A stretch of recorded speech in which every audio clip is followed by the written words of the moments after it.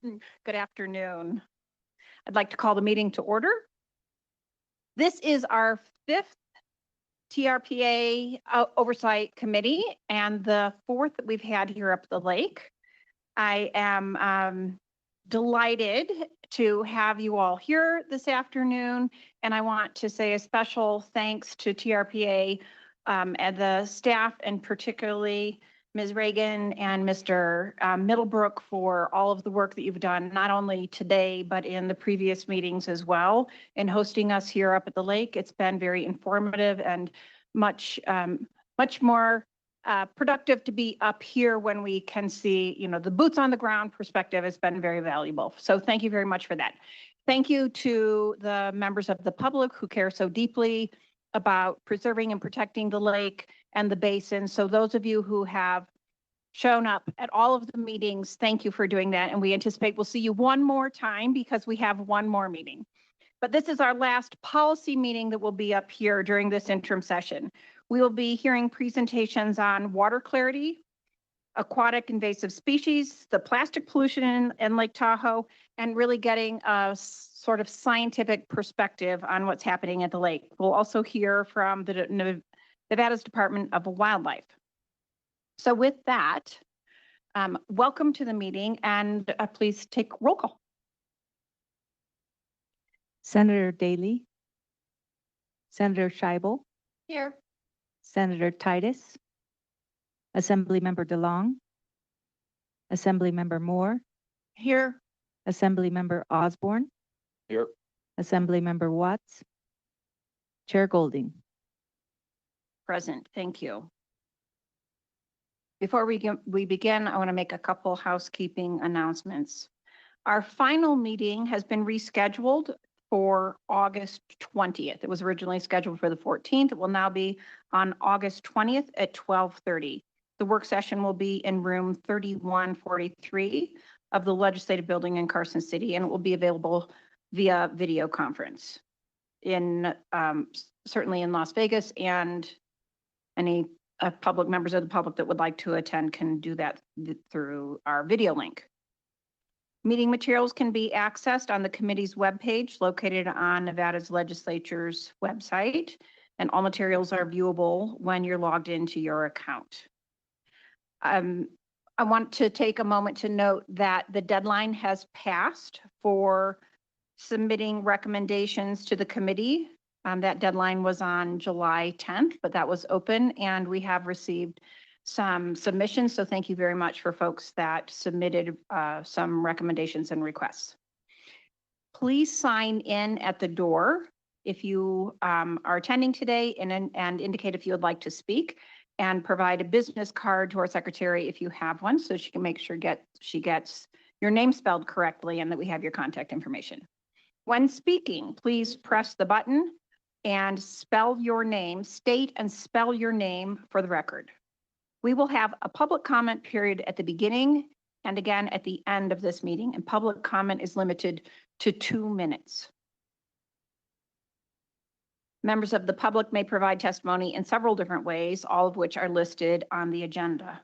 Finally, I would like to remind everyone to please turn off your electronic devices, especially cell phones and laptops, and put them on silent mode, or put them on silent mode.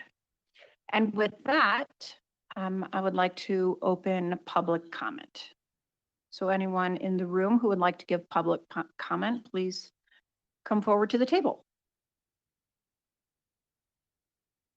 When your 2 minutes is up, you will hear a little chime that is the time to wrap things up.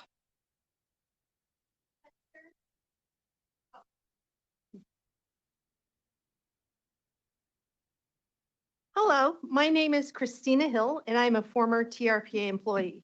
This TRPA was the first place I worked fresh out of college as a professional environmental planner. I was working at the agency in 1981 when the Bi-State Compact was signed into law. This act of Congress established the requirement to create environmental thresholds or limits. Every project, including code amendments, had to be thoroughly evaluated to ensure it would not result in the thresholds like water quality and air quality being exceeded. Now the agency that used to be run by environmental scientists is guided by public relations experts. In recent years, the TRPA has approved more than 350 code amendments, reimagining the regulations to provide more growth. Have you seen the 250 space paid parking lot they're building on Highway 28 across from Spooner Lake? It's deforestation for the purpose of building busing tourists to the East Shore beaches. Have you ever been to those remote, fragile, small strips of sand along the East Shore? How are all those people going to access those beaches with all their gear? What used to be a hidden gem is now Coney Island. The local citizens' opposing comments and even lawsuits have been ignored and dismissed. The only thing that has a chance to alter the direction of TRPA is to withhold funding. Please consider eliminating or reducing Nevada's contribution to TRPA until they demonstrate that they can be trusted to protect the environment and preserve Lake Tahoe's unique and beautiful environment as intended.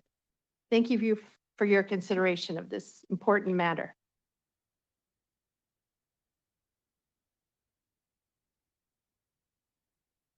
Good morning. My name is Danielle Hughes, founder of Tahoe Spark. I have already provided the committee with the evidence. You have my legislative recommendation. You have my supporting documentation, and you have my procurement records, regulatory filings, and the history that brings us here today. So I have one question for you.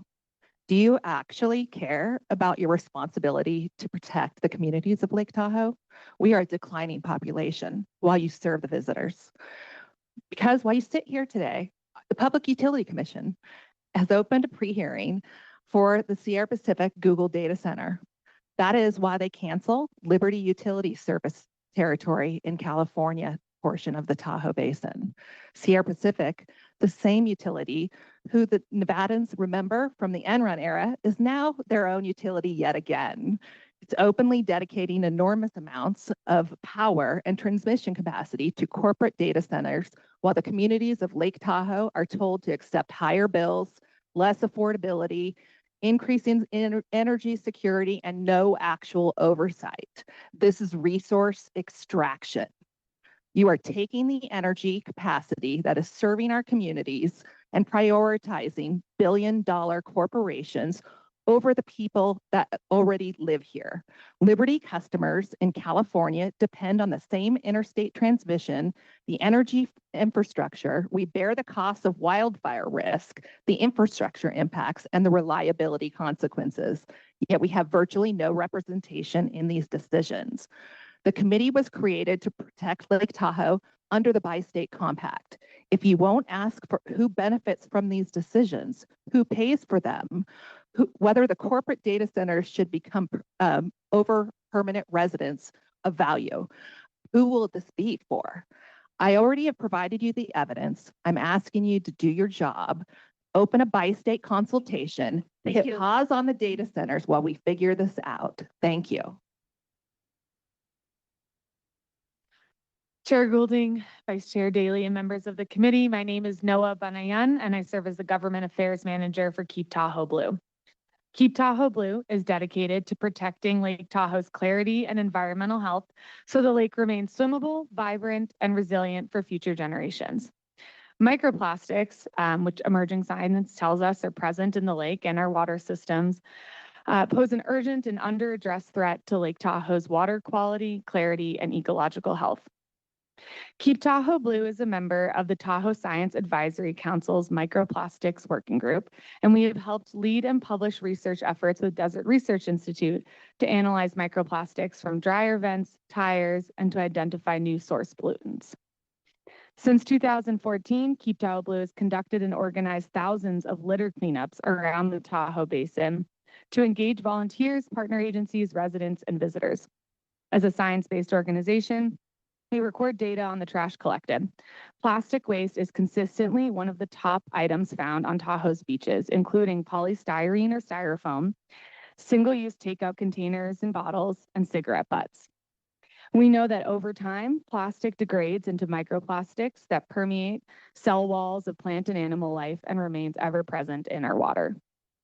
Our data has led to local ordinances in the city of South Lake Tahoe, city of Truckee, and potentially in the Tahoe part of Placer County to limit the sale and availability of single-use plastic and polystyrene items in Tahoe. Banning the sale of these single-use plastic water bottles, for example, is a simple solution towards limiting plastic waste and microplastics in our water because we have some of the cleanest and purest tap water in Tahoe. Because Tahoe is managed as an entire watershed, we would like to see mirroring policy on both sides of the lake when it comes to the availability of single-use plastic items that end up on our beaches and degrade into microplastics. We thank TRPA for acting on plastic monopines at their last governing board meeting to limit microplastics, and we'll continue to work with TRPA on microplastics in Tahoe. Thank you.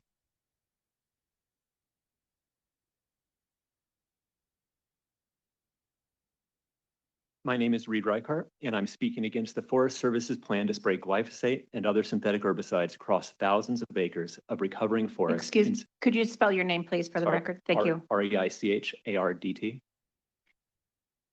I'm speaking against the Forest Service's plan to spray glyphosate and other synthetic herbicides across thousands of acres of recovering forest in South Tahoe. Yes, recovering forest. Chaparral vegetation is a critical part of natural forest recovery. The Forest Service's plan misleadingly calls it competitive vegetation to be cleared for conifer planting, but there are already abundant conifer seedlings growing in the Caldor, many already over 2 feet tall. Meanwhile, the chaparral is doing exactly what it's supposed to be doing during reforestation, what the Forest Service's own website calls valuable. It's providing, quote, slope stabilization, watershed cover, wildlife habitat, and nutrient cycling. There's a second problem the agency isn't addressing as well. The California Wildfire and Forest Resilience Task Force, a collaboration that includes the Forest Service itself, has found that losing chaparral too early after fire, before it replenishes soil seed banks, can reduce its ability to ever fully recover and opens the door to invasive, more flammable grasses. In other words, based on research the Forest Service helped produce, their plan may actually increase fire risk in the basin. For the Forest Service to merely call its plan restoration or reforestation does not make it that. Their plan is deforestation, followed by a single species commodity planting, completely at odds with the diverse ecosystem of a true forest.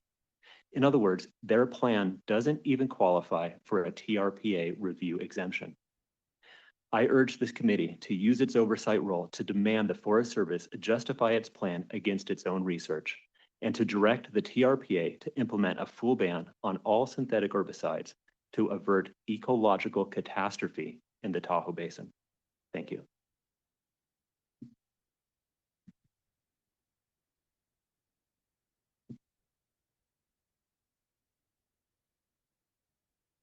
Hi, my name is Dave Simon, D-A-V-E-S-I-M-O-N, and I live here in Stateline. I'm here to raise two major concerns regarding the proposal by the U.S. Forest Service to spray herbicides across thousands of acres in the Caldor burn area. First, human health. The World Health Organization and the state of California both classify glyphosate as a probable human carcinogen. The proposed spray footprint stretches right along the southern edge of Myers. If this plan goes forward, normal herbicide drift on windy days means Myers residents will inevitably be exposed to this chemical. Furthermore, if the Forest Service uses this tactic here, we can only wonder which Tahoe community will be targeted for exposure to carcinogens next. The second concern is environmental health. Everything in the Caldor burn area drains into Lake Tahoe. While the agency proposes water quality monitoring merely detects contamination after the fact. It cannot reverse it. This concern is not hypothetical. In 2009, following the Angora fire, the Forest Service was cited for water quality violations related to logging operations. They admitted fault, but the damage was already done. Monitoring provides a false sense of security. The only real security is not to spray in the first place. Fortunately, there is a safer way. The Forest Service can and should use hand crews to thin the forest without threatening human and environmental health. Doing so would also create and sustain local jobs. In conclusion, I respectfully ask this committee to exercise its oversight power. Please direct the TRPA to thoroughly and skeptically review this ill-advised spraying plan and where feasible, mandate safe manual alternatives. Thank you. My name is Lisa Foley, and I've lived in Zephyr Cove for more than 2 decades. Could you please spell your name for the record? Foley, F as in Frank, O-L-E-Y. I want to mention 2 costs of the Forest Service herbicide plan that will be impossible to undo once they occur. First, the Tahoe economy. Tahoe's tourism economy depends largely on a perception of clean air and clean water. Even before any spraying has begun, I have already heard people say they won't be visiting anymore. No marketing budget will be able to buy back Tahoe's pristine reputation once it's lost. And if this plan starts in Myers, it won't end there. On the other hand, there's probably no better marketing than being the mountain community that said no to synthetic herbicides. I urge this committee to consider the major economic risk and to choose opportunity. Second, workers. In June, the U.S. Supreme Court eliminated a key legal protection, the right to sue herbicide manufacturers for failing to warn about cancer risk, meaning people hired to spray glyphosate will have no legal recourse if they get sick. At the same time, the state of California has determined that glyphosate causes cancer. Exploitation is defined as using someone's labor without an equal exchange of value. Ask yourself who would be willing to mass spray a carcinogen for low wages with no legal recourse if they get sick. And you'll see what is about to happen to the human in human exploitation. Hand crew thinning costs more, but the risks are visible and the work is fair. So I further urge this committee to tell the Forest Service, give people jobs instead of cancer. And I urge you to tell the TRPA to ban all synthetic herbicides. Thank you.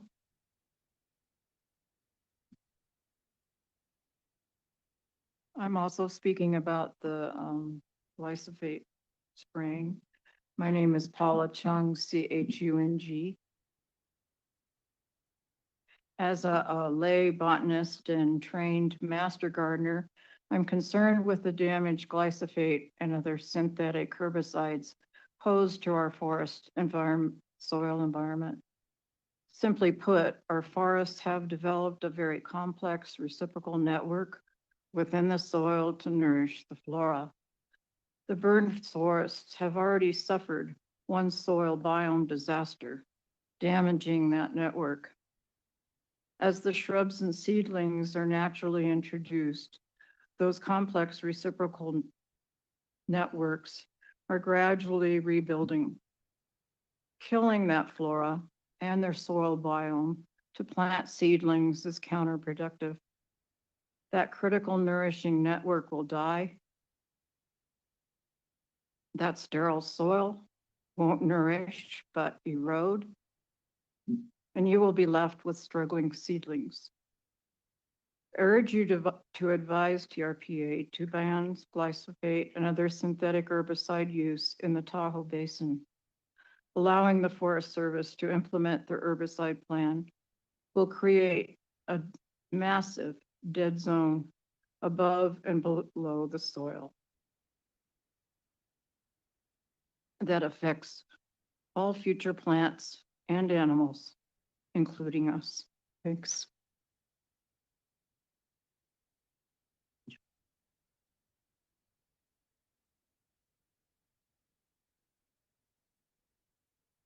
Good afternoon. My name is Edmund Andrews, A-N-D-R-E-W-S, and I've lived in Zephyr Cove for 12 years. I too am asking the committee to use its oversight authority to ensure that TRPA does not sit on the sidelines of the Forest Service's herbicide plans The bi-state compact that created TRPA in '69 and Congress revised in 1980 gives TRPA jurisdiction over environmentally significant activities across the entire Tahoe Basin, including federal land. The TRPA and Forest Service later signed a memorandum of understanding, most recently amended in 2023, that delegated review of certain routine activities to the Forest Service. That MOU lists exactly 5 categories of activities that TRPA exempted from review, but herbicide and chemical vegetation control is not one of them. The MOU explicitly requires the Forest Service to submit a complete application to TRPA for any activity that isn't exempt, and it commits TRPA to reviewing any such project. By any reasonable reading of the Forest Service's own agreement with TRPA, the Caldor herbicide plan requires a complete application and full TRPA review. That has not happened. There's a second issue. The Forest Service is calling its plan reforestation, but a plan that eliminates natural native vegetation in favor of a single species is not restoring a diverse ecosystem that a forest is. It's replacing it. That's not reforestation. So this label also deserves your close scrutiny. Thank you.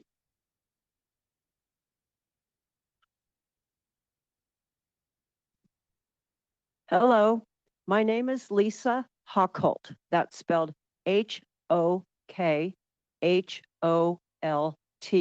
I'm a resident of Zephyr Cove, Nevada. My family has resided in this area for since the mid-'70s.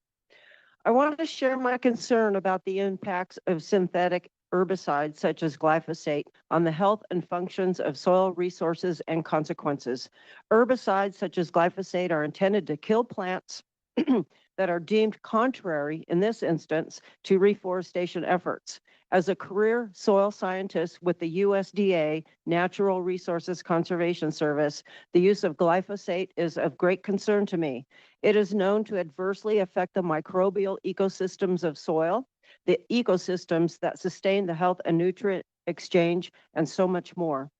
When a soil ecosystem is disturbed or chemically altered, it can lead to serious problems that will be known to occur, not just speculatively. One simple example is the loss of healthy root systems that are essential to hold soil in place and to prevent erosion. After a wildfire, soil is vulnerable to erosion as plants reestablish slowly, especially in very hot fires that can cause the alteration of the soil ecosystem to deeper levels in the soil profile. Applying glyphosate can hinder the revegetation process and cause serious consequences to the flora and fauna of the soil ecosystem and to the overall environment. Carbon sequestration is interrupted, which further impacts global warming. Once soil is eroded away, it is non-reversible and negatively impacts downstream and downhill landscapes. Soil out of place is pollution, is contaminant transport, and can seriously affect riparian and lake ecosystems.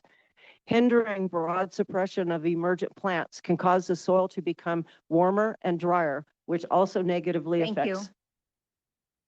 Thank you for your comments. You can please submit the rest if you have them in writing. Yeah, I only submit had them. one sentence left. Are you asking me to continue? I urge you all please to urge TRPA to go back a little bit more or a lot more to its environmental roots rather than supporting more development for tourism, which impacts those who call this place home. Thank you. Ellie Waller, WALLER. The State Route 28 Mobility Center project has begun. If you haven't viewed the site, you will be shocked at what you see. Their area has been designated a scenic byway SB 426, an act relating to public safety, creating the Lake Tahoe Basin Scenic Byway Corridor Recreation Safety Zone. The key words here are scenic and safety. The forest has been savagely raped with no concern for any scenic preservation in favor of a 250 space mobility center, which will also house a boat inspection station and proposes a crosswalk on a heavily trafficked road. Whomever at TRPA reviewed this project and the supposed need never took into consideration any of the TRPA compact requirements, which I quoted to you in January of 2026. Removing parking from dangerous areas, kudos, but kicking the problem down the road has not, but in fact created additional safety issues and a scenic disaster zone. Also of recent approval is a glamping project near Nevada Beach. TRPA has no definition, thus for glamping, thus no impact analysis. On their website, the Bi-State Compact calls for the regional plan to establish a balance between the natural environment and human-made environment. The plan emphasizes an improvement in the quality of development and in the quality of the natural environment. Environmental threshold carrying capacity set environmental goals and standards for the Lake Tahoe Basin and indirectly defines the capacity of the region to accommodate land development, which may negatively affect attainments of environmental thresholds. These projects and more are evidence of not upholding the compact. Many others can be cited. The 2012 regional plan must be updated in its entirety to protect the basin from future atrocities.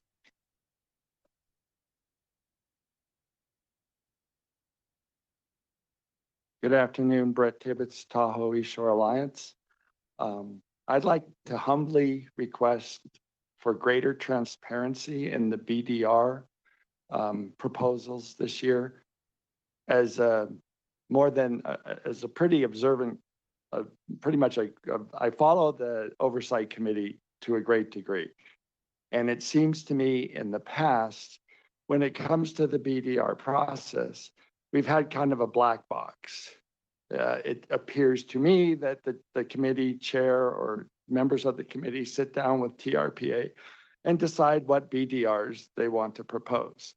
And the public has been left out. This year, I know a number of us have submitted BDRs. I hope that you will give them the most serious consideration. I think that the BDRs should all be listed on the website for transparency. Everyone submitted by the community and by the TPRA, so that when August 20th rolls around, everyone is prepared to comment. 2 years ago, it was kind of a done deal, and we showed up, and so we tried to amend it this year to submit our own BDRs. But it would be greatly helpful, if you would list them all on your website, and then we could comment on them, because I don't think you've done that in the past. So those are my comments. Thank you very much.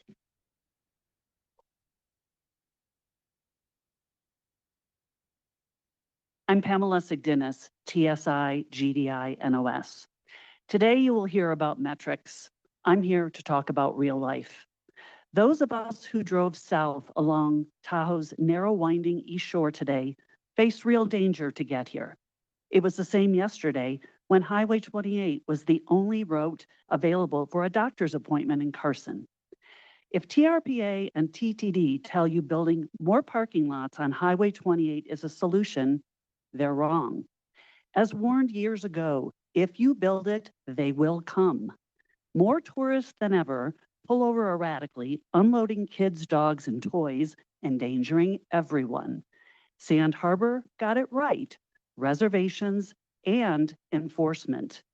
Use today to probe the actual state of Lake Tahoe. Why is it stagnating? The reason is clear: mass addiction to tourism. TRPA tells you visitors spend nearly $1 billion. Why then are our scientists and first responders underfunded? Rather than funding science, roadway studies, and public safety, dollars are funneled into asphalt tourism infrastructures. Parking lots destroy the land, build a basin with fine road sediments, and microplastics are absorbed by the lake. Let me remind you, It is our drinking water. Worse, endless tourism growth severely endangers public safety. TRPA continues to ignore the most urgent question: how long and how many people can we get out in a fast-moving wildfire? As our federally designated metropolitan planning organization, TRPA has the explicit authority and millions in federal planning grants to fund a roadway bottleneck evacuation study. They chose not to because honest data would legally break their development model. You have the authority to change that. I urge this committee to inject intellectual honesty into its oversight and mandate direct structural reforms. Thank you. Elizabeth Learnhardt, Lernhardt. The waters of Lake Tahoe have been tampered with ever since it got discovered by John Fremont in 1844. John Antonucci describes the multiple environmental and biological assaults in his book, Environmental History of Lake Tahoe. I really recommend it. The impact of repeated introductions of non-native species for the last 100 years, either intentionally or accidentally, continues with threats of golden mussels and New Zealand mud snails. All this has been continuously reducing the lake clarity. In 22 to begin of 23, an unusual event improved lake clarity. As measured by the Secchi Dist, it improved it by 65 feet in 6 months. As described in the 23 State of the Lake report by the Tahoe Environmental Research Center website, several events affecting the native zooplankton had led to the surprising improvement. A fungal infection of the non-native mysis shrimp and their precipitous decline led to a resurgence of the native Daphnia and Bosmia. These organisms have the ability to feed and filter dust particles in the water. These plankton and therefore decrease visibility.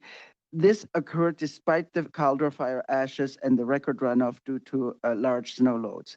Yet TRPA dismisses these findings, siding with UNR limnologist Sandeep Chandra, who doesn't have lab bench data to support his views. Unfortunately, Professor Schladov retired in 23, and we have not heard the end of the zooplankton story. It is difficult to get a person to understand something when their salary depends on them not understanding it, noted Upton Sinclair. TRPA needs to transcend this statement. Thank you. Laura Koski, LAURA, Here's to 250 years of fighting the beast system, AI. All right, 75% of the American people are against the AI across the country. They've been voicing their concerns on social media and within our communities, Nevada and California. The HIPAA laws are under attack. Federal laws are being violated, sharing our data, our medical records through data computers. The homestead rights are being violated, protecting us against the ultra rich, the techno billionaires, forcing us to pay higher water bills, fire insurance, and utilities, loss of value in our homes. Some folks have lost over 100,000, not alone all the other situations that come with these data centers. In 1908, the treaties being violated with the Paiute tribe, lowering the levels of Pyramid Lake as well as Lake Tahoe, killing the fish. As the water lowers, then we'll have more salt and you'll end up killing more fish. We have sovereign rights. The Creator gave us God-given rights, and natural resources are being affected as well as our water and clean air. The Fourth Amendment is being violated. The Constitution is with the search and seizure, getting around a warrant. Now they're saying AI can read your mind. They can come in and arrest you. The flocking cameras are now being taken down because of the constitutional violations. Who's behind the data centers? The United Nations, ID 2020, World Economic Forum, the Vatican, and World Bank, all setting this up for financial control and the blockchain. They're like the CV19, well, just take the vax, even though it has poison in it. If your kids die, just like the 20 million, oh, well, just obey. We want you in 15-minute cities, and we want you to be under a reward system. If you speak out, well, guess what? We'll just close down your bank account. The subsidizing of data centers is a new gold rush. Thank you. Thank you. Hi, Ann Nichols, NICHOLS, North Tahoe Preservation Alliance. Chair Goulding and members of the committee, thank you for your service in today's presentations. They reflect the tremendous dedication of Nevada scientists and agencies working to protect Lake Tahoe. One point especially caught my attention. The water quality presentation tells us that jurisdictions continue to exceed pollutant reduction milestones. Lake clarity is still not improving. This isn't a failure of science. It's a science telling us it's time to ask better questions. As Nevada considers future support for the Tahoe Science Advisory Council, I encourage you to ensure it remains an independent source of scientific review, one that continually tests assumptions, evaluates outcomes, and is willing to change long-held thinking when the evidence points in a different direction. Lake Tahoe is a complex system. It faces interconnected challenges: water quality, wildfire, evacuation, recreation, invasive species, and development. These issues deserve science that examines the whole system, not just individual programs, one at a time.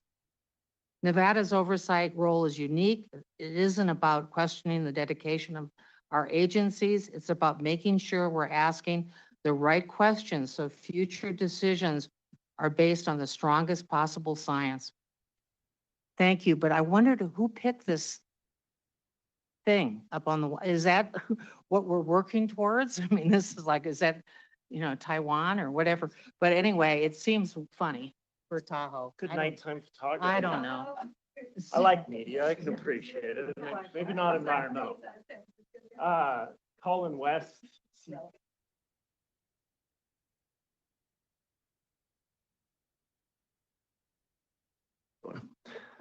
Colin West, COLINWEST.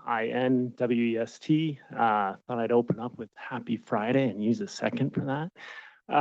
Speaking as a resident here first, I'd say, I wasn't planning on talking on it today, but with the spraying of herbicides in the basin, I work in the environmental sector. I have not dug as deep as I probably should in that. However, if there is ulterior methods other than toxic methods to address it, that seems common sense and kind of my personal stance on that.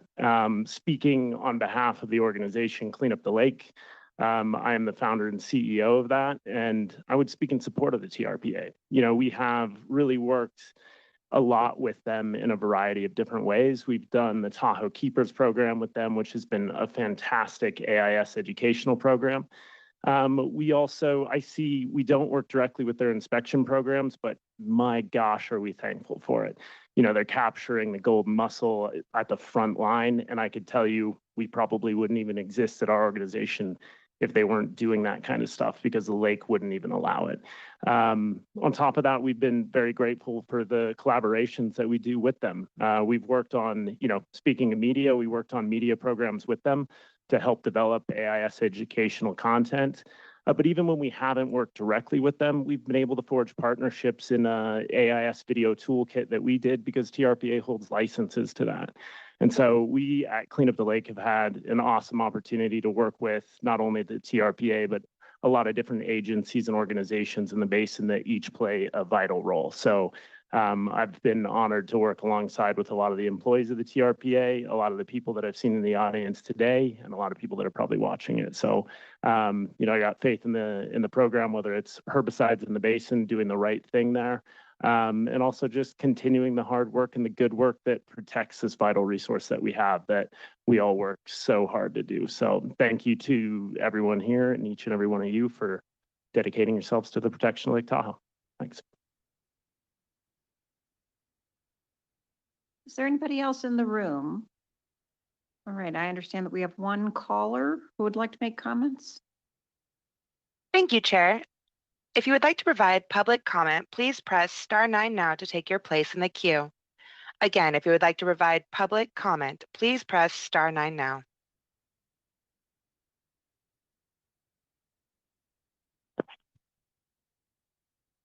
Hi, my name is Katrin Ivanov. I am a mother of 2 teenagers. I testified of over 100 bills last session alone. And today I urge you to use the the roles that you have to protect Nevada families from glyphosate. Even though it remains legal at the federal level, we know this chemical is linked to cancer. The World Health Organization classified glyphosate as carcinogenic to humans, citing evidence of non-Hodgkin's lymphoma, animal studies, and DNA damage. Billions have been paid in settlements to victims. While some regulators disagree, the risks are real. It persists in soil and water and exposes our children in parks, schools, and neighborhoods. As a mama bear who balances hospitality work, fighting for liberty, I refuse to accept that legal is safe. We defeated the Hollywood bill through grassroots unity. Now let's unite again for our kids' health. Help Nevadans live a better life. Don't allow glyphosate to be sprayed in our state. Nevada can lead with restriction near sensitive areas, support for safer alternatives, and real stewardship, not dependency on controversial weed killers. This is about limited government done right, protecting life, liberty, and pursuit of happiness and health for future generations. I ask you to support measures restricting glyphosate use in our state. Stand with Nevada families. Fix this for our children. Thank you, and God bless Nevada.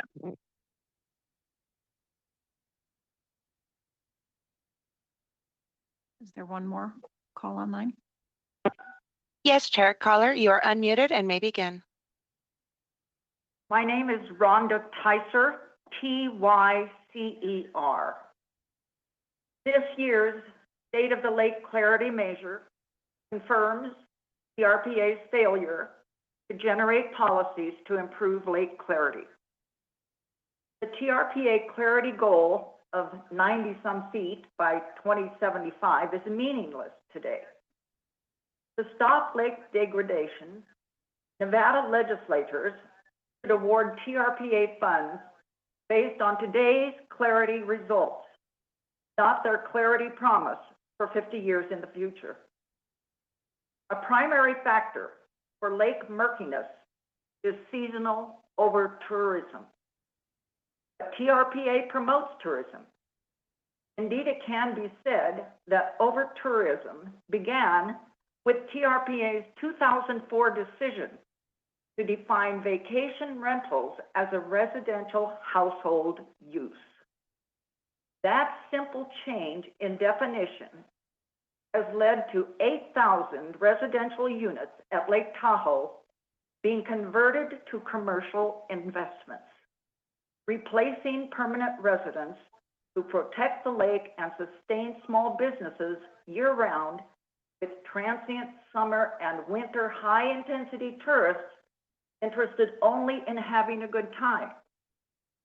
A recent 2021 study, The Effect of Tourism Activity on Housing Affordability, in your paperwork today, showed the effects of STRs in tourist destinations worldwide, leading to higher housing prices and fewer permanent residents. Until short-term rentals are reined in, the Tahoe trend will continue with ever more seasonal tourists and ever fewer boating residents. Thank you for your comments. You're welcome to submit the rest of your comments in writing if you'd like. Thank you.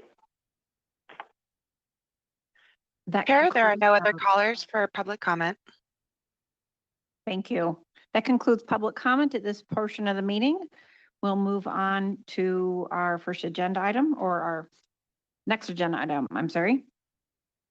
Committee members, you should have all received copies of our minutes from our last meeting, from our April 10th meeting. Thank you. Sorry about that. At this point, are there any comments on the meeting minutes? I would entertain a motion to approve the minutes. So moved. Second. I have a motion from Senator Scheibel and a second from Senator Daly. All in favor? Aye. Thank you. That motion passes, and we'll move on to our next agenda item, presentation on Lake Tahoe water quality. We'll now hear a presentation from Nevada's Division of Environmental Protection regarding Lake Tahoe's water quality. And Ms. Carr, please go ahead.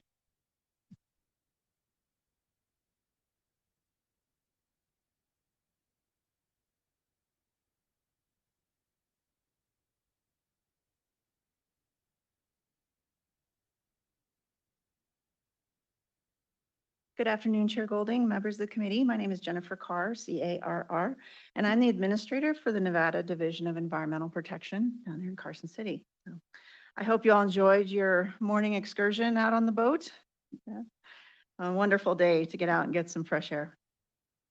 As I begin, I also want to thank staff of the Tahoe Regional Planning Agency, staff of the Division of Environmental Protection, and that of the California Lahontan Regional Water Quality Control Board, because they all contributed to the work that you will see today. So I want to make sure I give credit where credit is due. All right. You will note that the Water Board's logo is here on the slide, along with Department of Conservation Natural Resources and Division of Environmental Protection. Ben Letton is the executive officer of that team, and they are an integral part of the work that we do in a bi-state effort between the states of Nevada and California. So TMDL stands for the total maximum daily load, if you haven't been to this rodeo before. So a TMDL is a tool that establishes the maximum amount of a pollutant that's allowed to enter a water body and serves as a starting point or a planning tool for restoring water quality. The TMDL is required for pollutants where standards that are set to protect beneficial uses of the water body are not being achieved. In this case, we're talking about clarity today. The Lake Tahoe TMDL was initiated in 2011 to address the historic clarity within Tahoe, which was at the time historically measured at 97.4 feet in the late 60s and early 70s. So the goal of the TMDL is to reduce pollution loading to the lake to restore clarity to that historic depth. An interim target of 78 feet was established to be attained by 2031, and that's called the Clarity Challenge. It was established around the time of the Tahoe TMDL, and the intent was to provide a midpoint sort of check-in in the long-range plan to restore clarity under the TMDL. The TMDL is a 65-year program, and that's hard. That's generational as far as like staff goes. And so this Clarity Challenge was set with the intention of arresting lake clarity and hopefully seeing that decline by 2031 and having some hopefully understanding and forecast that the trend has been reversed. So did you all get to see a Secchi disc while you were out on the boat today? All right, I'm seeing some nods. That's excellent. So you all got to participate in some of the science that we do. So clarity is measured by that 10-inch white disc known as a Secchi disc. And it is, you may have experienced, it's measuring how far down that disc goes until it goes out of sight, and then pulling it back up and it returns back to sight, and those measurements are used. The Secchi disc measurements in the Deep Lake are one of the most amazing data sets that we have regionally. It's been a consistent data set that goes back to the late 1960s. So it's a really wonderful tool to have that kind of consistent data. For years, Tahoe's clarity was declining, as you all know, and declining rather quickly. We were losing almost a foot a year into most of the 70s, 80s, and into the 90s. Concern over that really motivated the work that led to the TMDL. And for much of that period, back then, the dominant thought was that clarity loss was attributed to nutrients and algae growth, eutrophication of the lake. Science did teach us other things along the way. So in general, the Tahoe TMDL timeline has gone through 3 significant phases. We're in phase 3 right now. But around the year 2000, the Lahontan Water Board in California approached NDEP about developing a TMDL for the lake. And realizing that the only chance for successful implementation would be through a collective bi-state process, we embarked on an effort to lay out a phased approach for TMDL development surrounding key management questions that fit within the required framework of US EPA, who approved the plan under the Clean Water Act. The agencies strive to ensure that TMDL was based in the best available science throughout the entire development process, as well as extensive engagement with stakeholders, particularly the implementation community. TMDL research plan was it's about a $10 million science plan back then and involved over 150 scientists and professionals providing research and input into what the primary pollutant sources were for the lake that were affecting its clarity. It took over a decade to develop and gain US EPA approval for the Tahoe TMDL. We had a peer-reviewed report, and it was approved by US EPA in August of 2011, bringing us to the end of phase 2. Currently, like I said, we're in the implementation phase, which I'll talk more about in just a minute, which includes tracking and assessing progress, our adaptive management system, and other phases of the program that we are in today in implementation. So we took a very structured approach to developing the TMDL. It started with basically listing the questions. What are we trying to fix? What are we trying to solve? And validating our most basic assumptions about what we thought was causing clarity loss at the time. Working through where those pollutants were coming from, what the options were for reducing the loading of those pollutants to the lake, and then finally, how we were going to implement and track progress. So early investigations on the lake focused primarily on increased algae productivity and the onset of eutrophication, thinking it was the primary source of organic particles. However, around the time that the TMDL developed, the science regarding fine inorganic particles was affecting the lake was emerging. The chart on the left shows that scattering of light due to inorganic particles it's the widest bar on the graph. It has the greatest impact on lake clarity. And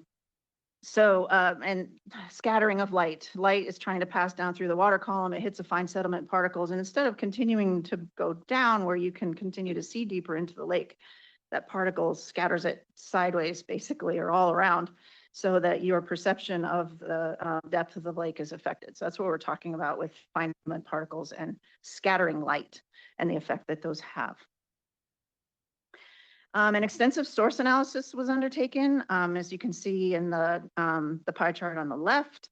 An effort involved collecting and analyzing lots of new monitoring data to better identify the contributions of lake impacting pollutants, nitrogen, phosphorus, the nutrients, and fine sediment. Fine sediment being something that hadn't been part of the mix before as far as understanding and research, so it was new. As you can see, the urban stormwater contributes over 70% of fine sediment pollution to the lake, or did back when that was established. So key findings. At the time, this one-dimensional model of the lake was robust, and it was developed to predict how the lake would respond to a variety of pollutant load reductions. It's called the Lake Tahoe Clarity Model. It was calibrated, based on in-lake monitoring results, and it underwent extensive peer review. The reduction of loading, so the reduction of the amount of pollutants going into the lake, was analyzed to try to identify how much of that pollutant load would need to be reduced in order to improve the clarity of the lake. So that was all modeled. And numeric targets were rooted in that model that says it would be possible with significant reductions of pollutant load, significant reductions of pollutant loading. As you can see in the little table on the right, it shows, for example, that the modeling told us that we needed to reduce up to 65% of the fine sediment particles entering the lake in order to reach the 2075 clarity target.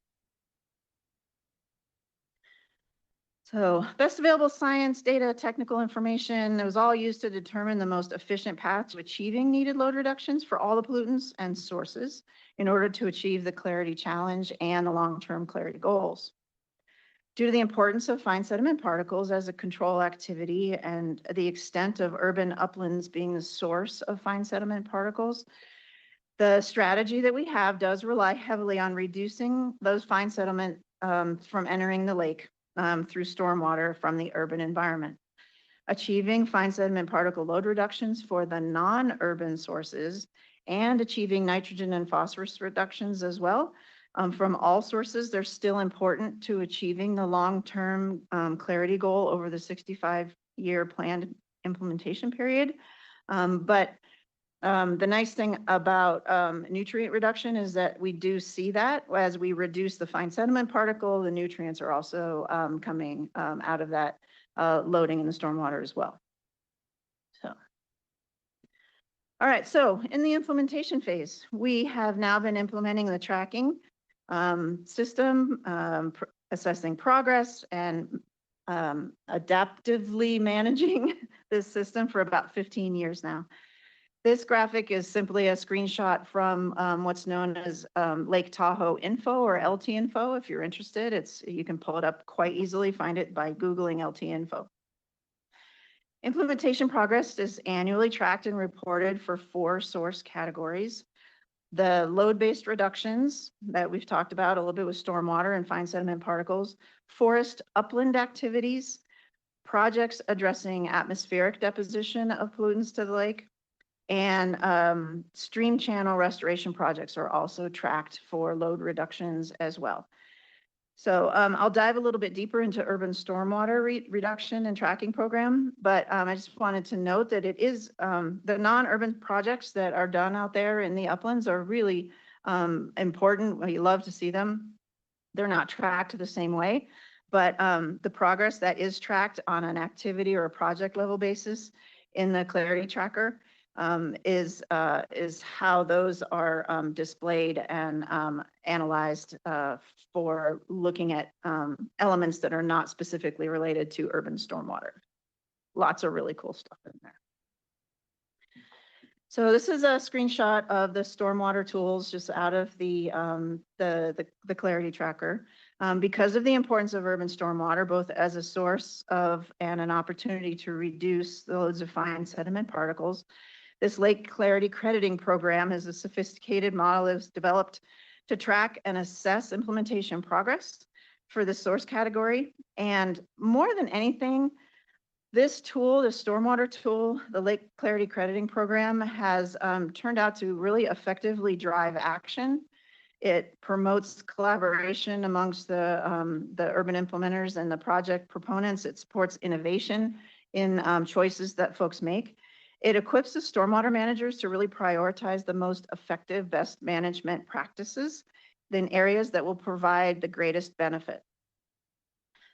Required inspections follow on the projects to ensure the pollutant controls remain effective. They're not just installed and forgotten about. And then the program's focus on accountability supports ongoing investment in water quality improvements. The LT Info Stormwater Tool site is where entities go to register their pollutant load reduction projects. That's seamlessly integrated into the entire site. And so then users register their pollutant controls, they quantify the reductions, they conduct annual assessments and inspections to check to make sure things are working. And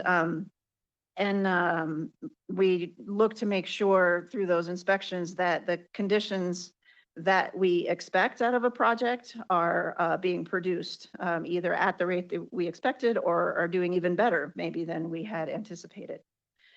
So credits are declared and awarded in this system. And so that helps to translate into load reductions of fine sediment particles and nutrients.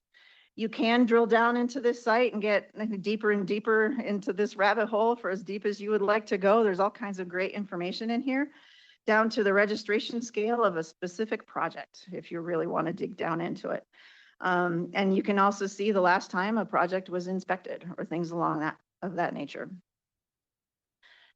So this colorful graph shows that Lake Clarity, it comes from Lake Clarity Tracker, and it demonstrates the urban implementers' progress through time.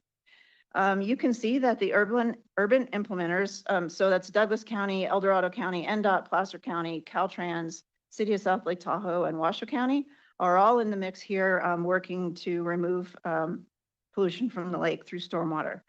There, you can see that the blue line there is the target for the year that is established. You can see that that target is increasing over time. It's getting harder and harder for them to refine projects and find those load reductions. But in order to reach the long-term clarity goal that we're shooting for of the historic level of clarity for the lake, we're ratcheting it up over time. But they're meeting it. They are doing better than the goals that have been set for them. So we do establish these load reduction milestones every 5 years throughout the 65-year implementation period of this program. And these 5-year milestones and associated credit targets have been incorporated into regulatory permits on the California side or interlocal agreements that we have with local governments on the Nevada side. In 2025, jurisdictions and implementing partners have prevented on an average annual basis over 700,000 pounds of fine sediment particle from reaching the lake. So that cumulative amount is, I think, fairly impressive. One credit in the system, as you can see on the slide, translate to about 200 pounds of load reduction, pollutant loading of fine sediment particles. There has been, so that value of 736 pounds of fine sediment particles per year is a 29% reduction from the 2004 baseline levels. So the work is being done. 5,800 pounds of nitrogen and over 2,000 pounds of phosphorus have also been prevented from reaching the lake every year. And so all of these reductions exceed the implementation milestones, and exceed in that regard is a good thing. This slide depicts 3 documents that are integral to implementing the program. They are what is known as our adaptive management process. The first on the left is the TMDL performance report. It's a report that summarizes the implementation progress for both urban and non-urban sources. And this document is released ahead of the Tahoe Summit every year, so stay tuned. It's just about out hitting the street. So in the middle, we have the finding and recommendations memo that comes out of the management staff for the program. And the TMDL annual strategy is just generally depicted on the right. So the findings and recommendations memo comes to the bi-state executives, someone from my team and someone from the Lahontan team. And they really help to facilitate programmatic adjustment and foster continuous improvement of the program. This program is not stagnant. It's nowhere near stagnant. We are constantly learning more and bringing that in through this adaptive management process every year, figuring out what we've learned, what works, what doesn't, what new research do we have, what's coming out of the Science Advisory Council, and using this process to incorporate and adapt and change as conditions change throughout the basin. Stakeholder feedback is also a critical component of these documents. And so they are all available through a public process where anybody can provide input on what we're doing. The TMDL executive agencies review that stakeholder feedback and consider whether or not to adopt any mid-course corrections. And then that is memorialized in a decision record memo, and that's approved by the bi-state executives.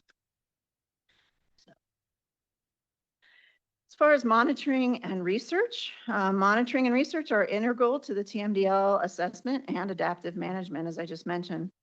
The permits in California and agreements in Nevada require that jurisdictions in the basin implement a monitoring program to assess status and trends in nutrient and sediment loading from urban catchments and to assess best management practice effectiveness.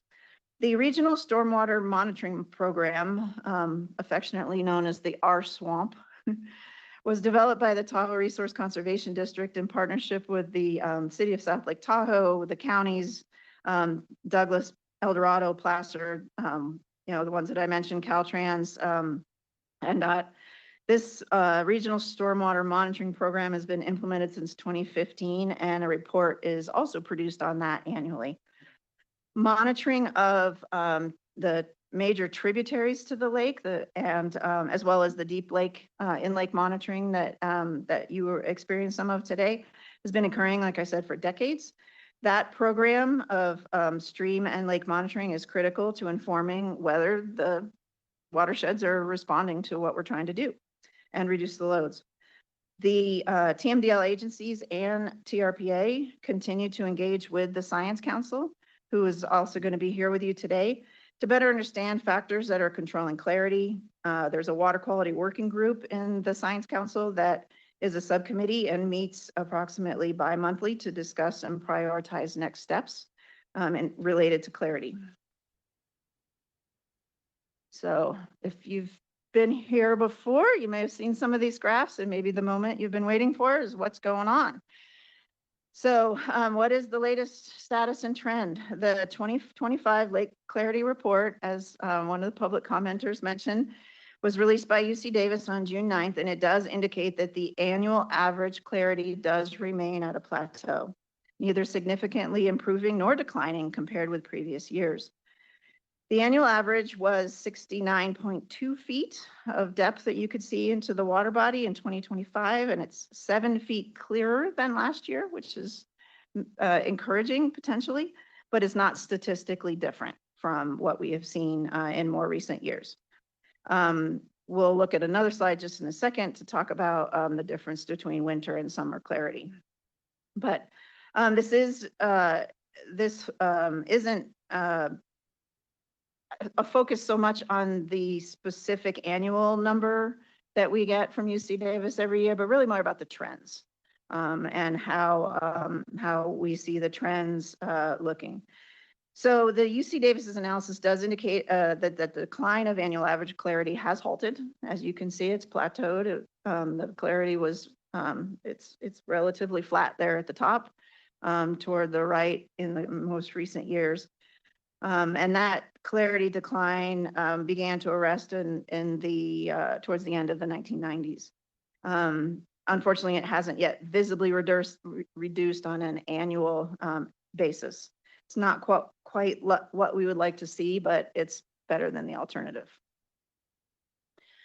Now, this is something that we've worked with the Science Council has been working through with us, and in the last few years, I don't know, last 3 to 5 years or so, they started trying to parse out differences between summer and winter, trying to see if there was a difference. You're trying to tease out the science of, how come it's plateaued? How come we're not necessarily seeing the decline that we were hoping for? What is very interesting and fascinating to many of us is that there are different patterns that are observed in winter and summer. For 2025, the winter clarity, which runs from December to March, was average.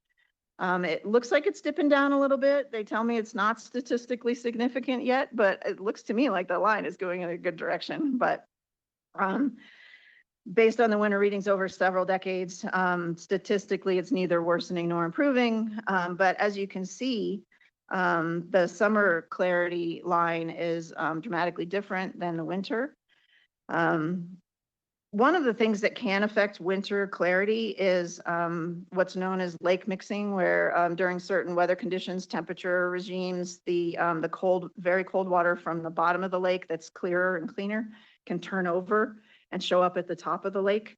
It's usually related to temperatures and winter storms. We haven't had a full mixing of the lake through its depths since 2023, but sometimes those periodic events can help to improve the winter clarity. We will hear more from the Science Council here. You will here shortly, so I won't dive into the science between winter and summer average depth, but I use it as an example of something that we've done to try to continue this adaptive management. Instead of just doing the same old thing and hoping for a different result, we keep trying to figure out new questions so that we can find new answers. And so this change in the way we've looked at some of the data, I think, puts us on that path. Some key take-homes. Science has played a key role in TMDL development. Like I mentioned, it was 10 years, $10 million that led to a really dramatic change in the approach that was being taken to try to address the lake clarity, moving away from just focusing on algae to understanding that there are these other particles in the lake that needed to be addressed. The jurisdictions continue to exceed load reduction milestones. Again, exceed in this instance is a good thing, because they are doing better than the load reduction milestones that have been set for them. The clarity decline was halted, as I mentioned, in 2000. We were losing about a foot a year of clarity in the 70s and 80s, and now that has stabilized. The removal of over 700,000 pounds of fine settlement out of the lake every year, I think, is a fantastic number. People are working hard to improve the prevention of those pollutants from entering the lake. And then again, we're working with the science community to understand why clarity isn't improving. There's still work to be done. There's still science questions that continue to emerge. And again, as part of our adaptive management, we'll continue to be positioned to grow and change as these conditions change and new science emerges. And with that, I'm happy to answer any questions you might have. Committee members, we'll start here and head this way. Thank you, Chair. Thank you very much for the presentation. Good summary of the data we know about. Couple of questions, if I may. One is the annual reductions in sediment loading that you talked about. Are those enforceable limits, such that if they don't meet those, is there a consequence? Thank you for the question, Assemblymember DeLong. Jennifer Carr for the record. It depends on which state you're in, actually. Those load reductions are incorporated into permits on the California side. On the Nevada side, they are interlocal agreements. We do that way because if the agencies were under permits that would eliminate certain funding sources that we have to provide assistance for stormwater control projects. Grant funding that we have from the federal government can't necessarily be used if an entity is obligated under permit to do something. And so by having the interlocal agreements, we have a partnership with the counties, Washoe County, Douglas County, NDOT, to do the work that they need to do. And so far enforcement has not been necessary, and they get funding as a result of the arrangement that we have established. Follow-up question. For the TMDL, which is an EPA approved standard, who is the enforcement vehicle in Nevada? Is it TRPA or is it NDEP? Thank you for the question, Jennifer Carr, for the record. It is NDEP. We do that out of our agency. We are delegated the Clean Water Act by the US EPA in Nevada. Okay. Thank you very much. Thank you, Chair.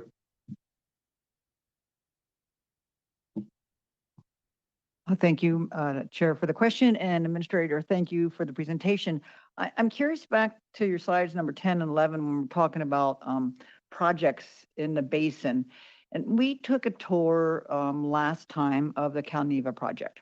And one of the things that we were shown was the benefit of that project, because when nothing was being done, but when it was sitting there, there was sediment stuff running off the road, because we literally walked down this road and into these buildings. And I'm curious if on projects like that, does the owner, the corporations get these credits? The credits, do you measure before you give a permit for a project? Do you measure what the sediment is at the area then? Do you measure it during the project? And then do you measure it after the project? Thank you for the question, Senator Titus. Jennifer Carr for the record. There are a number of ways that we assess the effectiveness in the program. And there are more than just the urban agencies that do install these projects. There are what are known as parcel level best management practices. There are various stormwater basins, retention basins and controls that can be done as part of land development. There are all kinds of things that can be incorporated that all contribute to the control of the sediment pollution in the basin. So it's not just the counties and NDOT that are contributing, landowners do as well. So pardon the term, but pun intended. So for clarity, who decides which one of those agencies? Because you said there's all kinds of agencies and all kinds of departments. Is there a clearinghouse for that? I mean, who do they know where to go to and who's in charge of what? Because as you said, there's a whole bunch of people involved. Thank you very much for the question, Jennifer Carr, for the record. I'm pretty sure I know the answer, and if I get it wrong, I've got a guy behind me, Jason Kuchnicki, the chief of the Bureau of Water Quality Planning, is sitting right here, but I'm going to do my best. Part of the Clarity Tracker and LT Info does have the parcel level best management practices, or BMP registrations, and those are tracked and administered by TRPA. Yes. Did I get it close? Please introduce yourself. Hello, Jason Kuchnicki for the record. Do you need me to spell my last name? Yes, please. Kuchnicki. Yeah, so one of the great things about the crediting program is that it's a non-prescriptive program. And the municipalities and the counties that Jennifer mentioned and the transportation agencies, those are the jurisdictions where the loads originate from. So those are the jurisdictions that are on the hook for, that's who we have the interlocal agreements with. And they can choose to register, as Jennifer had mentioned, if there is a project that's done, if there's parcel level best management practices, they can choose to register that. Many of the jurisdictions implement road controls. So they keep sediment off of their roads. They go out and they sweep their roads. They try and minimize the abrasives that they put down. So that's another control strategy that they implement. And then the third is stormwater treatment. So those big water quality improvement projects that you see that have the signage, those will route the stormwater to, say, like a sediment basin where it will settle out. And so to answer your question, it's really the counties, the transportation agencies, and the city of South Lake Tahoe who are involved with the crediting program.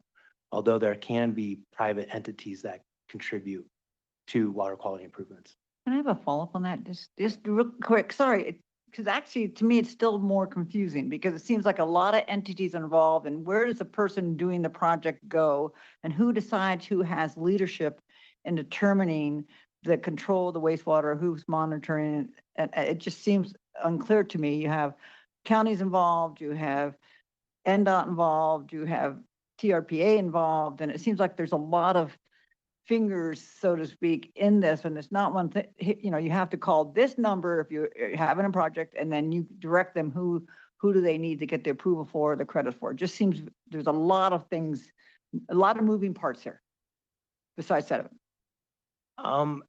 Maybe that's a perception issue with the crediting program, but I think it is pretty clear, you know, with the framework that we've established with the jurisdictions. They know that, you know, they have these pollutant load reduction milestones that are incorporated into their interlocal agreement. And I'd say probably Douglas County is the most complicated in the basin just because they have so many general improvement districts. But they know, Courtney Walker, the stormwater program manager over there, she works with the general improvement districts. You know, if they think that they have a project, you know, because jurisdictions know if you see sediment coming down from the watershed onto your roads, then, you know, you're going to want to implement a project to control that, right? So she works with the general improvement districts to implement projects, and then she's actually the one who knows the crediting program, who knows the model, knows how to register the the water quality improvements, knows how to perform the water quality modeling, where you get the load reduction estimates from. So it really is that at that higher level, the counties and the transportation agencies.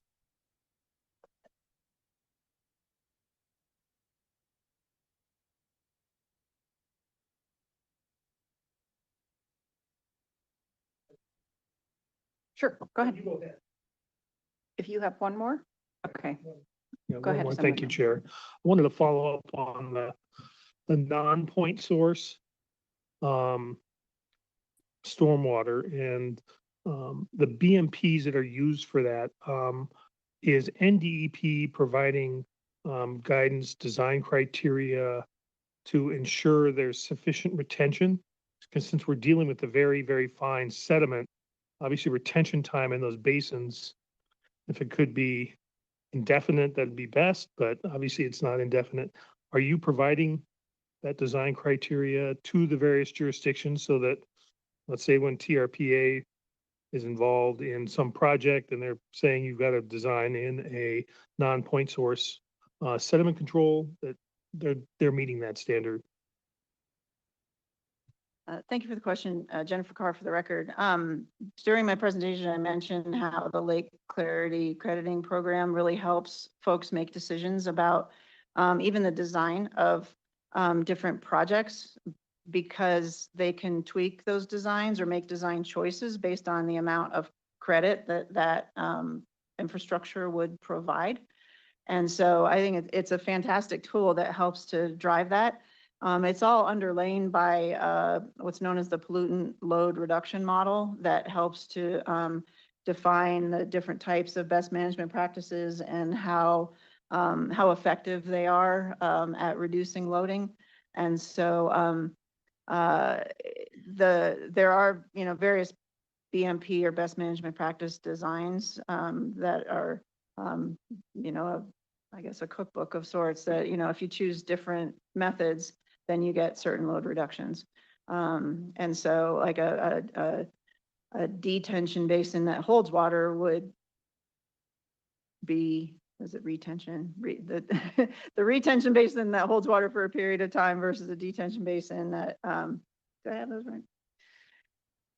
We mostly implement sediment basins. Sediment basins. We'll just call them sediment basins. Some of them hold the water and it infiltrates into the ground. Some of them hold the water until they overflow and then go from there. And so again, those various designs do affect the amount of credit that they would get in the program.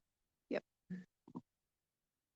I have a couple questions too. Are you aware of any other lakes that use similar systems that are looking at clarity and are monitoring clarity? Thank you for the question, Jennifer Carr, for the record. Personally, no, I am not aware of that. However, I am aware, like by name, I don't, but I know that there's been quite a bit of research that's been done by the Science Advisory Council members, either in their own university institutions or as the council looking at other lakes around the world and around the country. At one point, the Science Advisory Council did do a benchmarking study of a number of water quality, stormwater area control programs, the Great Lakes, the Chesapeake Bay, a number of very active stormwater management entities throughout the United States, and looked at how they are managing stormwater and water quality programs, and benchmarked the Tahoe program against those.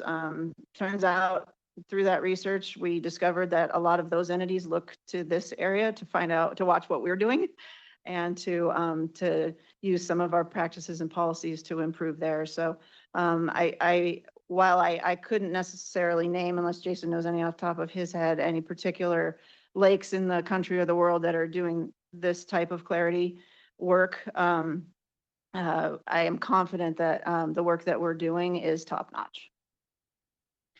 Thank you for that. I ask because we hear the public concern. I think everybody's concerned about the clarity, the lake's clarity. So we have a historical record. We have a lot of efforts going into reducing the decline. And there's great hope that we could return to greater clarity. But we don't know. I get the question is, do we know that that's even possible to return to a historic clarity level? Thank you for the question, Jennifer Carr, for the record. I will continue to hold out the hope and anticipation that we are still on the right path. Are there complicating factors? Are there new things that we're learning? Absolutely. I'm really looking forward to hearing the Science Advisory Council's presentation here this afternoon, because they are on the leading edge of asking those very same questions that you're asking and trying to define if there is either something that's been missed or something that is new that is affecting the situation that we're dealing with today. Are there other, I know they're looking at other influential particles other than just fine sediment particles, ash and smoke. What is the effect of that on the lake? So there's a lot of questions that are circulating, and trying to get to that very question that you just asked. Is it possible? And I would say that at least if we weren't doing what we were doing today, it wouldn't be as clear as it is today. So the work that we're doing, regardless of where we end up in the future, the work that we're doing now and will continue into the future under the Tahoe TMDL is making a difference. And whether or not that is the whole answer is still yet to be seen. Thank you. Thank you for the work that you do, and thank you for your presentation today. Anybody else? Looks like we're ready to close this agenda item. Thank you very much. We're ready to move on to our next agenda item, a presentation on aquatic invasive species. And we have presentation by the TRPA. And please proceed when you're ready. Good afternoon, members of the committee and the public. I'm Dennis Zabaglo. I'm the Aquatic Invasive Species Program Manager for the Tahoe Regional Planning Agency. And today we're going to talk about Lake Tahoe's Aquatic Invasive Species Program. So we'll give you an update or report out on named Dennis Zabaglo, Dennis Zabaglo. Thank you. Next slide. So today we're going to be talking about aquatic invasive species. Some of you heard about it on the boat this morning, as well as on the shores with our staff McKinsey. But I'll start out with what are aquatic invasive species and what are their impacts. And we'll go into the various aspects of the program with prevention, control, and monitoring. And then I'll conclude with some priorities that we're working on and the challenges, and I'll turn it over to Devin to talk about some of the opportunities for legislative support.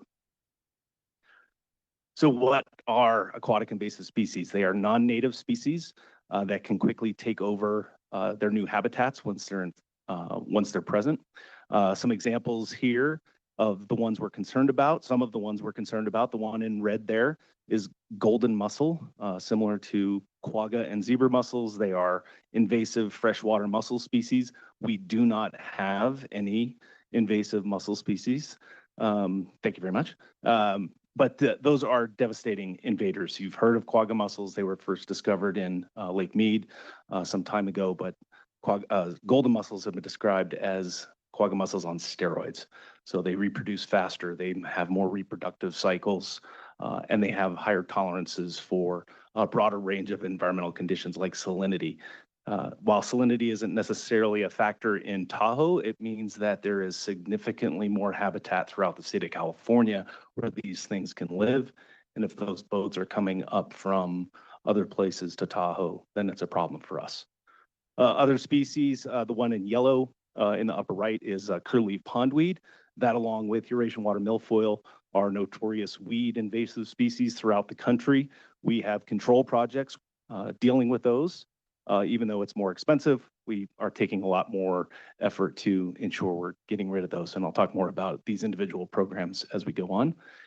And then the other box there in the lower right is surrounded in orange is New Zealand mud snail. That's a newer invader to Lake Tahoe, but unfortunately there's no known treatment methodologies currently. So we'll continue to investigate and find opportunities and address that when we can. So some of the problems they create, water quality, water clarity degradation. You heard a lot about water quality previously. We're talking about nearshore water clarity in this case. They outcompete our native species, such as lawn cutthroat trout or other. We have freshwater mussels, actually. The pearl shell mussel, it's a native mussel species. And they degrade recreation. As I mentioned, this is all nearshore water clarity and water quality. And that's where we all enjoy the lake, in that nearshore, which impacts our $5 billion recreation-based economy. And then some other things that are a challenge just from a programmatic standpoint, staffing. Our program is relatively seasonal. Most of our boating occurs in the summer. Plants, invasive plants grow in the summer, not as much in the winter. So hiring seasonal staff is a little bit more complicated or challenging sometimes. We offer competitive wages, but we also try to do additional things beyond just hourly salary with longevity bonuses. If somebody stays on for the entirety of the season, then you get a bonus, or we have end of season parties, or if you can tell me the mantra we all follow that McKinsey told you about today, you can get some of our cool swag that these are limited edition hats. So if anybody can tell me what that is, I have a cool hat for you. But the seasonality aspect is also challenging as well. These things grow, the species we have grow in the winter, summer. It's cold in the winter. It's harder to treat. So that seasonality is a challenge, as well as warming temperatures. We're now more susceptible to new species because of warming temperatures or longer growing cycles. Raising awareness is a challenge, but that's the education component that I'll talk about. And then just spread of the existing species we have. But we do mitigations in the lake to try to prevent that. So when a boat leaves the water, you're required to pull your plug, similar to state law. So if you're going to another ramp somewhere else around the lake, then you're not potentially moving water with invasive species to another part of the lake. Go ahead, next slide.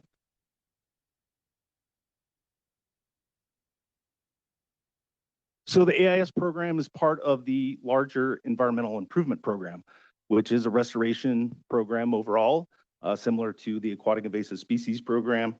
We're a conservation and restoration program protecting the region from the impacts that I mentioned.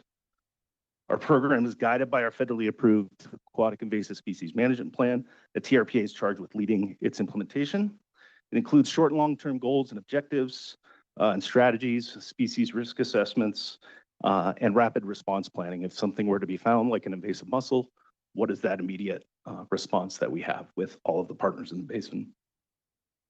The AIS program adopts a collaborative approach through our AIS coordinating committee that is comprised of all the federal, state, and local entities, resource management entities in the basin, as well as organizations like Keep Tahoe Blue and the Tahoe Science Advisory Council.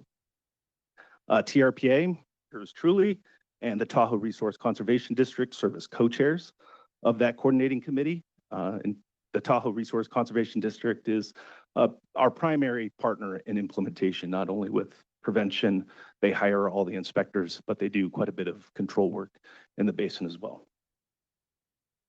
And then we embrace those private and public partnerships that are so important to success in the basin. We work with all the marinas around the lake, but also with the boat industry to find ways to improve boats to make them less likely to transport aquatic invasive species.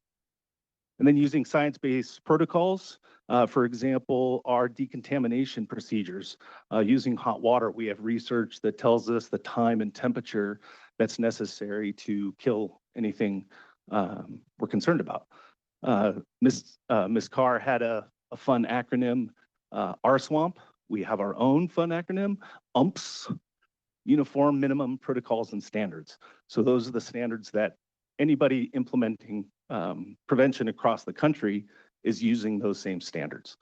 It's important to have credibility and consistency when boaters are crossing state lines, they know what to expect. And then threshold attainment, all the work that we're doing in Tahoe is driving us towards threshold attainment. And for the AIS program, that it means keeping them out, invaders out, and reducing the populations of the ones we already have. All right, we're going to talk about prevention. This is our watercraft inspection program. We started in 2008 with that discovery of quagga mussels, in 2007 in Lake Mead. It's a mandatory program that since first year was 2008, that was voluntary. Then it became mandatory in 2009. And now with golden mussels, that mandatory inspection component with decontaminations as needed, decontaminations are now mandatory.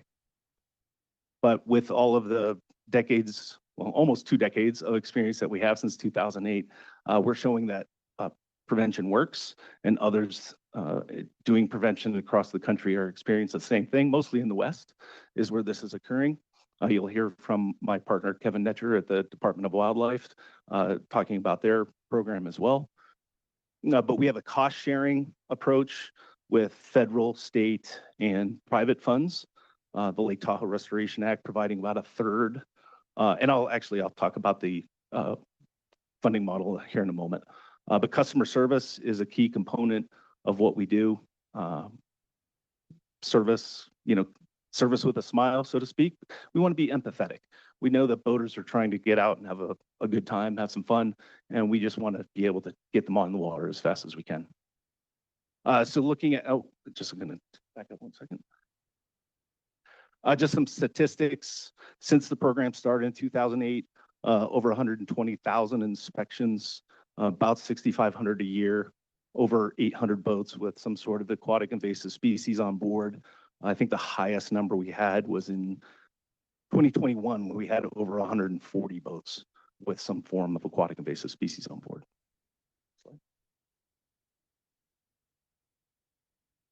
So looking at that funding model, the cost sharing approach, the green triangle or green wedge is the fees that we charge for our service, boat inspection and decontamination fees. And then the blue, red, and yellow are the public source of funding through the states and the Lake Tahoe Restoration Act through the U.S. Fish and Wildlife Service, and then some federal and state grants in purple, and then nonprofit entities like Keep Tahoe Blue and the Tahoe Fund also provide some funding for different aspects of prevention. So this is a rough average over time. Certainly things fluctuate with the number of boats we see any given year, but generally about a $2.1 million operating budget. So this spider map shows the popularity of Lake Tahoe. We've had boats from every single state in the country. This is just from a couple years ago, but we've had boats from Hawaii even, and Italy, so points beyond. Boaters like to boat everywhere. And all the states there, or the outlines in orange, are locations that we know at least one water body has detected invasive mussels. So we need to remain vigilant, and I mentioned that consistency of what we do throughout the West. We're part of a larger organization or entity or partnership group called the Western Regional Panel. That's where that UMPS was formed. So we're all following that same standards and protocols. Next slide. So the customer service aspect, I mentioned service with a smile. We want people to understand what we're doing, but why we're doing it and what they can also do to help. And that's part of the education component as well. Next slide. And then golden mussels. We're going to be mentioning them a lot. I think we talked about them on the boat this morning as well. This map here is all of the positive detections of adult mussels, golden mussels, primarily in the California Water Infrastructure Project. So maybe the good news is that we have not seen them outside of that system. So boats have not transported them to another water body that's not connected to this system. The bad news, you can see that little red dot kind of sort of by itself on the furthest north. That means, and the initial detection was south of that. So there's upstream movement of these golden mussels. So that's most likely through boating or shipping. So it's important that we remain vigilant on our efforts. So in order to reduce risk and impart behavior change, we're talking about education and outreach. We have various programs and elements that we implement. You heard Mackenzie talk about the Tahoe Keepers program this morning. That's the stewardship program for non-motorized recreators that you can learn how to, well, you learn the impacts, but then you learn how to self-inspect and clean your vessel. So that's that stewardship program. And we've had monumental increases in membership over the last couple of years, putting a higher emphasis on that program. And then the roving inspectors starting a few years ago, where those folks are going out and engaging with the public directly. And new tools, the CD3 machine, it's called a clean, drain, dry, dispose machine. They're tools for non-motorized recreators to become clean, drain, and dry. And I'll talk about those more in a moment, but then increased signage, consistent and refresh signage around the basin, informing and educating recreators what the issue is and what they can do to help prevent it. And then marketing, we're using billboards, we're using social media, we're using all aspects, press releases, whatever it is, and then enhancing that now with some paid social or direct connected TV marketing. So making sure we're using every avenue and resource we have available to increase awareness. So talking about the roving inspectors, they went to over 30 beaches, different locations last year. We have so many opportunities for non-motorized recreation. Having those inspectors out in the field is really helping us get the word out. Over 1,700 interactions, 10,000 watercraft inspections, including e-foils, where the electrically powered watercraft, and then about, 78 high-risk craft were sent to inspection stations. So our motorized program is mandatory. The non-motorized program is subject to inspection. And if one of our roving inspectors states that this non-motorized craft needs to be inspected or decontaminated, then that is now required to do so. So the CD3 machines, these are new tools that for us in the basin. They have compressors to blow air off or blow other particles off to become clean, drain, and dry, or suction hoses, and tongs or brushes, again, all in an effort to become clean, drain, and dry. This one here, they're mobile, they're free to use. This one is also solar powered that you see on the right. That's at Sand Harbor, one of the most beautiful and popular locations for recreation in all of Lake Tahoe. That anytime you see a picture, it's either Emerald Bay or the crystal clear waters and the boulders at Sand Harbor and along the east shore. So we want to maintain that. And this one in particular was help funded by Lake Tahoe license plate program through the Nevada Division of State Lands. And then the image on the upper left is another type of CD3 machine. It's not necessarily a machine, but a tool that will be used for the angling community. So in places like Spooner Lake and Marlette Lakes and in the state parks, lots of fishing there. You can see there's an angler there at Marlette Lake. And so these are tools that will be available for them to also become clean, drain, and dry, because they are a vector as well. So moving into control, we're doing a great job of preventing new species, but we have species that were introduced prior to our prevention program. So we'll talk more about some of the efforts that we're doing there. So these are some examples of the techniques, the pictures that you see here. That upper middle picture with the green outline watercraft is the ultraviolet light boat that has been pioneered here in Lake Tahoe. It's a sort of like a pontoon boat with a light array on the bottom. It emits ultraviolet C wavelength in a certain nanometers of wavelength, basically blowing up the cell walls of these plants. And so that's a new tool that we're using primarily in the Tahoe Keys to keep things at bay as part of a control test, and that will be ramping up over time. And then more traditional methods that we've used historically in Tahoe, that lower picture on the left is bottom barriers or benthic barriers. They're basically gas permeable membranes that block sunlight and stop photosynthesis. And so they stay over the infestation for a period of time, and then we remove them once the plants are dead. And then the picture on the lower right is a diver doing some hand pulling. And there's two methodologies there. This one is an example of diver assisted suction where they're pulling the plants out by hand, but placing it in that hose and transporting it up to a vessel. So that's more for somewhat larger scale infestations. Bottom barriers would be used for even bigger ones, but then when you have pockets or you have lots of native species intermixed with the invasives, then they're just doing direct hand pulling and placing them in a bag. Next slide. So we're trying to eliminate or reduce existing populations. This picture here is an example of a project in Emerald Bay. So that's the same log a few years apart. All of the plants on the left are Eurasian water milfoil, and then a few years later, very clean water. So we're also improving water quality. As I mentioned, the nearshore impacts, when you have these dense concentrations, whether it's a plant or animal species, they're really good at stealing the nutrients, the limited nutrients we have in Lake Tahoe, and then releasing them in concentrated forms that can then form localized algal blooms and reducing water clarity.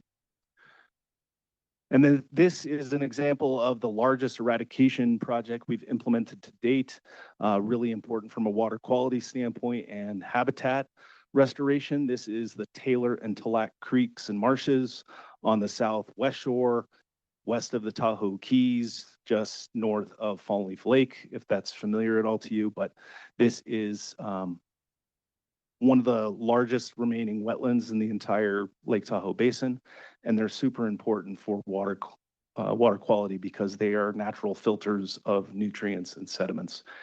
This location is also a very popular recreation area, and so making sure it's clean for generations to come is really important. And it has the potential, according to the Forest Services, as a Forest Service facility or property, it can provide habitat for every single native species in the basin, including Lahontan cutthroat trout. And speaking of Lahontan cutthroat trout, both Department of Wildlife and the U.S. Fish and Wildlife Service have efforts to conduct recovery. To me, this is one of the coolest aspects of our program where we're doing restoration. We're improving habitat for this iconic historic species to be able to thrive again in the future. It's not only important culturally for the Washoe tribe, but from a native species standpoint, that's important. And from a recreation standpoint, just downstream, connected to Tahoe and Pyramid Lake, people come from all over the world to fish for Lahontan cutthroat trout. So some specific control projects in Nevada. Elk Point Marina, it's a small homeowner marina just next door to Nevada Beach here on the South Shore. It's a small homeowner marina that is unfortunately infested with Eurasian water milfoil, but we have another private-public partnership there where they're providing funds to do work as we are as well. And that project is moving along quite well. And then just all along the Nevada shoreline, we do what we call surveillance monitoring or early detection monitoring, where we send divers out to locations. If you can see some of those blue dots on the Nevada side, those are past projects, successful projects that are now in this surveillance phase. But because there's still infestations in other parts of the lake, we need to make sure we're going back and doing this early detection. So if something pops up, a few sprouts, a diver can go in there very quickly and remove it. So the Nevada side is looking very good, but as long as there's that infestation, we need to make sure we're continue our control projects, but ensuring that we're going out on a regular basis to check. So checking, monitoring, looking at different mechanisms, using divers, whether it's what we call a site assessment, where it's a more thorough dive assessment or survey of an area that we're going to treat, or transects throughout the lake is another early detection model. We have about 115 defined transects throughout the lake that are hitting every single marina, or what we call an embayment, which is like a cove of some sort where plants are more likely to establish. So using divers, but also citizen science programs with the Eyes on the Lake from Keep Tahoe Blue. Artificial substrates, I think there's an example out in the hallway, but that lower left picture is just some dark PVC that's used in a lot of places in the West to determine if you have some sort of invasive mussel species. as their microscopic juvenile stage called veligers. They're just floating around in the water. So that's why water on a boat is important to become clean, drain, and dry, because they can transport those things. But then they settle out and they feel like sandpaper. And ultimately they form into mussels and cling with their byssal threads. So if you've ever eaten mussels or cooked them, you know they have the beard. That's the byssal thread that is super strong and that can attach to anything. So we're looking at those in various places throughout the lake as an early detection tool. Another example of monitoring is eDNA or environmental DNA. That picture on the upper right is Edgewood Creek, where we're doing some environmental DNA. It's another tool to let us know where some of our existing species are. With New Zealand mud snails, we're monitoring all the creeks and tributaries to ensure that they have not moved into any of those, and to date, they have not. Plankton tows is another tool we use, basically filtering water through a net to look for any stages of life of an invasive mussel species. And then from a programmatic standpoint, we do monitoring of our own programs, a secret shopper program at the inspection stations, making sure that all of our staff or the marinas are following our protocols, including customer service aspects. So that is independently conducted and a report is back to us, and we adapt as we need to. So some of our current priorities, permanent inspection stations.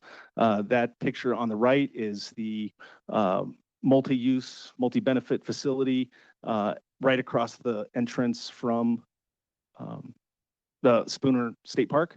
It's a mobility hub, but also aquatic invasive species inspection station. So that'll be our first permanent home for infrastructure. So it keeps us all up to date equipment, making us ready for whatever the next invader is. It's also a cost savings for us. We're just up the road, down the road, right at the intersection of 28 and 50. We have to get a permit on an annual basis through NDOT, a temporary encroachment permit. So we have to set up and break down and go through the permitting process on an annual basis. So this will be a permanent home for us and just a more professional experience for our customers as well. I mentioned that AIS management plan at the beginning of the presentation. That's our foundational strategic document. We're in the process of updating that. And so we'll be going through, working closely with the Nevada agencies, especially Department of Wildlife. But that does include, this update will include an exercise of that rapid response plan I mentioned. If something were to be detected, we go through an exercise, a tabletop exercise, to make sure we're all ready and know what to do if the unfortunate thing happens. And I mentioned the Tahoe Keys, sorry. With weed control, that is ground zero. So it is a priority and a challenge. It is ground zero, the main source of spread for the rest of the lake. So working with the Property Owners Association there, that's the picture of the Tahoe Keys on the lower left, all the interconnected waterways, 170 acres. A test was conducted a few years ago. So we're gleaning information from all of that to inform a long-term strategy to control our most important infestation. And then golden mussels, just remaining vigilant, making sure we're staying up to date and keeping them out. So I'll turn it over to Devin, and then I'm sure we'll be happy to answer any questions. Thank you, Dennis. Devin Middlebrook, DEVIN with TRPA for the record, here to wrap out with ways this legislative body and the legislature can continue to support our efforts to prevent and control aquatic invasive species in the lake. Really, NRS is working. You'll hear more in the next presentation from the Department of Wildlife, so I won't dwell on this Nevada revised statute section of it. Just really wanted to illustrate that there are many chapters in NRS already existing to address aquatic invasive species in the state. I also want to thank you all for your investment through the Nevada Environmental Improvement Bonds Program. Part of those funds have supported AIS projects in the lake, including the Spooner Inspection Station that Dennis just mentioned. So these are areas where the state is already acting, has acted, and continue to show support for our program. We do need help in another aspect related to boating, recreation access on the lake. In recent years, online peer-to-peer boating rental platforms, think Airbnb for boats, have really proliferated around the lake. The screenshot on the right is just a map, a screenshot from getmyboat.com, which had over 113 listings of boat rentals available on the lake. Most of these without operating under TRPA permits and not having necessarily safety guidelines and safety sign-offs in terms of the number of life jackets on a vessel, or having a fire extinguisher, or instructing the people you're renting with how to safely operate the boats. When I was on the City of South Lake Tahoe City Council, we had this issue at our El Dorado Beach boat ramp, where we were literally having fist fights, where the police were having to be called to break up literal fist fights between folks renting their boats to general members of the public and fighting for the public dock space, to the point where we had to actually ban commercial operations at that boat ramp and boat launch, which unfortunately also meant that the water ski school that had operated there for more than 35 years had to find a new location. So not only is this a public safety risk, it is also disadvantaging legally operating boat concessions on the lake. It's also very difficult for our agency to enforce because we do not have law enforcement powers in our bi-state compact. So our boat crew does not have the ability to stop or boat a vessel that is illegally operating through one of these platforms or other methods. And the platforms have been proactive. If we report a boat, they are taking them down, but then that same boat pops up again the next day under a different name. So it really has become a whack-a-mole situation.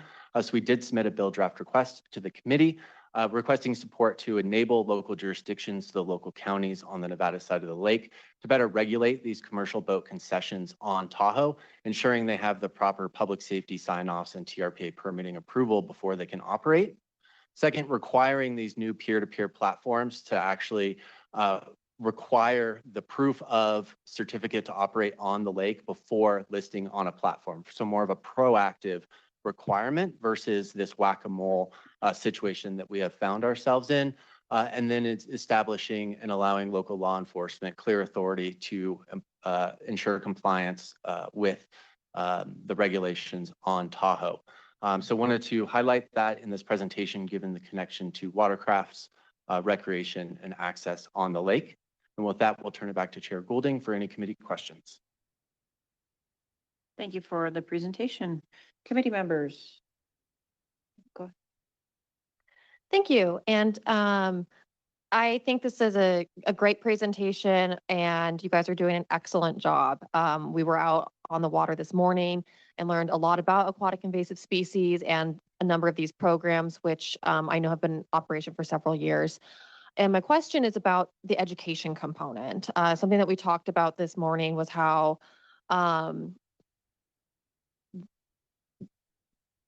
the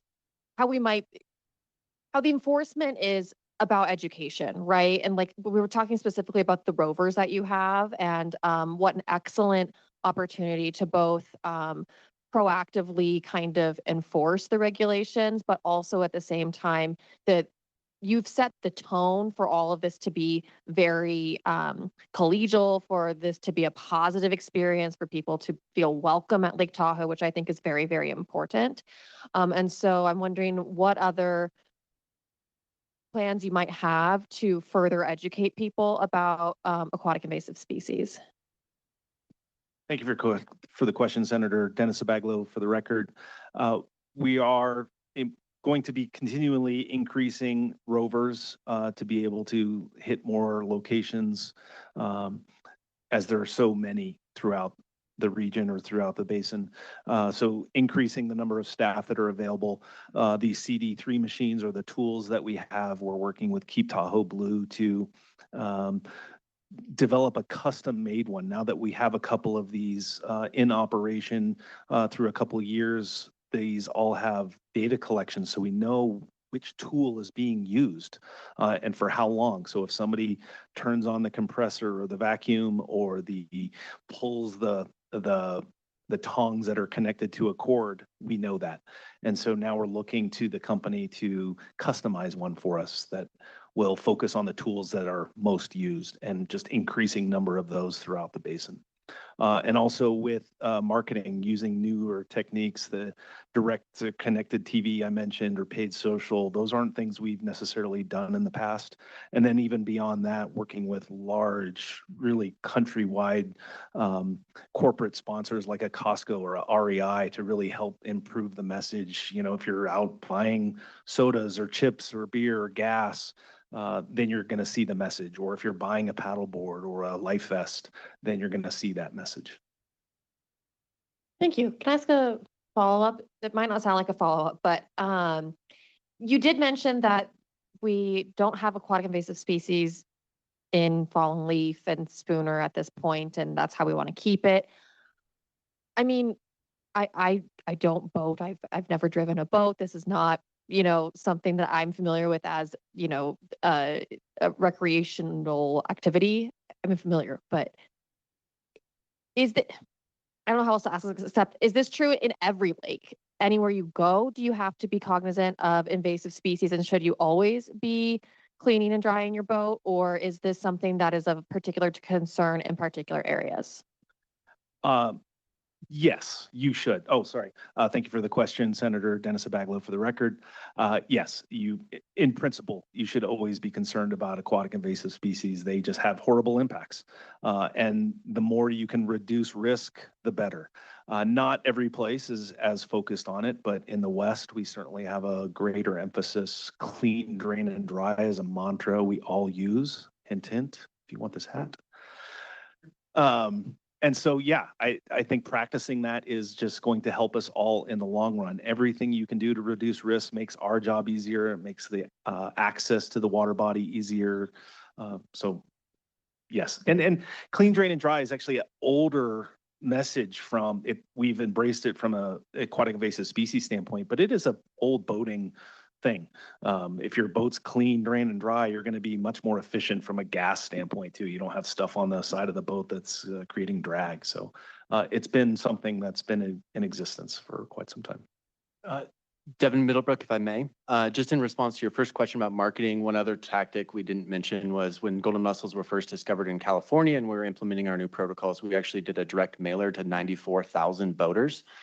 In the Northern California area, we actually cross-referenced the zip codes of the most frequented visited zip codes at our inspection stations and targeted registered boaters with direct mail as another way to reach folks and using some data to do that. And then on the second point about Fallen Leaf Lake, Spooner, some of the other lakes around Tahoe, Echo Lake, that don't have the invasive species that Lake Tahoe proper has, those lakes do have separate stickers and seals from our program. So we don't let you go from Tahoe to Fallen Leaf directly. You do have to get a Fallen Leaf specific seal to go in Fallen Leaf to make sure we're not spreading it within the basin and the different water bodies we have. Members anymore? Skip, go ahead. I'm sorry, Senator Daley. Actually, I have a couple of questions, and maybe some of them are just simple ones, but just for clarity on my side. So how many invasive species are we talking about that we've identified in the lake? And I know you have plant and you have animals, but about how many are we talking about? Thank you for the question, Senator Dennis Abaglo, for the record. I don't want this to be an alarming number, but it's over 30 different species. But most of those are invasive fish species that mostly preside in the Tahoe Keys, so including goldfish.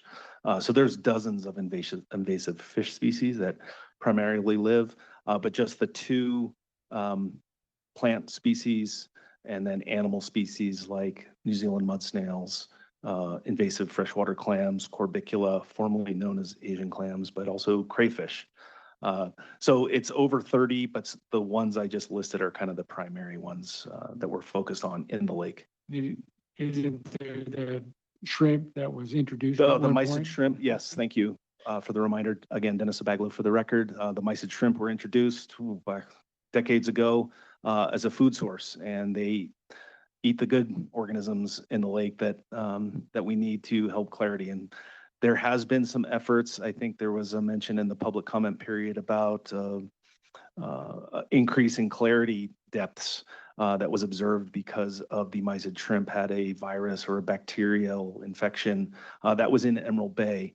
And so there was a pilot done many years ago, but very difficult to implement a harvesting program for mysid shrimp. But it has to be done at night because during the day they drop very deep. And it's just very expensive to do that harvesting. Down the road, as technology may increase or more funding becomes available, that's certainly something on our radar.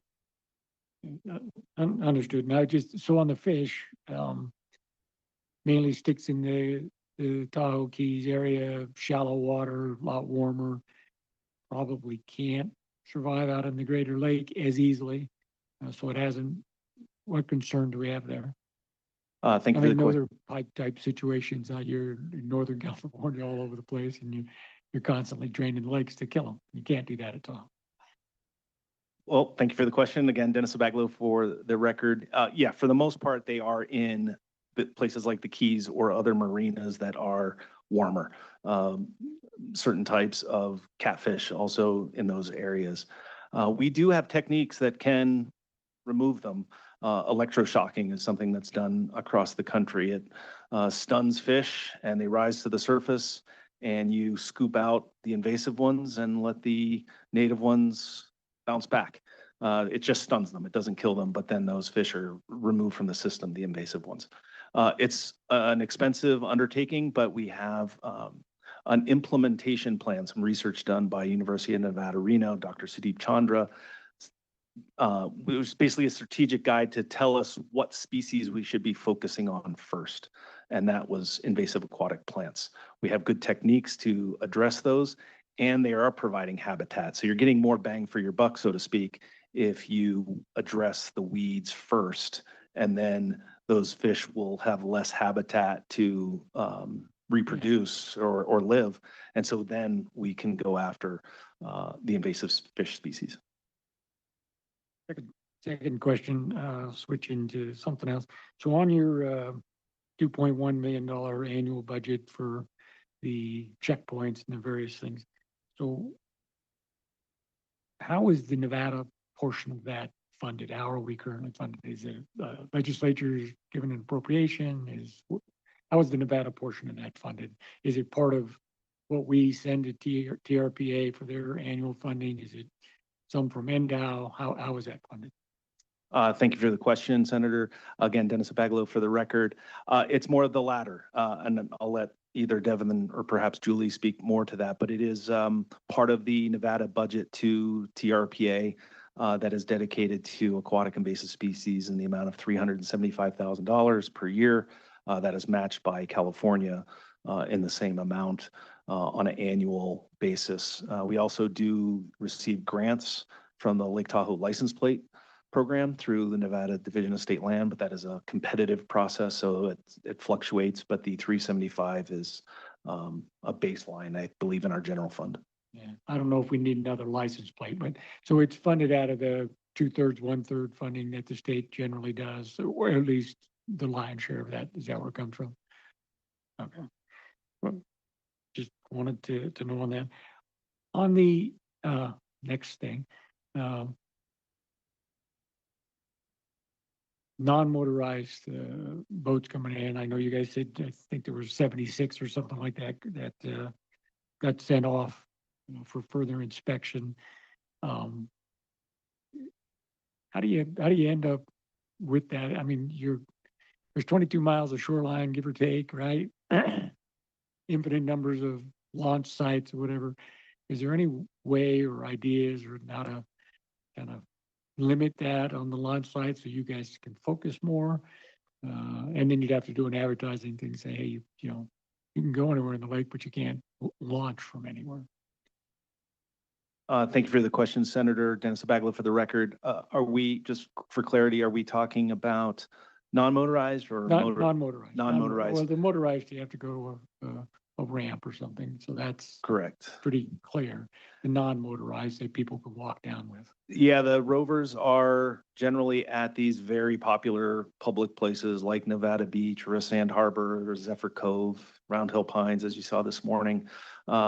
As we are able to add more of these roving inspectors, we'll be able to hit more places. And one thing I forgot to mention in my presentation is Keep Tahoe Blue also has their program Eyes on the Lake, but they also have volunteers associated with that where they are partnering or going to locations as well, informing the message. So really it's about numbers, but also that outreach, whether it's signage or social media or golden mussels, billboards as you're coming up into the basin, just making sure we're taking advantage of every outreach opportunity we have to, so before somebody gets to the lake, they're better educated.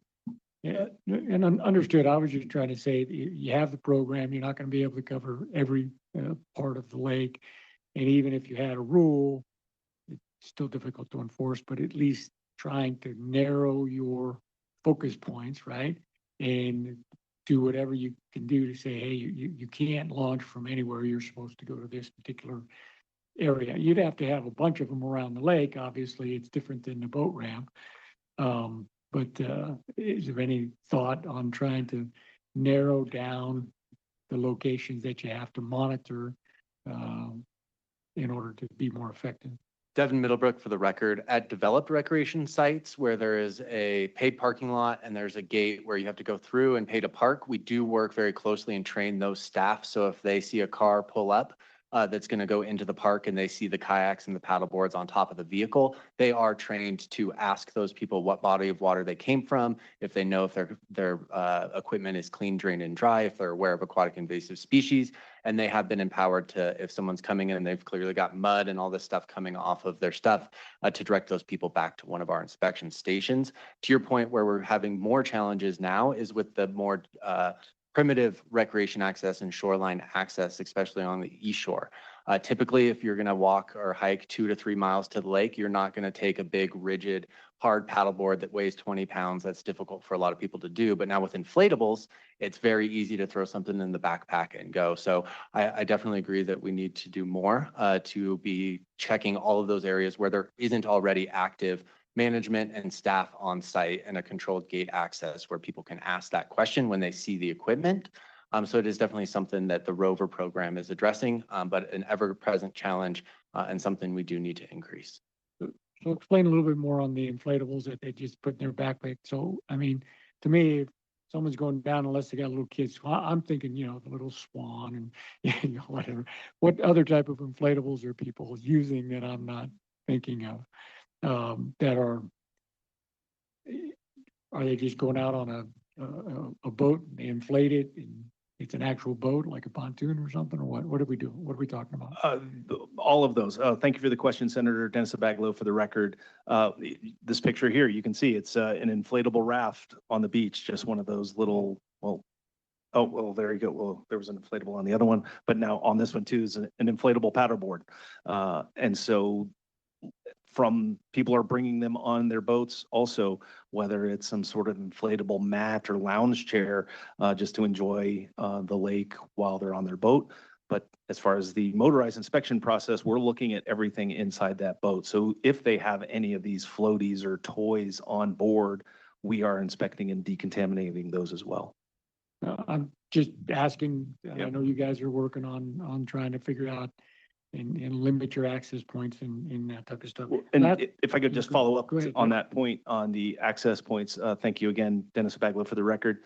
Down the road, it's something in our longer term plans as we're building these permanent infrastructures for inspection stations, having those opportunities or signage or more outreach, guiding non-motorized recreators to stop there first, because they are on the entry points into the basin at Spooner, in the South Shore and Myers, or on the North Shore at Alpine Meadows, where they can stop and get a free inspection and decontamination. So more education, outreach, and signage to direct those people, maybe not necessarily funneling them to certain locations to launch, but funneling them to places where they can become clean, drain, and dry. So entry into the basin is probably your best bet. The more limited deal and requiring people to stop there, like a bug inspection station, right? Last part on the boat rental thing, and I know you guys got a bill draft coming in for that. So I guess I'm not following. So these people are doing this boat rental stuff, and they got business licenses. Are they applying with the Secretary of State? Are they paying taxes in any form? I mean, seems to me they're breaking a whole bunch of different laws and just getting out on the lake and renting the boat. Where's all that, and how come they haven't been stopped or reported to the Secretary of State or Department of Tax or wherever the hell else we can send after them?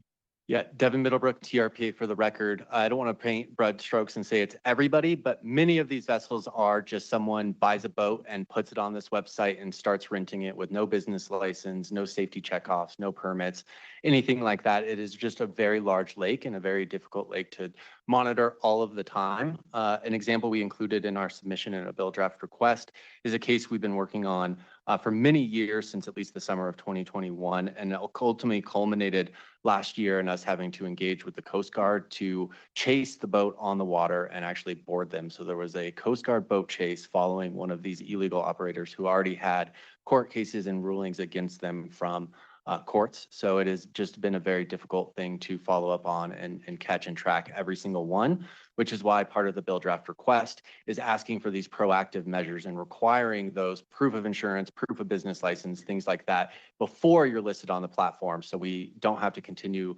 continually play this whack-a-mole situation with the large lake that we have in all of these platforms. And oftentimes now they're not even coming up to a boat launch or a pier or a buoy. They're literally just having people go to a beach and walk out into the water and then getting on a boat.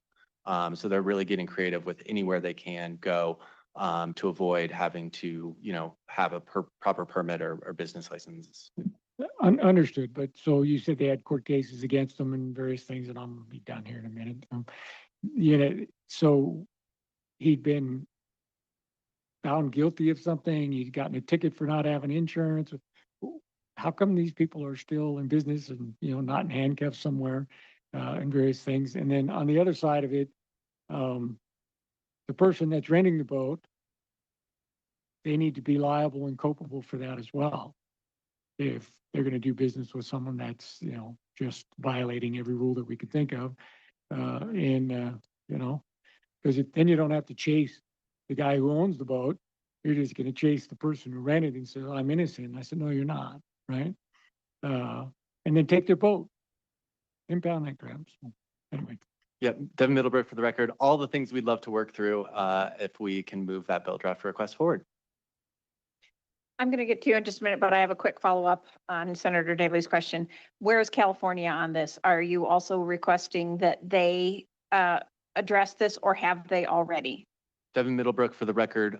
We will be making a similar request to California for their 2027 legislative session. Great. Assemblyman?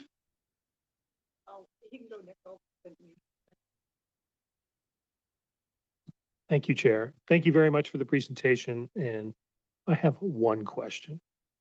So there's 7 paved routes into the basin. On those routes, how many of the boats that come into the basin get inspected every year? 100%, 10%? Thank you for the question, Dennis Abagalo, for the record. I don't know how many of those, because they could have a seal. So one thing I didn't really talk about on the prevention side of things is so the motorized watercraft inspection program is mandatory.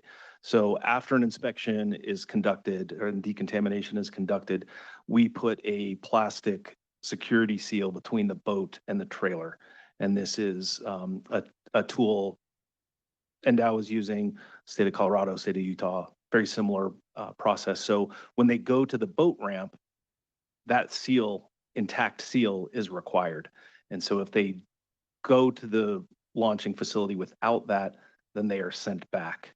So we know how many inspections we do, but some of these boats are being stored in the wintertime in Sacramento or Reno, and they're coming back with their seal. So they don't need to be re-inspected because that seal is intact. That means they were either last inspected and decontaminated, or they were last in Lake Tahoe. Sorry, Chair, just a quick follow-up on what he said. So the seal, if you take the boat off the trailer, is the seal broken? Is that what you're implying? Yes, Okay, the seal is broken, and then, sorry, Dennis Abago for the record, the launch facilities then put a new one on once they exit the water body. Thank you. All right, Senator.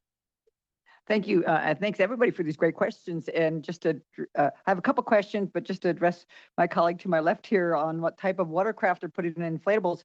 As a rural Nevada kid, we grew up using inner tubes, and we still use inner tubes on the river, just nothing fancy. Couple questions. First, the AIS sticker. I do have I have a couple little fishing boats, and every year I get my, I renew my license and tags on my boat, and I pay for my AIS sticker.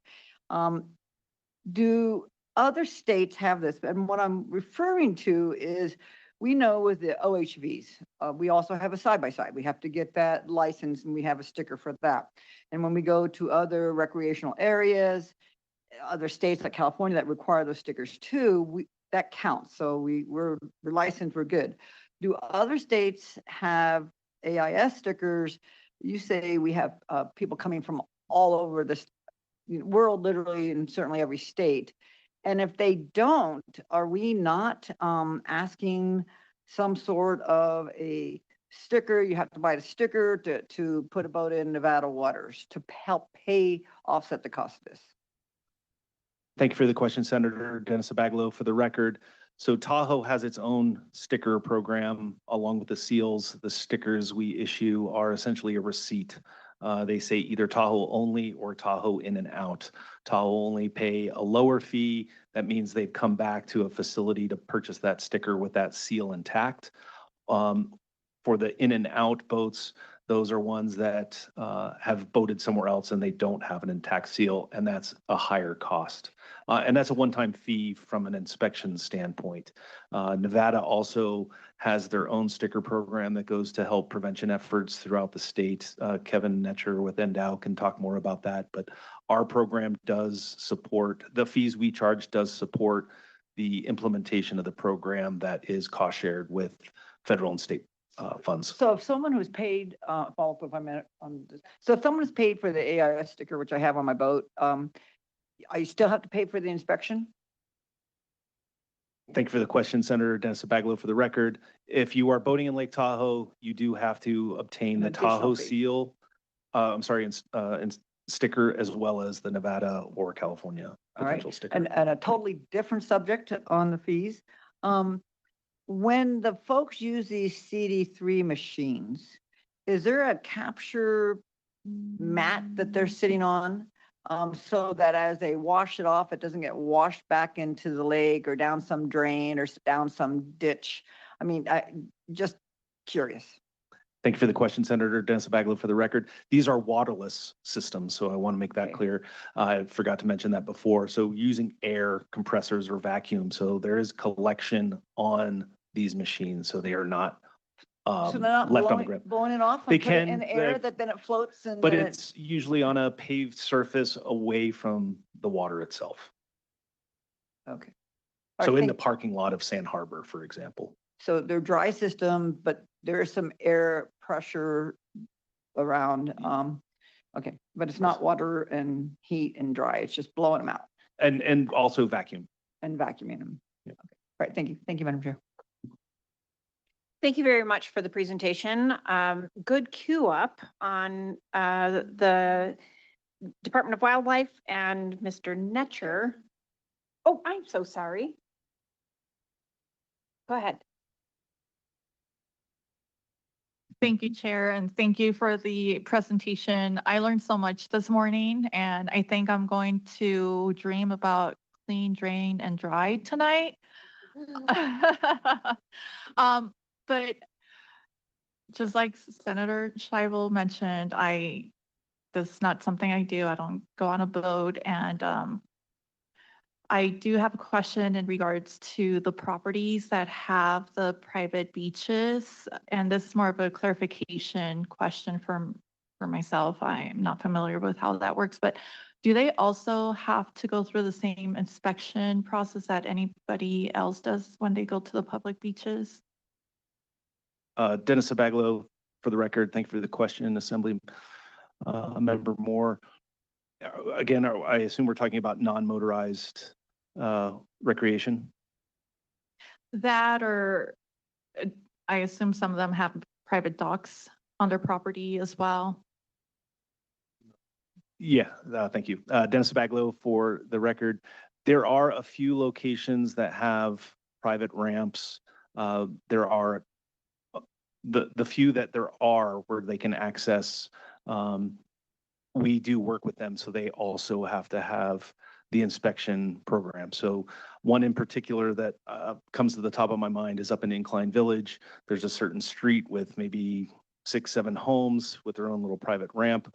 We work with their association to make sure all of those are being inspected first. So we have a memorandum of understanding or a contract in many cases with them that is enforceable by our code of ordinances to make sure that those motorized watercraft are inspected before they launch.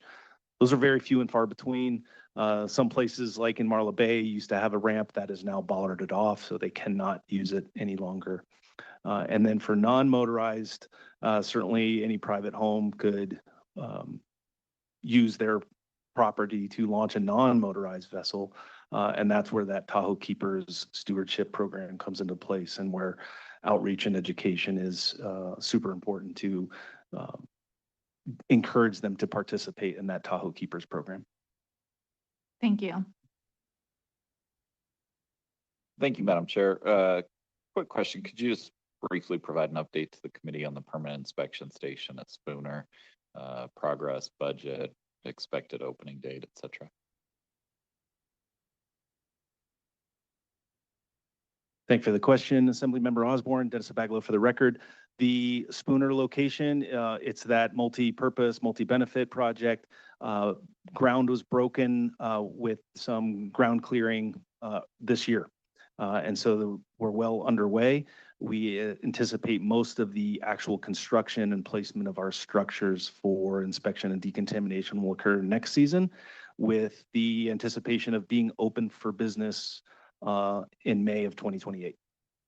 And then we do have one other location in the South Shore of California, Myers, the community of Myers, that is a little bit behind from a planning process. Not that it's being delayed at all, just that we're in an earlier stage of that. And so we've just completed 30% design review, and potentially construction of that would occur in 28, potentially with maybe opening in 2029. Devin Middlebrook, just to add for the record, our temporary seasonal station at Spooner Summit in the current location will continue to operate until the move is over. So there won't be any interruption in service for the boaters coming in from that part of the lake. Thank you.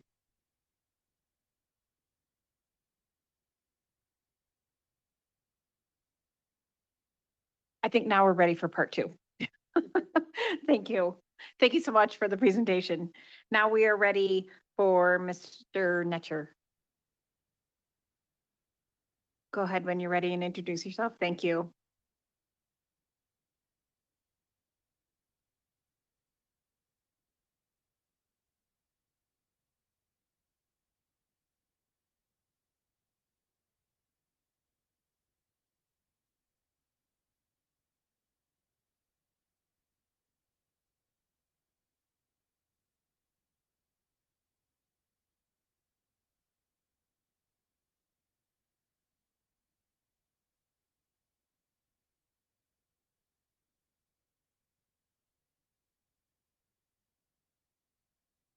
Good afternoon, Chair Gooding, members of the committee. My name is Kevin Netcher, KEVIN-NETCHER for the record. I was formerly the Aquatic Invasive Species Coordinator for the Nevada Department of Wildlife, and I've recently transitioned into the Sport Fish Coordinator position with NDOW, but I'm happy to be here today to present on NDOW's AIS program and our work in the Tahoe Basin.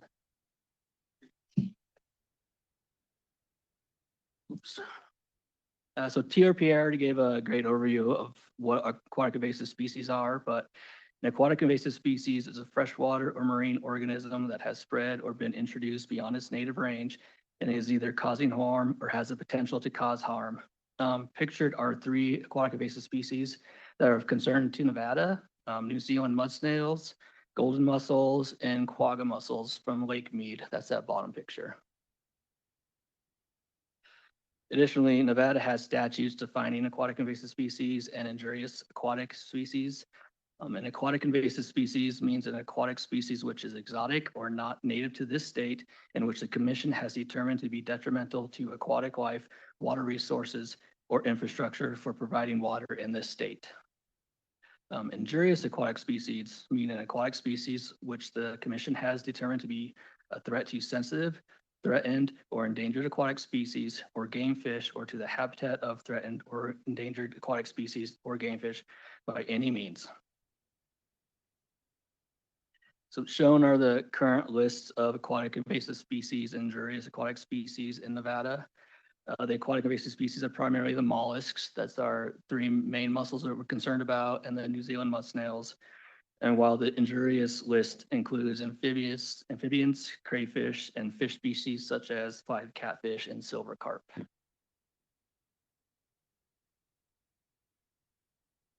Next, I wanted to give an overview of Nevada's current laws that apply to watercraft and aquatic invasive species.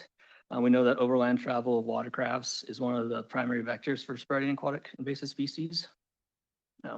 It is unlawful to launch a vessel into any body of water for which the department has approved an inspection program without first complying with that program. It's unlawful to leave an impaired body of water and launch the vessel on any other body of water without first decontaminating the vessel. Each owner, operator, or person in control of a vessel or conveyance shall stop at any mandatory inspection station for aquatic invasive species authorized by the department.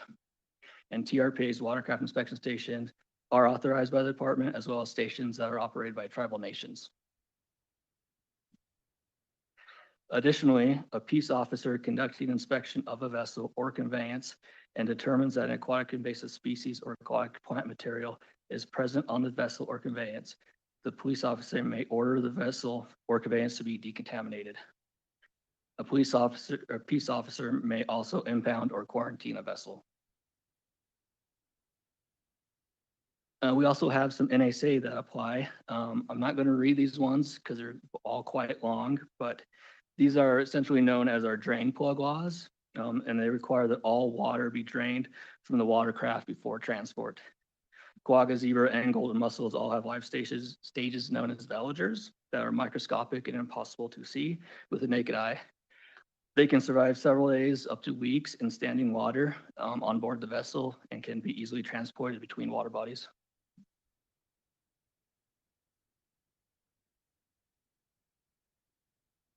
Okay, so shown is the current distribution of quagga and zebra mussels in the United States and Canada. They're primarily found east of the Continental Divide, but are also present in the lower Colorado River and Southern California.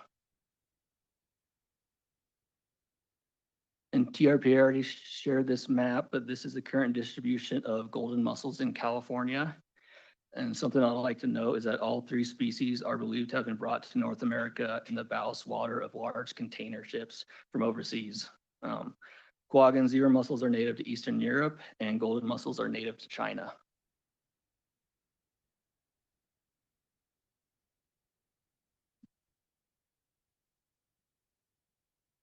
All right, so TRPA, NDOW, and the Western states and several Canadian provinces all operate watercraft inspection and decontamination stations, and we all share a common database. This allows for the sharing of watercraft movement notices for watercraft that have been recently decontaminated or from impaired water bodies and are moving between jurisdictions. This is more or less kind of a heads up for the receiving jurisdiction, and the receiving jurisdiction determines how to respond. And just for reference, this is one of NDOW's watercraft inspection and decontamination stations at Lake Mead, where quagga mussel are present.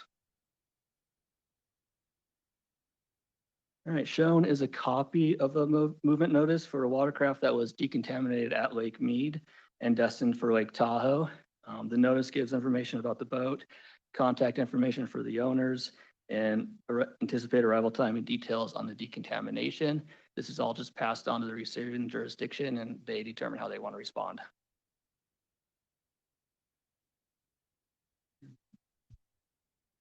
Additionally, NDOW partners with TRPA in several other ways. Aquatic nuisance species plans are federal awards that for states or by state agencies that have an approved aquatic species management plan that Dennis mentioned. Both NDOW and TRPA do. However, the funds must be awarded to a state.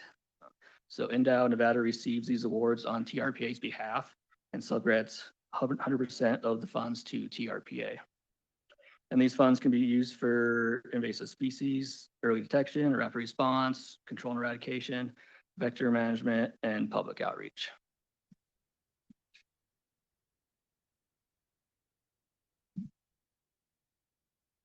And currently, we have a project ongoing with the University of Nevada, Reno to assess the potential survival, growth, and reproductive viability of golden mussels in Lake Tahoe.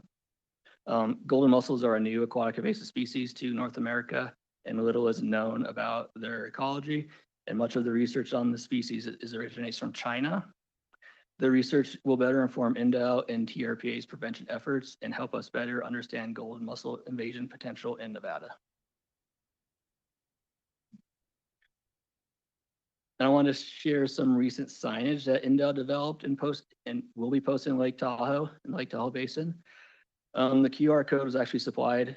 The QR code at the bottom was supplied by TRPA and directs people to their aquatic invasive species website. This was done so there is a uniform message on aquatic invasive species across the entirety of the Tahoe Basin. And so in summary, NDOW and TRPA are in near constant coordination regarding aquatic invasive species in the Tahoe Basin. Additionally, NDOW has the law enforcement capability that TRPA lacks and can respond on TRPA's behalf.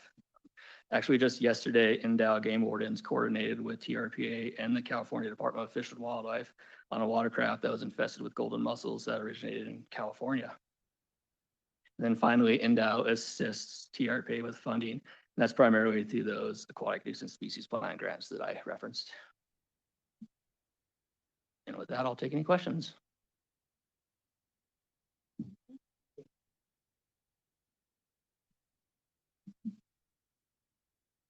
Thank you. I had a question back on the list where you guys had of some of the species, let's see, whatever slide it was.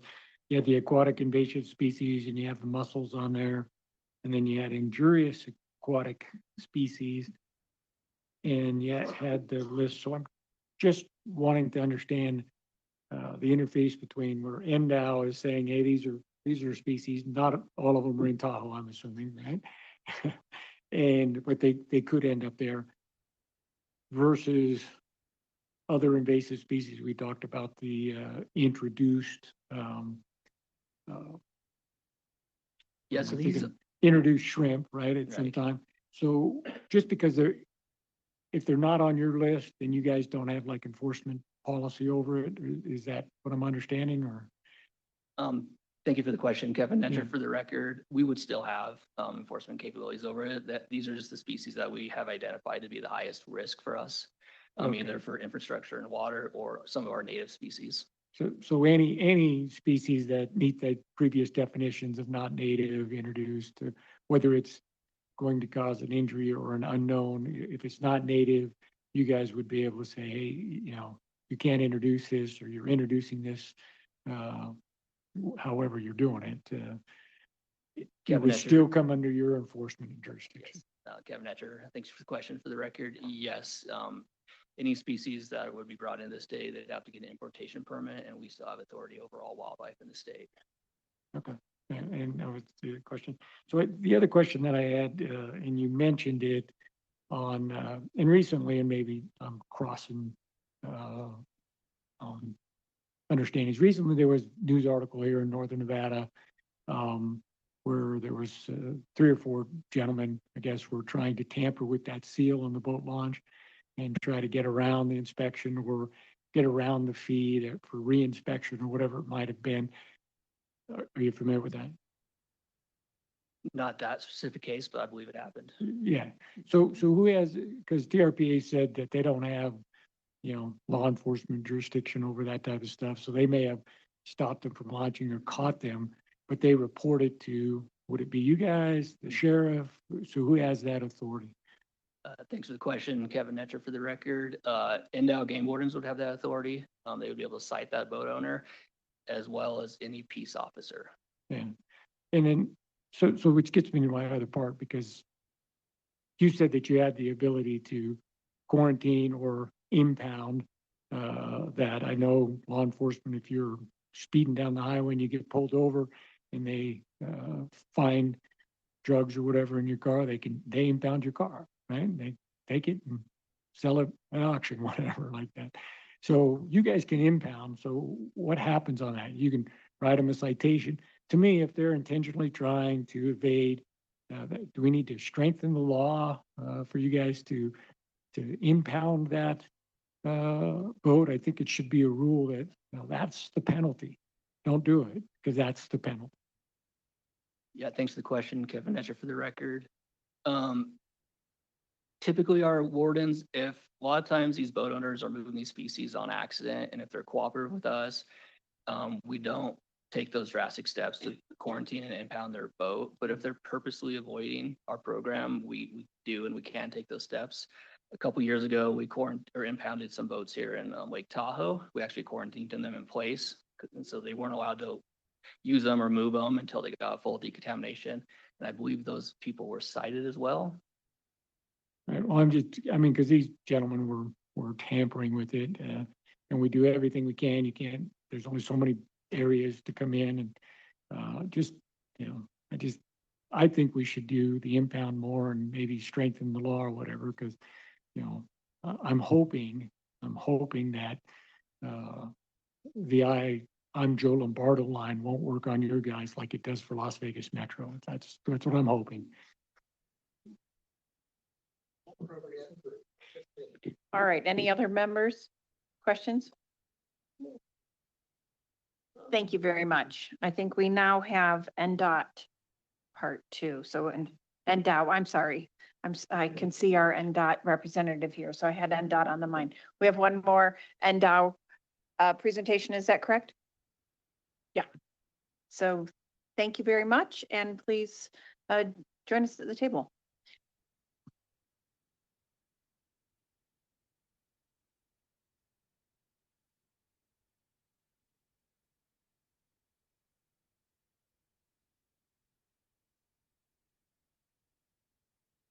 Good afternoon. I'm Jasmine Kleiber, JASMINE KLEIBER.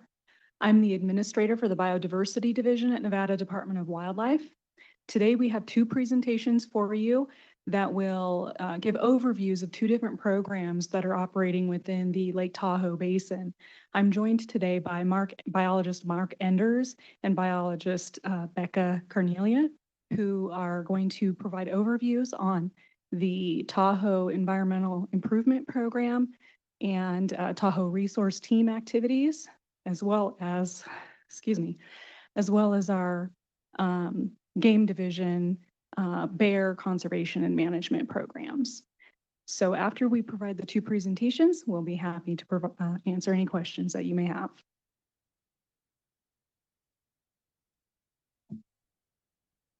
Hi, good afternoon. Mark Enders, MARKENDERS for the record. And I'm a wildlife biologist in Nevada Department of Wildlife's Biodiversity Division. And we're responsible in that division for managing all of the non-huntable, non-fishable species in the state, which is a very long list, as you could imagine. And I'm also the state's NDOW's representative on the state's interagency interdisciplinary Nevada Tahoe resource team, which is responsible for administering Lake Tahoe EIP projects as administered by Nevada Division of State Lands. And I guess this is the start of the non-aquatic portion of your programming for the day. So I'm going to take you into Tahoe's forests and talk about some of the work that we do that relates to Tahoe Environmental Improvement Program. And for us, it really all begins with our State Wildlife Action Plan. This is a document that NDOW updates every 10 years. It's available on our website for download to your desktop, but it's a really well thought out, well-researched summary of the state of Nevada's most sensitive species. We call them our species of greatest conservation need. And it's a long list, more than 300, but this document gives current status of all of those species, what the threats might be that are facing them, how we might implement conservation actions or research projects to learn more and better manage those species. And so that's really our guiding document. And the reality is that it all kind of starts with inventory surveys. And so it's really impossible to manage or implement conservation measures for a wildlife species if you don't even know where it occurs on the landscape. And so, we start with baseline data, trying to figure out where these critters are out there in the forest. It could look something like snow tracking surveys looking for snowshoe hare tracks, which you see pictured here. And we might follow that up with a field camera to try to get photographic evidence like you see on the bottom of a snowshoe hare here on the Nevada side of Lake Tahoe, which most people don't even know we have that species here. Sometimes we'll use bait or lures to bring in a forest carnivore like the marten that you see pictured on the right-hand side. And again, Lake Tahoe is the only place in Nevada you're going to find either of those species. And, they're very secretive and rare. So, those are a couple of examples of the inventory surveys that are needed to then use data to make management decisions. That also applies to a number of bird species. Along the top row here, you see an American goshawk, spotted owls, willow flycatcher, and peregrine falcons.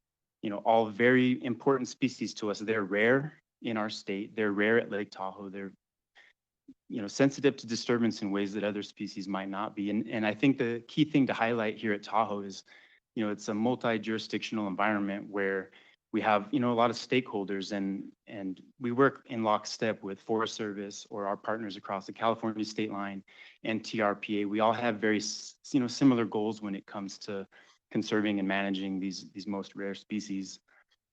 In the bottom corner, you see an example of some of the rough areas where surveys have to occur. That's a rock field up near the summit of Mount Rose where we have pikas, which are little rabbit species down in the bottom corner there, or gray-crowned rosy finches, which nest deep down in those rocks. And so, sometimes these surveys require a lot of effort. And sometimes they take us to, really important habitats like that wet meadow near Glenbrook that you see in the largest photo there, where you're going to have dozens of species that rely on that habitat type. And so, that sort of ties into that wildlife action plan. It's not only outlining our most important species, but our most important habitats that are in need of conservation measures. And the reason I picked that large photo of the meadow is because you'll see a little green box that's attached to that tree branch. And I wanted to also highlight one of the examples of the technological advances that we're using now more and more. That's called an automated recording unit. I can put that out in the forest and it will record birds all day, all night, whatever I want it to do. Take those data back, those sound files, analyze them in the office, and come up with something like this, which this is a sonogram of two different species you've already seen a photo of. The tall, short, spiky calls are a California spotted owl. And then those long, drawn out, repetitive sequences are American goshawks. And what's happening here is literally an argument in the middle of the night at like 3 o'clock in the morning between two of Nevada's rarest species. And so, to me, that's important for a couple of reasons. One, I get to, in a way, witness an interaction that we would just never be able to see. I mean, I would have to be very lucky as a biologist to witness something like that. But here it is in front of me, that's spelled out in plain bird language. But the other thing is, I know for a fact those two species were there at that site. And that's just really important location information that we can then roll into management actions. And so what's pictured here is one of my favorite examples of that. That's an American goshawk up top, and there's a stick nest down at the bottom where you may or may not be able to see a young nestling that's pretty well camouflaged. But the reason I like to highlight this example is because, several years ago, there was a really great idea put forward to connect our state's capital to Lake Tahoe via trail. The Capital to Tahoe Trail, it exists now. But at that time, what the trail proponents didn't know is they wanted to route that trail directly underneath that goshawk nest, which would have been a problem for a lot of reasons. But, we're able to work through those kinds of scenarios together in collaboration where we were able to reroute an alternative alignment around that goshawk territory. And I like to highlight this example because it's kind of a shining example of something that worked really well, because the trail's there, it's great, go check it out. But also this goshawk territory has been active every year since then, and it's repeatedly, fledged young off of that nest. Another species example, if you can tell, I showed a picture earlier of a peregrine falcon, which was a very sleek looking adult. It's the fastest animal on earth when it flies. It can dive over 200 miles an hour through the air. You wouldn't know that by looking at these fluff balls. If you can even see them, there's 4. I'll save you the trouble of counting them, but there are a couple of examples of peregrine falcon nests at Tahoe that experience annual coordination and collaboration, related to the management of those sites, which is important because this species was only recently in the last few decades delisted from the Endangered Species Act. So it's still kind of making its recovery. But one example is just up the hill from here at the top of Kingsbury Grade. There's a great set of cliffs called Castle Rock, where together with Forest Service, TRPA, local nonprofits, we monitor that site after years of study, trying to figure out how to best prevent disturbance from recreation, because hikers and climbers were causing nest failure year over year. We eventually put up signage, which is actively updated with the status of that nest site. So we monitor it as a group. And when the nest is active and young are on the nest, we inform the public and request that they refrain from going to the top of that cliff where disturbance has been documented in the past. And when nesting is done, which I know is going to happen in the next week or so, those birds will be free of that nest site. We'll flip those signs back over saying, have fun, enjoy the site. And then another example, working with one of our sister state agencies, NDOT. This picture here is actually from Cave Rock, where the highway goes right through that tunnel. And believe it or not, there's a peregrine falcon nest about 60 feet up off of the highway. And we coordinate annually with NDOT because they have a lot of needs at that site. As you can imagine, a highway going through a tunnel requires lots of different maintenance and other work. And so they're great partners. We work with them annually to give those birds a seasonal window to be successful before major projects occur right at the base of that site.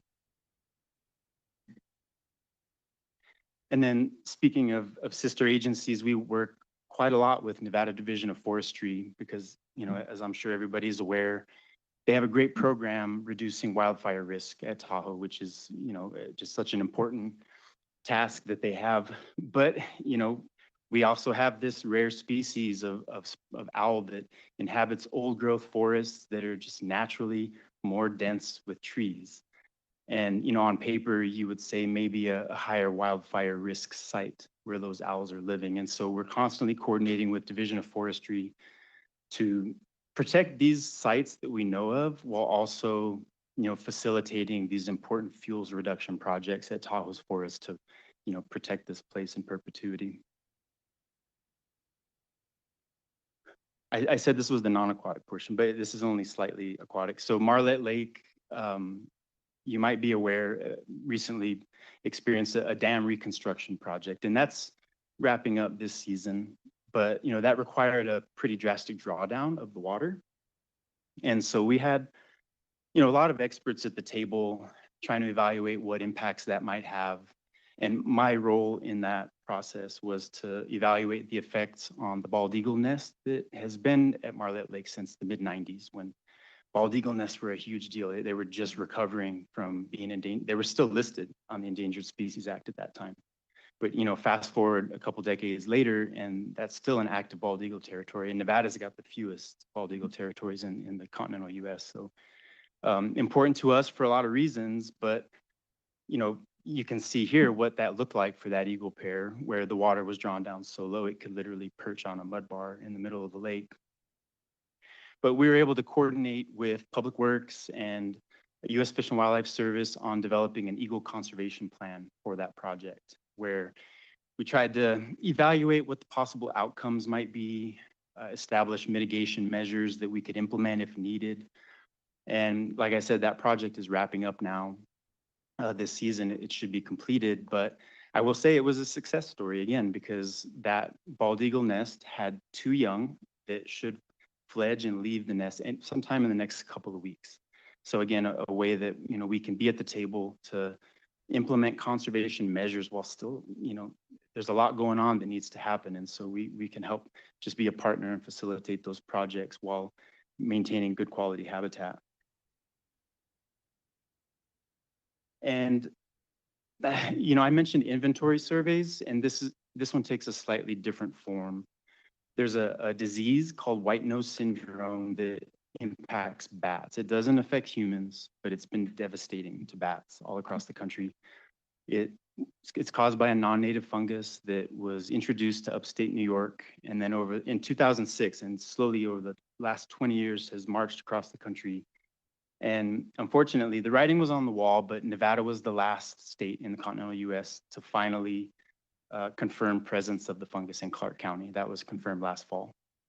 And so you might have read about this in the news, you know, with white nose syndrome, or even the Clark County observation, but we were able to expand our surveillance program to Tahoe this year for the first time. We've had an active program statewide, but it's never really occurred at Tahoe because the best way to find the fungus that causes white nose syndrome is in the winter when bats are hibernating. Usually that's underground in abandoned mines around the state.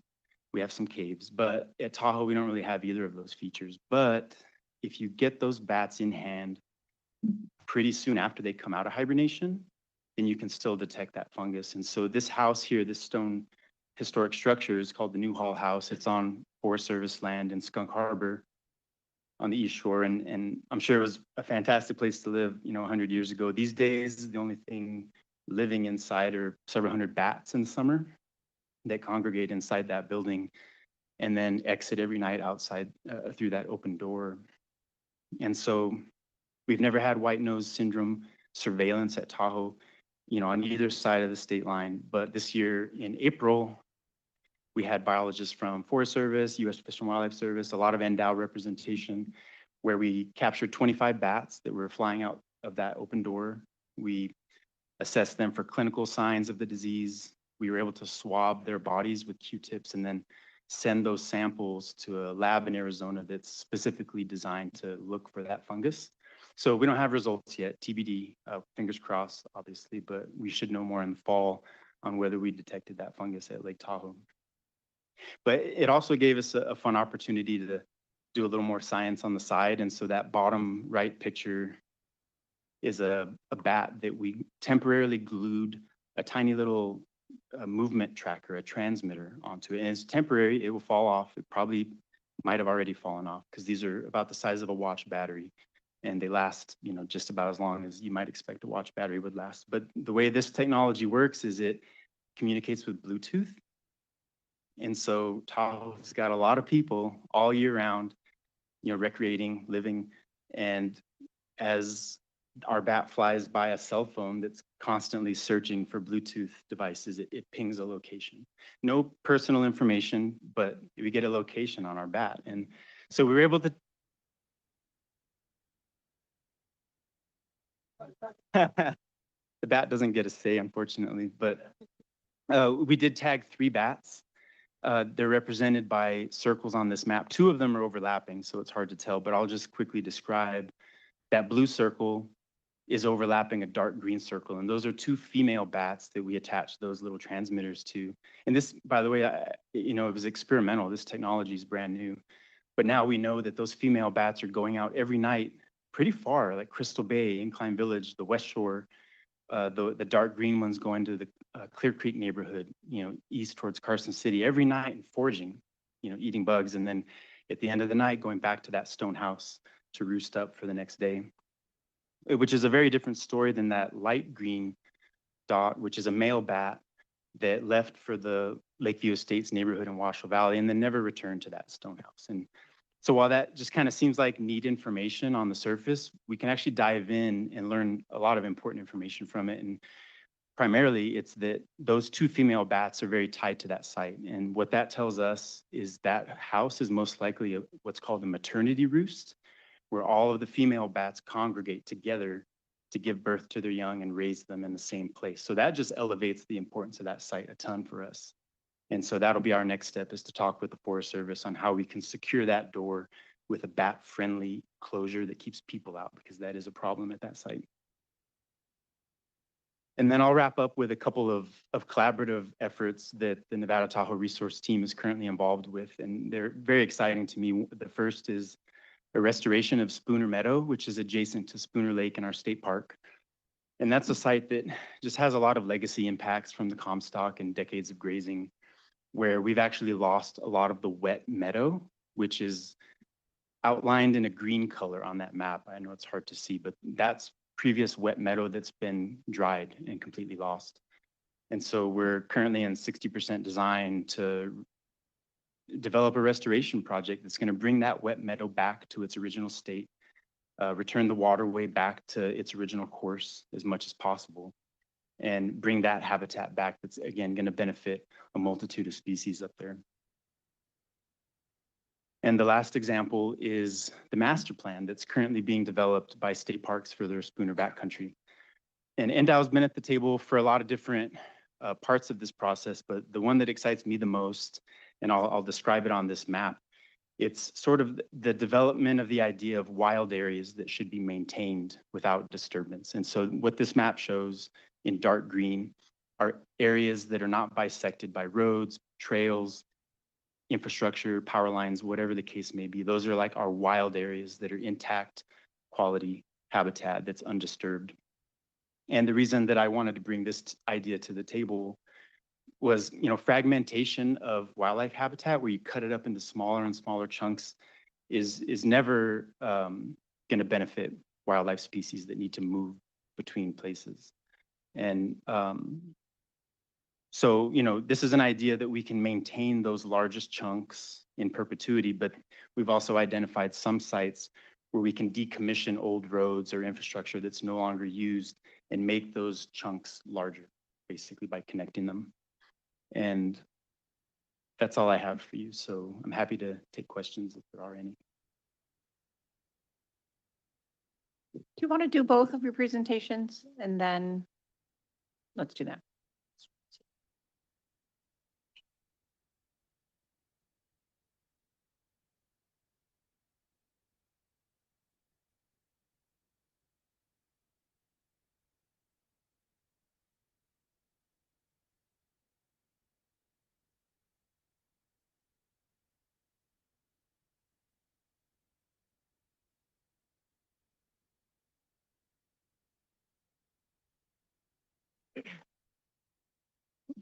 Hi, everybody. My name is Becca Carniello. It's BECCACARNIELLO. I want to thank you for allowing me to talk to you today about managing human-bear conflicts in the Tahoe Basin. The Nevada Department of Wildlife has been continuously studying our black bear population for 30 years. We have a total sample size of over 1,400 individual bears. We've marked and released over 820 bears. We've deployed over 200 GPS collars as well. We've published over 15 peer-reviewed articles in scientific journals. All of this really is to say that we have a lot of information about our black bear population. In the state of Nevada, in our occupied range, we have between 600 and 700 individuals. But if we zoom a little bit closer to the Lake Tahoe Basin Management Unit, I really have to talk about both California and Nevada here because we share a black bear population with our neighboring state. The approximate Lake Tahoe Basin black bear population is around 500 individuals. I used a density estimate from a study published in 2022 of 0.84 individuals per square kilometer in the Lake Tahoe Basin, which is one of the highest reported black bear densities in North America. The number one reason we are called in the state of Nevada in general for human bear conflicts and interactions is for garbage related issues. I always like to point out 2022. In 2022 and in other years before that, we had a significant drought. We also had a late freeze that caused a natural food failure on the landscape. During those years, we have that significant impact on natural forage. Bears have to travel around a lot more looking for food, and they're going to come across our human provided food sources a little bit more. So we see triple the amount of calls. In the Tahoe Basin specifically, we have between 80 to 200 calls a year. Mostly the number one reason we are called for human bear conflicts in the Tahoe Basin is for home invasions. So out of 191 calls in 2023, 52 of those were for home invasions, so 27%. It's usually between 24 and 30% of our calls in the Tahoe Basin are for home invasions. On the California side, They get about 500 calls a year in the Tahoe Basin alone. Over 200 of those are for home invasions. This is just another breakdown of our calls by location from 2023 to 2025 in Nevada specifically. About a quarter of our calls are for the Tahoe Basin. Since we have been keeping record, we have had 10 incidents resulting in human contact or injury in the Tahoe Basin. 6 of those have happened since 2023. For the California Department of Fish and Wildlife, since 2023, they have had 8 incidents resulting in human contact or injury. You can see from the causes of these, most of them are due to home entries or vehicle entries. Across black bear range and general black bear behavior, most incidents in North America that result in human contact or injury are due to surprise encounters. And you can imagine when a bear is in a home, that chance for a surprise encounter, it's unfamiliar territory for a bear. A human is usually startled by something happening in the kitchen, waking up in the middle of the night, and that chance for a surprise encounter is much higher. Despite us having pretty good bear-resistant infrastructure in the Tahoe Basin, garbage is still a huge issue. We have a really high tourism, I'm sure, as a lot of you know, but what tends to happen is that people are either unfamiliar with utilizing that bear-resistant infrastructure, or it's completely full, the dumpster is full, and they put garbage on the outside. And not only that, we're all human, people make mistakes, they accidentally leave food out. But with having such a high density of black bears in the basin and having such high visitation, the probability that these seemingly small mistakes happen is really, really high. And so these bears are consistently getting these positive food resources, positive food rewards from humans. And of course, we have the added challenge of campground management in the Tahoe Basin. We just have truly a huge supply of human food. And again, we have so many visitors that are coming in. It's sometimes really hard to be able to educate all the people on how to properly coexist with black bears. And sometimes people who are very familiar with recreating in black bear country are not as familiar with bears who are very used to being around people, might be a little bit bolder in their pursuit of some of these human foods. And sometimes they're going to stand their ground until the person backs away from the picnic table. And then the bear is able to get that positive food reward. So we have all of these huge chances for these positive experiences. All of those positive experiences can potentially lead to bears becoming bolder in their pursuit of those human foods and lead to home invasions. We have bears that will break through glass windows, break through glass doors, push in a deadbolt in a door to get into an occupied dwelling. And I want to emphasize that home invasions do happen in other parts of the United States across black bear range, but they do not happen to the extent that they happen here. The state of Connecticut has between 1,000 and 1,200 black bears. Over the last 6 years, they have had 265 reported home invasions.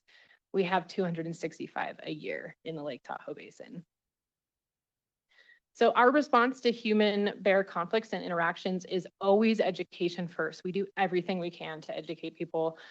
We put next door posts out, we have TV commercials, we host events, we go to public events, we go to schools and give presentations. We are part of the Tahoe Interagency Bear Team. TRPA is also a member, but it's a collective of land managers and biologists in the Tahoe Basin. We meet monthly. We put out almost monthly press releases. We discuss emerging issues and we try to communicate with the public on how best to coexist with black bears. We're also hosting 2 screenings of Bears of Durango this weekend at DL Bliss on Saturday and Sugar Pine Point on Sunday at 8:30 p.m. It's a really incredible documentary. So I highly recommend if you guys can attend. We put out non-lethal deterrents. So we have electric fences and electric mats that we loan out to people.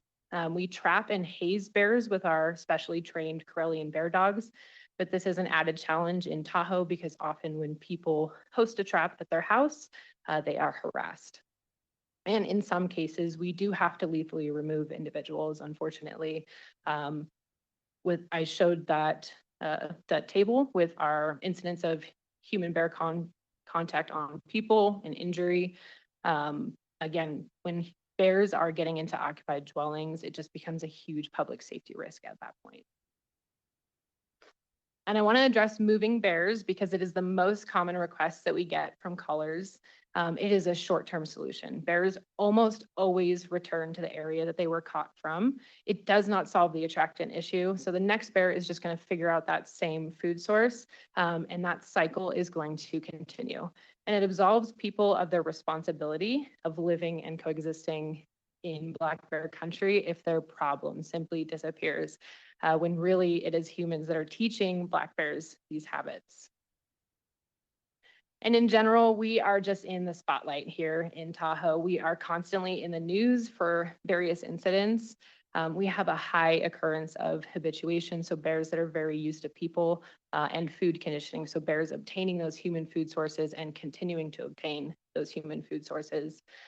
The way that the media sometimes portrays our bears can cause people to treat our bears as tame without exercising appropriate caution. So people feel emboldened to take selfies with them, to approach them. Some people have even been reported to leave food out so that they can get a video of the bear. We have an increase in bear viewing, especially at Taylor Creek, where we have the landlocked salmon. This adds to habituation because those bears are constantly seeing people, and people are, again, emboldened to get really close to these bears to take photos of them.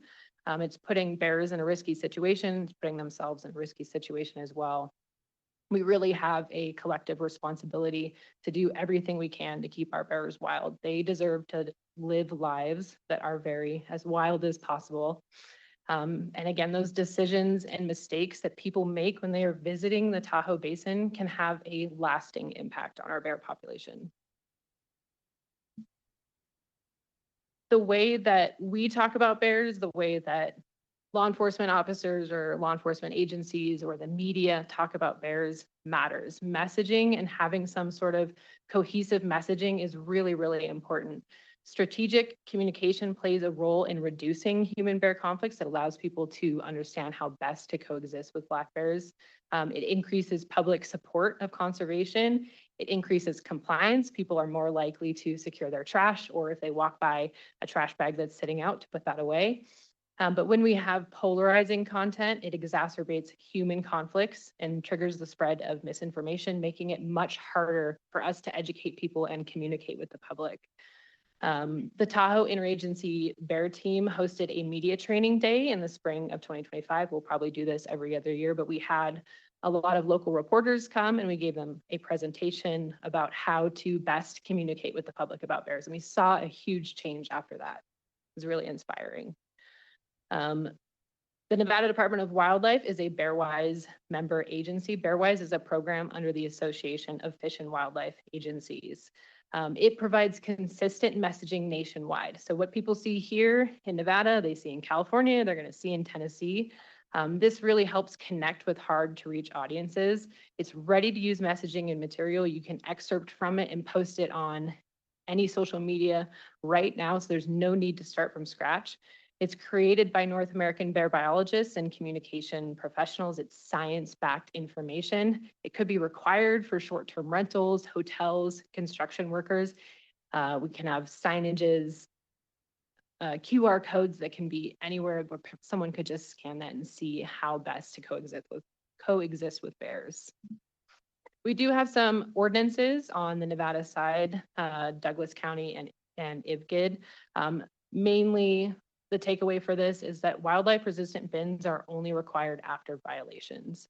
A little bit of that has changed because South Tahoe Refuse Services, Douglas County, and the Tahoe Basin side. So the base service now is that locking trash can.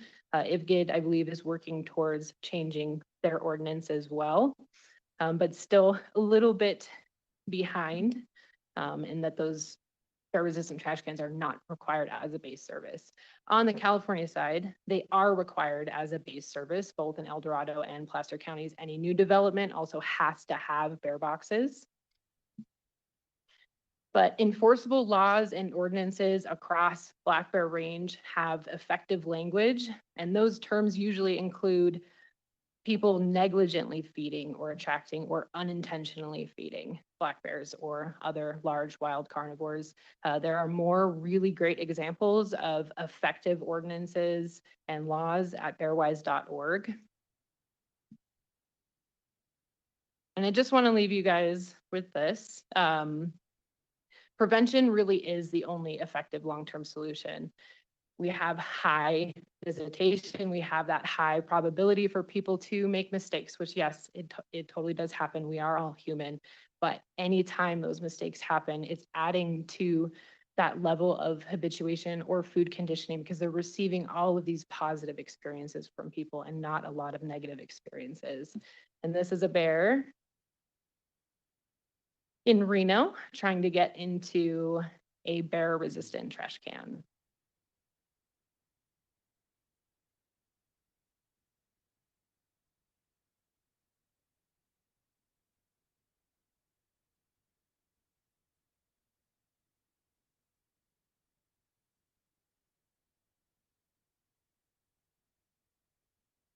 So not only was that bear rewarded, it's now going to go try and find somewhere else to forage. Hopefully the rest of the neighborhood has their stuff locked up as well.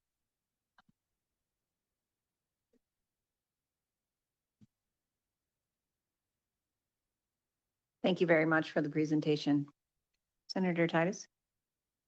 Thank you for your presentation. I live with bears. I mean, I don't live with bears. My husband can be a bear sometimes, but other than that, having said that, I live in Smith Valley at the mouth of Hoy Canyon.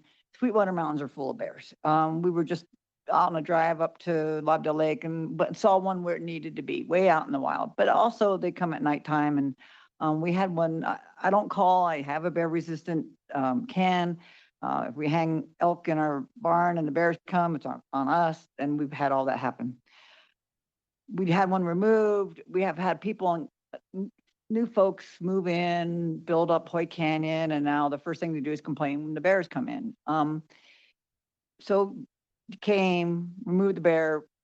3 days later, it's on, it's back. I mean, we need to learn. So presentations like this are great. I'd be very interested in more information on regulations, because there's restaurants that don't do anything and constantly have a bear in the garbage, the CG bar across the street.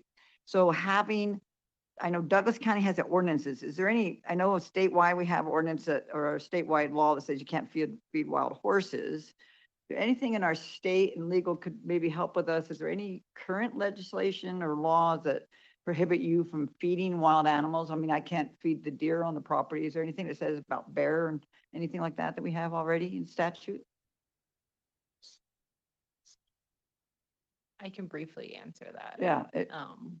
Okay. Sorry, Becca Carniello for the record, and I can't speak directly for law enforcement, but as far as I know, we do have a law that prohibits intentionally feeding big game. And the first thing that happens is that you get a warning. So I think it's the intentionally that can be a little bit difficult. Right. I'd love to have your presentation, a little bit more information on what we have, because I think your numbers are probably low. I mean, I can tell you in Sweetwaters, I don't know, do you have a number for how many bears we have in the Sweetwaters? No, thank you for the question, Becca Carniello, for the record. We don't. So we have a main study area, and the main study area includes Carson Range and the Pine Gap Mountains. Just last year, we extended our study range, and we did start a capture mark recapture study in the Sweetwaters and the Pine Grove Hills. So we're hoping after a couple years, we'll have a better estimate for that area. All right, thank you. Thank you, Chair. Thank you, Chair. Thank you very much for the presentation. A question on the owls.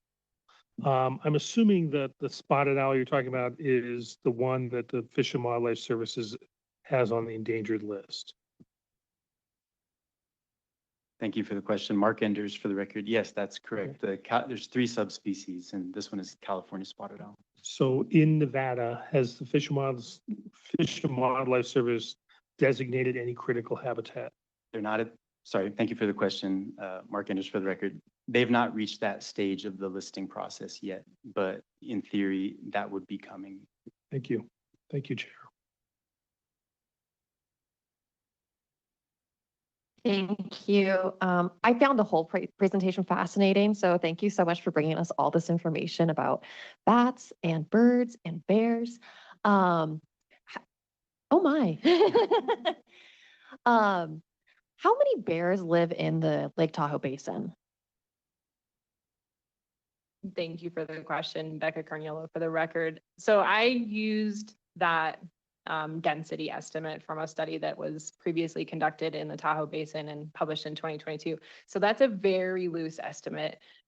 We don't have a great estimate of like a California and Nevada side combined. And again, our study area from the Carson Range to the Pine Net Mountains, we have bears all the time that go. It's like their whole home range is the Carson Range and the Pine Net Mountains. But on the Nevada side specifically, we have about 400 to 500 bears in that area alone. And so that density estimate that I use, that's just a snapshot in time for density estimates because you're collecting some sort of sample over a period of a couple of months. And then you can derive that density estimate. But it's pretty safe to say that at some point in time, we have a fluctuation of between 400 and 500 individuals in the Lake Tahoe Basin on both sides. Thank you. And could you go back to the slide on human injuries? What I'm driving at is like, how common is it? How uncommon is it for a bear to charge and maul a hiker, for example? Thank you for the question, Becca Carniello, for the record. It is really uncommon. Most commonly, those incidents that result in human contact or injury with a black bear are due to a surprise encounter, and those are typically just pretty minor, relatively minor injuries. That's about 23 a year on average in North America. Black bears only kill between 2 to 3 people per year on average in North America. There are almost 1 million black bears in North America, and they overlap with people in so many different places. So there are thousands of encounters that are happening. They can be dangerous, but they are rarely dangerous. They just always deserve our respect. Thank you so much for your presentation. Any other? Okay, great. Thank you very much. That concludes that agenda item. Our last, no, not our last, our second to last presentation for the day is on the Tahoe Science Advisory Council. I believe we have a team of scientists coming up.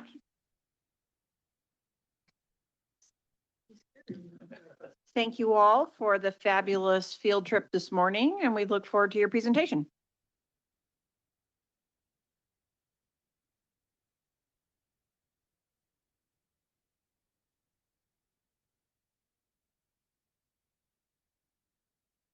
Okay. Thank you for the committee and thank you to TRPA for organizing this. We are representatives from the Tahoe Science Advisory Council.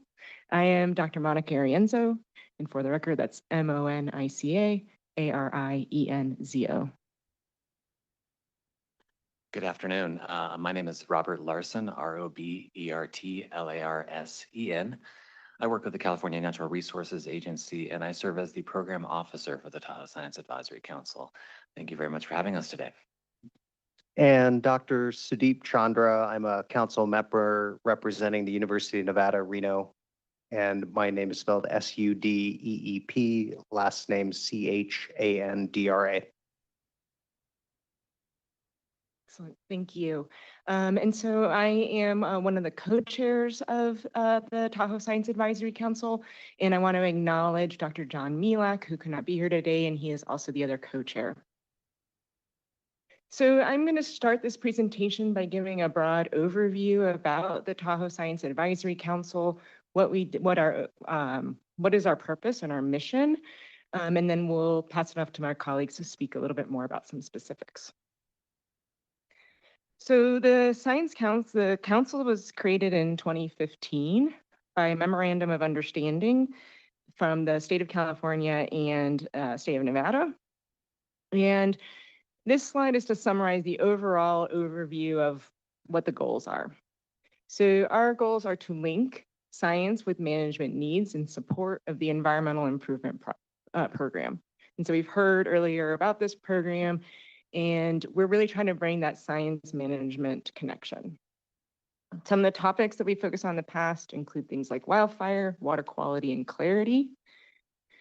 We've also, one of the roles that the council has served is in identifying emerging issues and scientific advances. One of the best examples of this is the efforts we took when the New Zealand mud snail was first identified in Tahoe.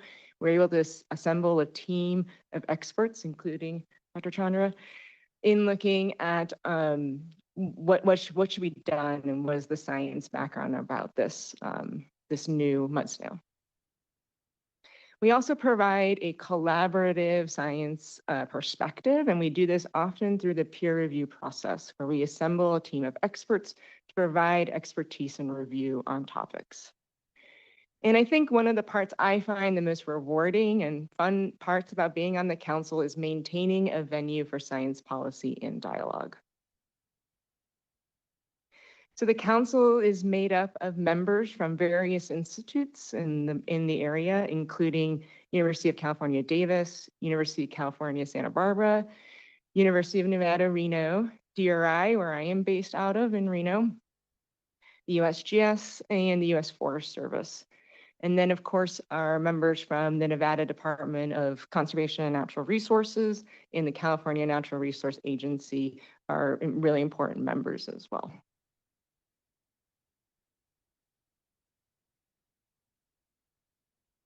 So I don't have the chance today, because it is Friday at 4 o'clock, to talk about all of the wonderful things that the council has done. But I really want to use this time to focus on the last year's accomplishments as an example of some of those activities of what we've done.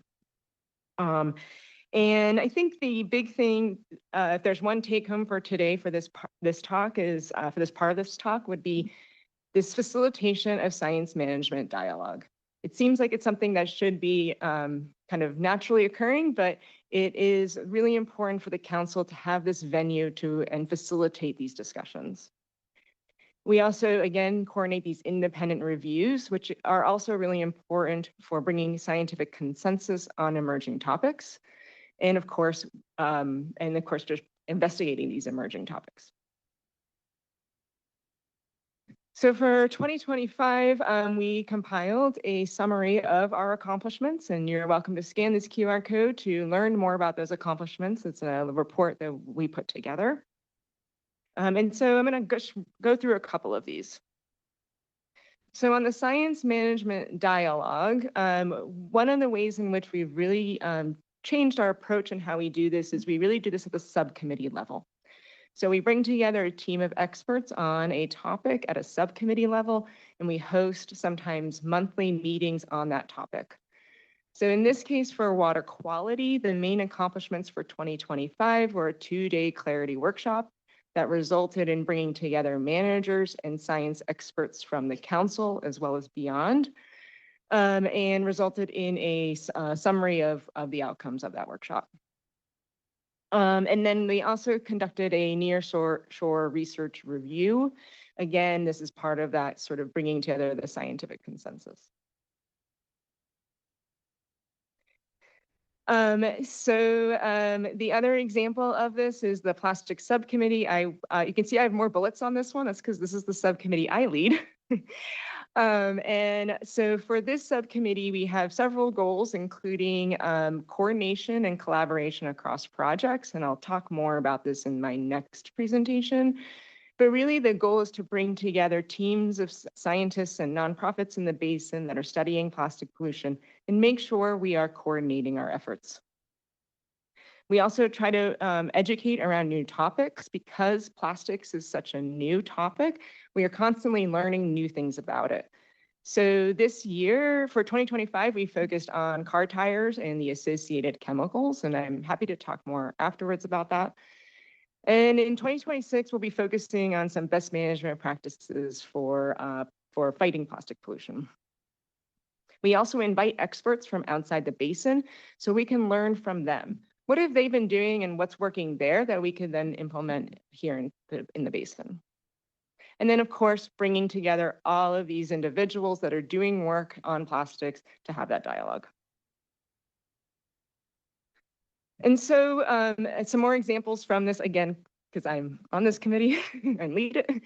In 2024, we wrote this document outlining what is known about plastics in the basin and what is unknown. And that's shown there on your left. And you can, again, scan that QR code to download that document. And this was, again, written at the subcommittee level, so bringing together science experts as well as managers in the basin. And then what we were able to do was TRPA then took this document and was able to have actions associated with it. So one of the actions that they have since had is to update their stormwater handbook. And really this is to help disincentivize the use of plastics in stormwater projects. The second TRPA response was to create additional conditions for plastic removal at project sites. And this is really through the process of their permitting process. So part of the permitting process requires now review to make sure plastics are removed. And then thirdly, TRPA has really been pushing to discourage the use of monopines on wireless telecommunication structures. And then fourth, to push to have closed cell flotation for shoreline structures. So this is really to avoid those polystyrene beads exploding across the lake. And so this is just a great example of the value of the council in having that science management discussion. So another accomplishment that we wanted to highlight from 2025 was these peer reviews. So the ways we bring together experts around a topic. Two of those peer reviews included looking at the Tahoe Keys aquatic weeds control methods test, and we heard a little bit about some of those efforts earlier. And then we continue to work with TRPA on their threshold evaluations, and that's something that will continue into 26. So now what are we working on so far in 26? We continue to expand this subcommittee approach for the council. So we have a new subcommittee that's focusing on sort of the upland ecosystem and monitoring there, because we recognize that we focus a lot on what's occurring in the lake itself, but a lot of that originates up in the uplands. So in an effort to kind of elevate that discussion, we did start a subcommittee on that. We continue to expand Tahoe Science Network, and that's primarily done through our networks that we have. So bringing other scientists into the discussion. And then, of course, continuing to strengthen our partnerships with our managers. And so for the thresholds, we will continue to work on biodiversity. And I know that TRPA is very interested in the recreation threshold discussion, and that's something that the council is committed to also being a part of that discussion. And so with that, I will turn it over to my colleagues. Great, it's Sudeep Chandra. And so I'd like to talk to you a little bit about envisioning a stronger council into the future. And I'll do that by giving you a little more historical context. It's been about 10 years since the council has been in play between the two states.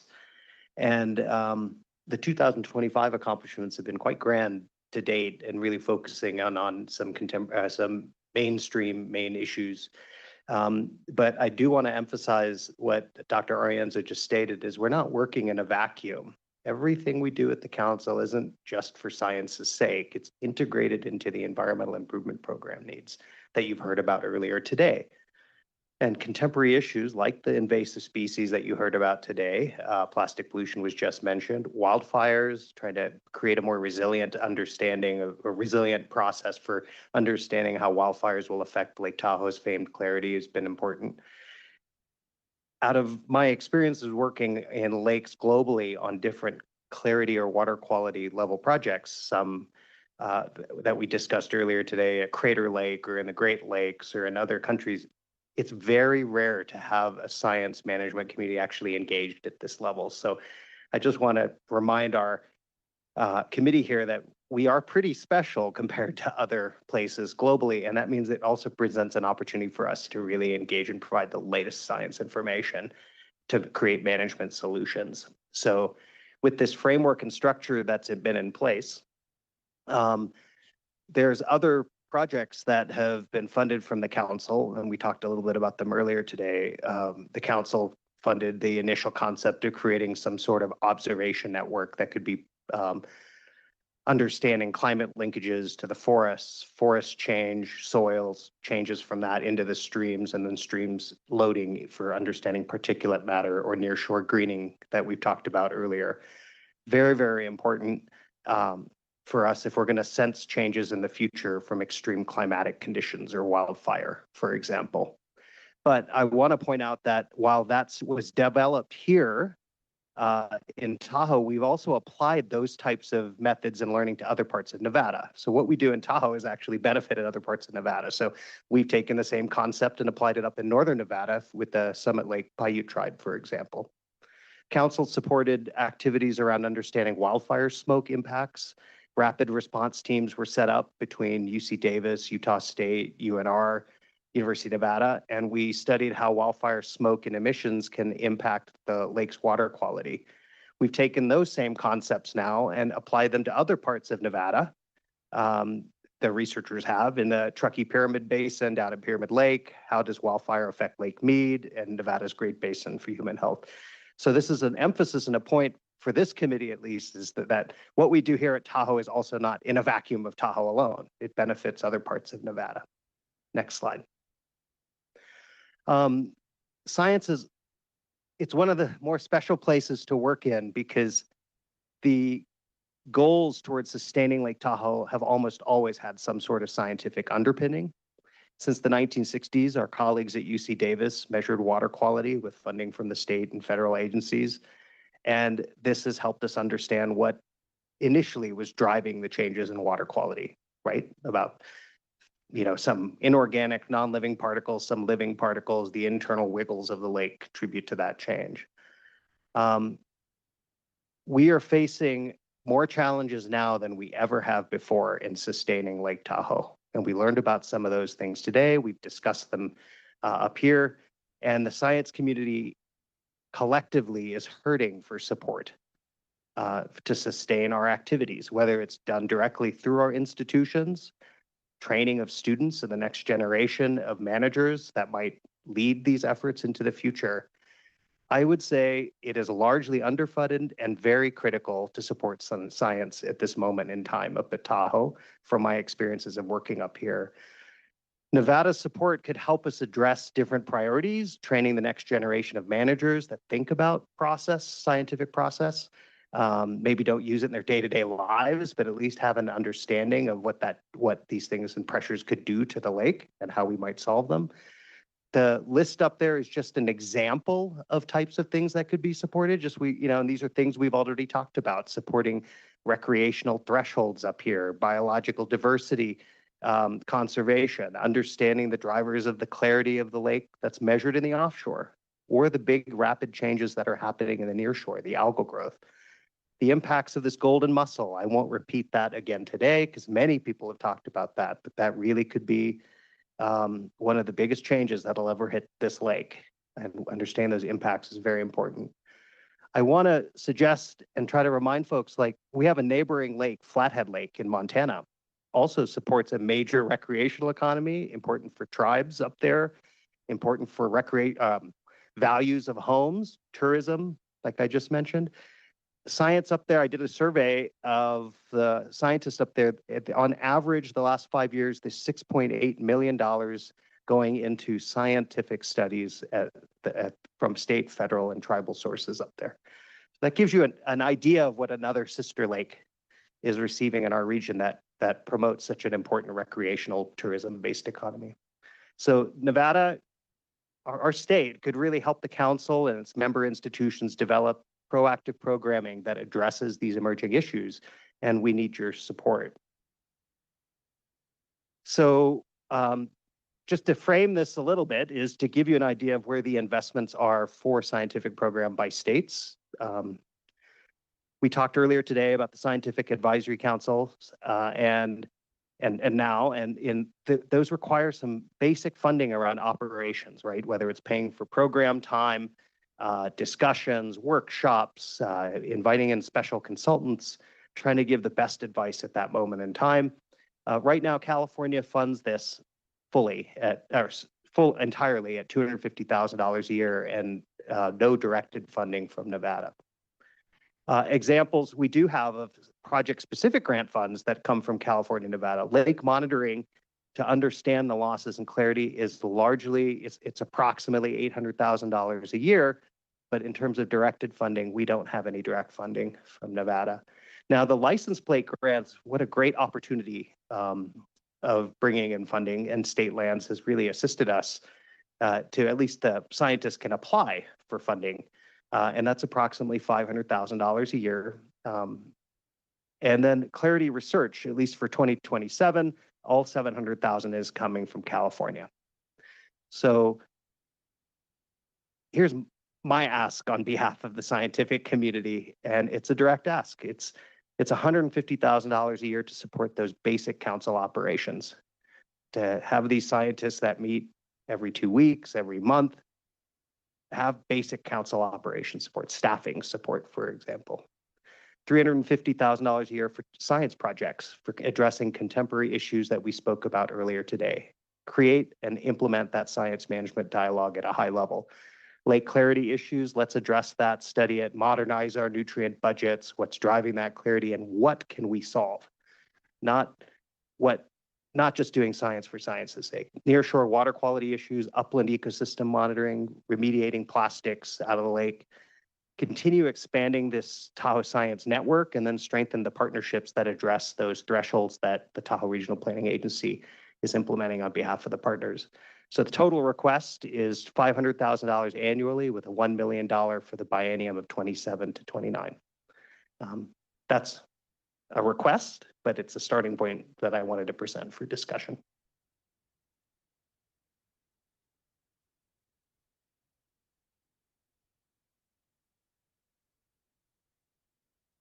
While my colleagues are thinking, I have a question. So at every committee meeting that we have had during this interim, during public comment, we have had members of the public come up and express their skepticism that the current policies that TRPA is practicing, that they're implementing, their skepticism that they're based on science. As the Science Council, what's your response to, is TRPA doing a good job of using science to guide their decision? I'll give you one related to clarity. It's one that we would not only implement here in the basin, but in other places like the Chesapeake Bay. We know they're implementing it in the Great Lakes. The idea that you need to protect or minimize the amount of non-living particles coming to the lake to protect the lake's clarity, that's fundamentally based on scientific information. It's been peer reviewed externally. We know these particles that come in and nutrients from the watershed are very important. The Regional Planning Agency and their partners, if you look in the details of the different state agencies, some of the nonprofits have facilitated funding to help with purchasing buildings on sensitive ecosystems like meadows and restoring them. Absolutely critical to put wetlands back to prevent nutrients and particles from running to the lake. That's science supported. And if we had done something different, we'd have a much worse clarity condition in the lake. Another example would be, we've discussed the invasive species programming here of prevention quite a bit today, the importance of keeping species out. There are dozens of papers published in the science literature just for Tahoe, and thousands in the literature of how an invasion in water can affect water quality, period. And some of it is irreversible. So a prevention program that's based on scientific information, I don't think that's out of question at all. Again, Robert Larson for the record. It's a great question, and we've certainly heard that skepticism before. Jennifer Carr gave a fantastic presentation today about the Tahoe TMDL. And the Tahoe TMDL underpins water quality regulation and water quality policy in the Tahoe Basin, full stop. And that work was roughly a decade and $10 million worth of science research and monitoring that drove the decisions. And It wasn't influenced by any particular agency or state. It was really driven by a objective science assessment of what was causing the problem and what would cause the solutions. As Jennifer mentioned, we went into that thinking that clarity was driven by nutrients and came out with a different outcome. And that outcome drove different policies for how we restore streams, how we deal with our stormwater, and how we address and how we target the clarity response that we want to see. So I would argue that more than most places, the water quality regulations and the water quality policy that we have in Tahoe is science-based. And it's an ongoing conversation. It's not like we stopped talking about water quality in 2010 when the TMDL was adopted. There's continued research and monitoring, and there's continued dialogue through the council and in other venues. Another example I'll give is the threshold evaluation that was mentioned today. Every 4 years, TRPA does an assessment of its thresholds. And the last 2 times that has been done, they have engaged with the council to do an independent peer review of their threshold evaluation. So TRPA did an assessment of the data that were collected either internally or externally, did an assessment of where they were within their thresholds, and then they provided those results to, in the instance this year, 9 different independent experts who weren't involved in many cases in the Tahoe Basin. We had experts as far as Virginia, we had experts in Canada, we had experts all over the country looking at what TRPA had assessed and providing their feedback. And in many instances, that feedback changed TRPA's assessment. So again, to suggest that TRPA isn't responding to science or isn't considering science, I think is unfair, considering the direct scientific engagement that happens on a daily basis and the many examples of where science has influenced the policy decisions here at Tahoe. Thank you for providing that input. Members? Okay, Senator? Thank you. I was hoping that we could go back to the plastics a little bit because I also have a special interest in, maybe that's not the right word, but a particular interest in how plastic pollution is affecting the lake, how it's affecting the lake. And it seems to me that there are kind of 2 different categories, at least 2 different categories of plastic. And in the last year, you focused on, I think you said, dryers with like our clothes dryers and tires. Do you have a focus for 2026 or 2027? Thank you, Senator, for that question. For the record, Monica Arienzo. I will talk more about the research my lab is doing on plastics. So speaking from the council perspective, the goal of the subcommittee is partially education, and so we ask the people who attend our meetings, what do you want to hear about plastics?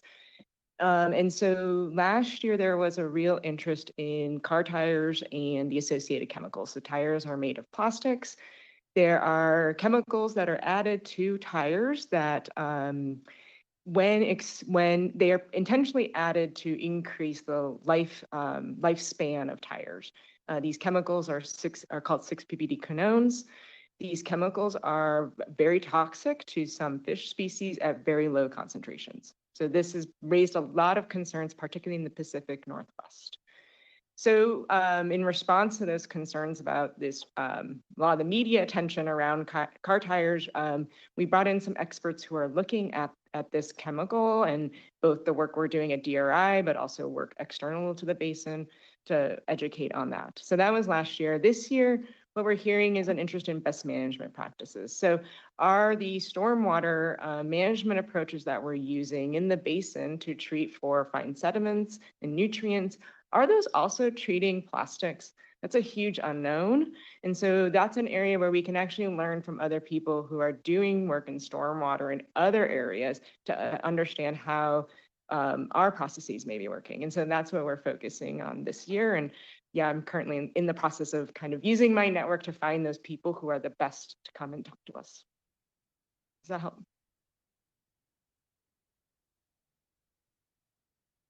Thank you, Madam Chair. You mentioned the monopine cell towers, and I'm curious to learn more about that. How many exist within the basin? Length of life? If you had conversations with the industry, or kind of where are we trending, or what is the response from the industry on those cell towers, et cetera, et cetera? Thank you for that question. For the record, Monica Arienzo. I don't have those numbers in front of me. I have sat in some meetings where we've discussed that topic. I will say I was asked to measure the chemical composition of the monopines and confirm that they are in fact made of plastics. Off the top of my head, I don't remember what type of plastic. But I think, you know, any efforts we can put forward to reduce plastics in the basin is good, right? And so if that means finding disincentivizing or finding alternatives to monopines is of course a good step for removing that plastic input. Could you quickly just define monopine? Yes, for the record, Monica Arienzo. So a monopine is when a cell tower is covered in those fake pine needles. And so sometimes it looks like a giant redwood tree in the middle of Washoe Valley where I live.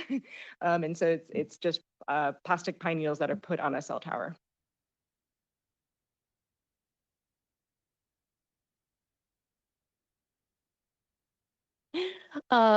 So that's one type of plastic pollution to the lake. Can you talk a little bit about plastic water bottles and how they contribute to the health of the lake?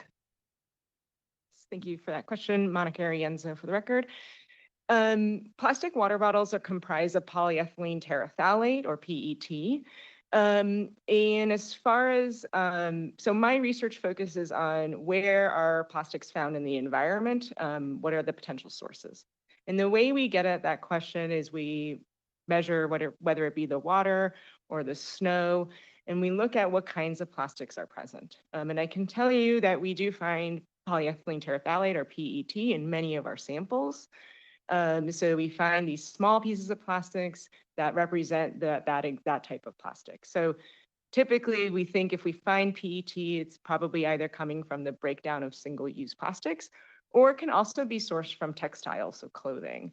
And we can kind of use some other forensic techniques to figure out which it may be. But I can tell you, yes, we do find PET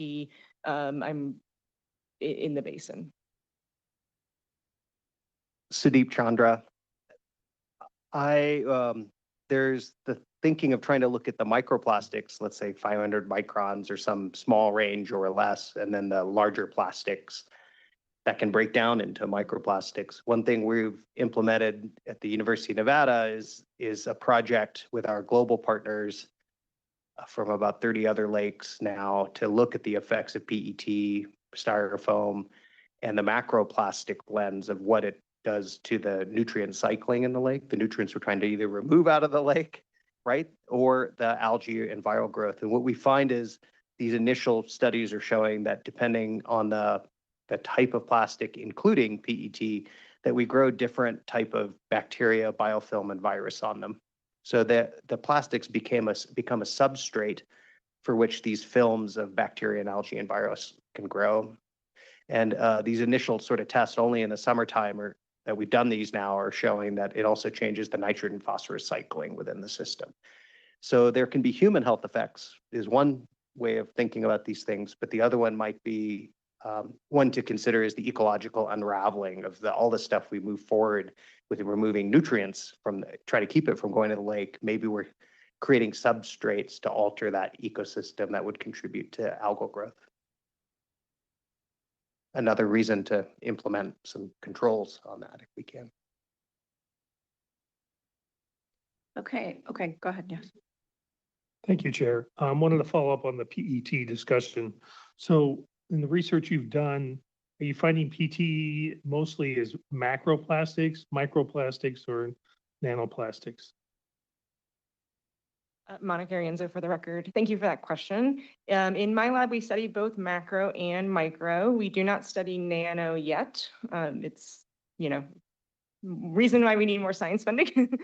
But we find PET, we find water bottles or, and I'll talk a little bit about this in my talk, but we do find PET in our macroplastics, but a lot in our microplastics. I think maybe we should have had you do the plastics first and then the broader science, because clearly there are a lot of questions about your plastics. I think we should just roll right into your plastics presentation. Why don't you do that? Thank you all.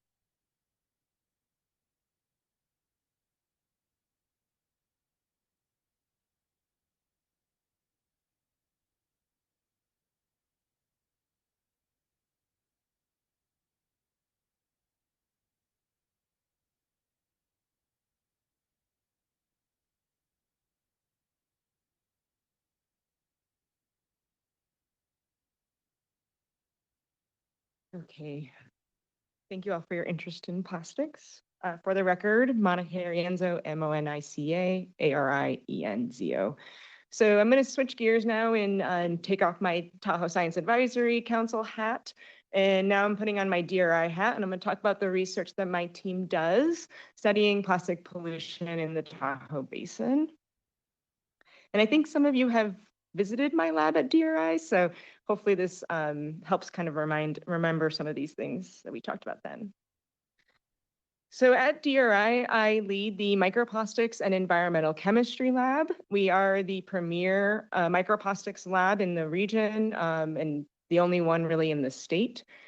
My team is comprised of early career scientists, of graduate students, as well as undergraduates. And I'll talk a little bit more about how we integrate students in our science, because as Dr. Chandra mentioned earlier, integrating students early into the science is really important for whatever they choose to do down the road. And if you're interested in learning more about my lab, that's the link there on the DRI website. So we've already talked a little bit about this, but if there's one thing from this part of the talk I hope you take away today, is that when we use this term to talk about plastics, we say plastic pollution or microplastics, we're actually talking about a pollutant that's very complicated because we have a whole range of different chemistries associated with that term. So here I've listed some of our most common types of plastics. And, if we use, for example, PET as an example, right? That's our water bottle. And if we compare that type of plastic to, say, our plastic bag, right? That really thin film plastic, those are have two different chemistries, which means the way those plastics are going to interact with the environment and the way that they may move in the environment and interact with biota or with human bodies is going to be different. And so if there's one thing to take away is when we say plastics, it's complicated.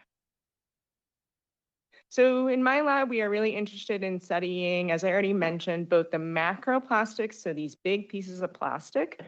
And this is a photo from work we did with Clean Up the Lake, looking at plastics that were found at the bottom of Lake Tahoe.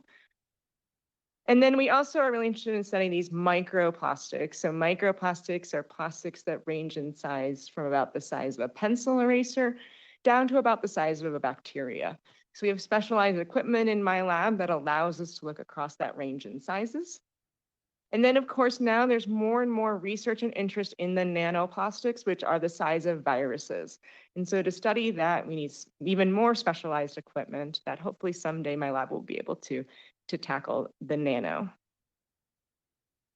This is an example of some of the standards we use in my lab, and I like to show this again to highlight the complexity and the diversity of this type of pollutant. So here you can see we have some plastics that are long and thin. These are fibers derived from textiles.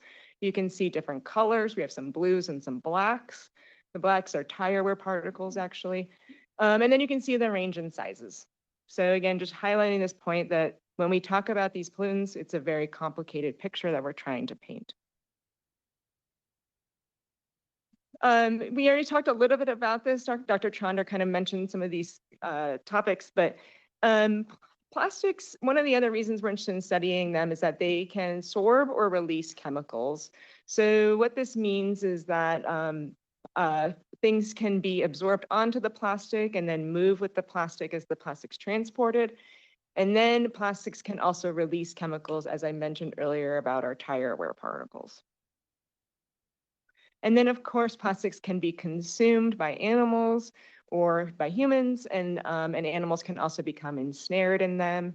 and there can be associated effects, especially for the smallest little animals in our environment. So how do we think about plastic pollution in our watershed?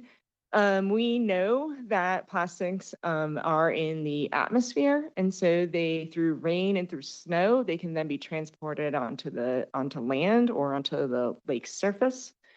We know that they accumulate in our snowpack, and then as snow melt occurs through runoff, those plastics can then be transported into our rivers and eventually into the lake. We also know that plastics can be transported through stormwater, and as I already mentioned, through the tire wear. And of course, through our own actions as in our residences, right from washing and drying clothing, and then also the breakdown of those large pieces of plastic to smaller pieces of plastic. Ultimately, plastics may bioaccumulate, so they can be consumed by organisms. They can also end up accumulating in our sediments. We also know that plastics can be exported out of the lake downstream to where I live in Reno along the Truckee River. So how do we study this? In my lab, we study atmospheric depositions. We study what's in the atmosphere with collaboration with UC Davis. I do a lot of, my prior work really was in looking at snow and ice. And so one of the first things I wanted to do was look at the snow to understand if our snow is accumulating microplastics. So that's a big area of research. In collaboration with the League to Save Lake Tahoe, we study residential sources of microplastics through dryers mostly. And then I also have done some research on, my team has done research on microplastics in the Truckee River, so understanding export out of the lake. But for today, what I'm going to focus on is work we did in collaboration with the League to Save Lake Tahoe, looking at this question about macroplastics. So this work was, as I mentioned, a collaboration with the League to Save Lake Tahoe, Eco Clean Solutions, as well as the Truckee Meadows Community College. So studying plastic pollution or the macroplastics is a really great way to engage students in science. And so what we did was we took, for 2 summers, we had community college interns who learned the scientific process. They learned how to collect data, how to analyze the data, and then they ended their summer by doing a presentation to the partners you see listed here. We also had repeat interns. So what we did was some of the interns stayed on from year 1 and actually became mentors in year 2. So they were able to not only learn the scientific process, but then also learn how to mentor others. So this is a real, we did this for 2 summers. I hope we can do it again in future summers. It's been really a joy for me to get to see these students come into our lab and really learn about the scientific process through plastic pollution. It's also fun because they often start and they're like, oh, gross litter. But then by the end of the summer, they've picked out what their favorite litter is, and then they get super excited when they find it. So it's really it's a really fun project.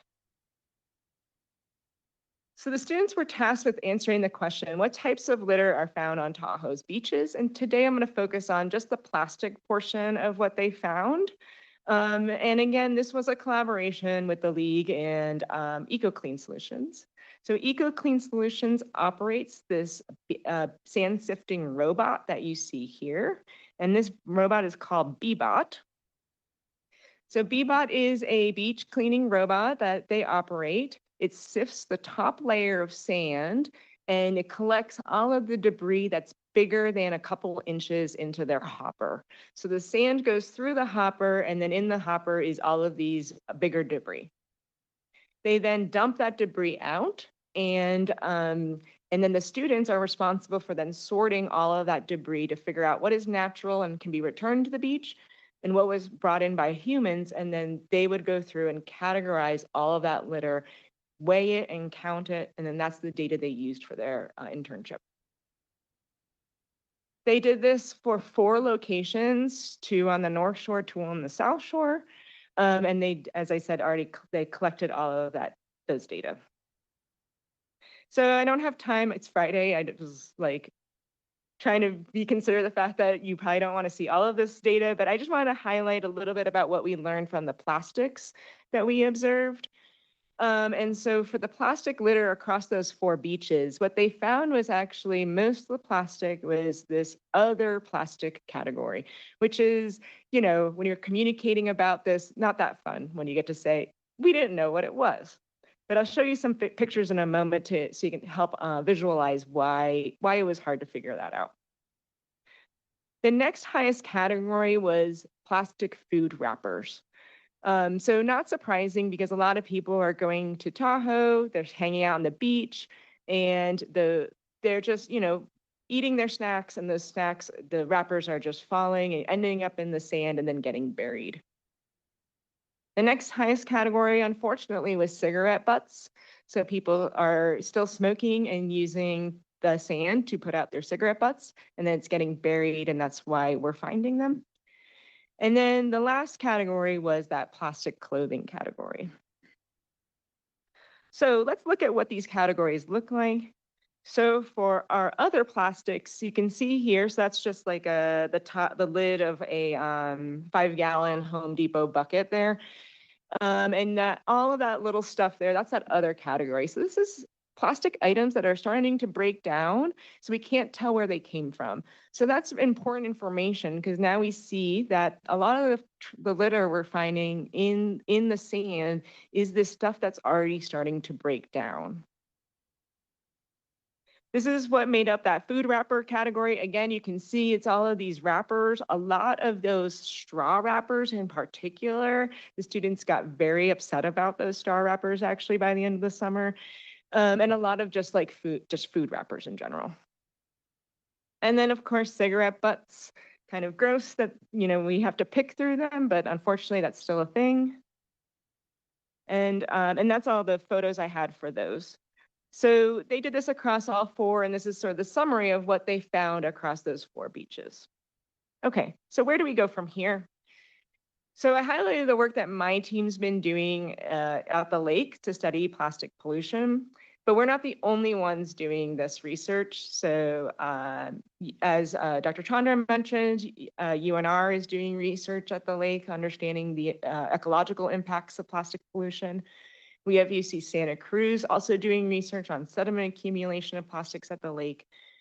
And I think that the value of, for me in serving on the council is that I have the opportunity to help kind of bring together these groups and make sure that we are doing science that is collaborative, that is informing each other, and that way we can ensure we're comparing apples to apples. The other thing is that as we think about kind of what we've learned so far about plastic pollution, everywhere I have looked, I have found microplastics. And as I'm sure you all know, macroplastics are everywhere. And so as we think about where do we go from here, I think it's really important that we think about steps we can take to limit plastic escape into the environment, and how we can do that, the steps we can take to limit that, while also making sure that the steps we take aren't causing further harm in other ways. And so that's really the value I see in doing this research and also serving on the council. So to summarize, microplastics have been found everywhere. With all of the beaches we've studied for litter, we have found plastic. The plastic litter that the students studied was mostly this other litter, so this plastic that's starting to kind of break down. And we have a lot of opportunities here to do targeted education around these litter items. The other thing we observed that I didn't show is that we found that public beaches had a lot more litter than private beaches. And so, and we attribute this to the fact that more people visit public beaches. So if we wanted most bang for our buck, it would be to do continued education or continue interventions at public beaches. So that could be things like putting out trash cans that are bear-proof or other interventions like that. And so of course we need to continue to study this as we implement steps to reduce plastic pollution or plastic escape into the environment. We have to continue monitoring to understand the efficacy of those steps that we take. And so with that, thank you. Thank you for the presentation. Go ahead, Assemblyman. Thanks, Chair. Quick question on your breakdown of plastics. Is that by weight? good question. For the record, Monica Arienza. I don't remember if that one was by weight or by count, but it's pretty similar across them for the plastics. Thank you.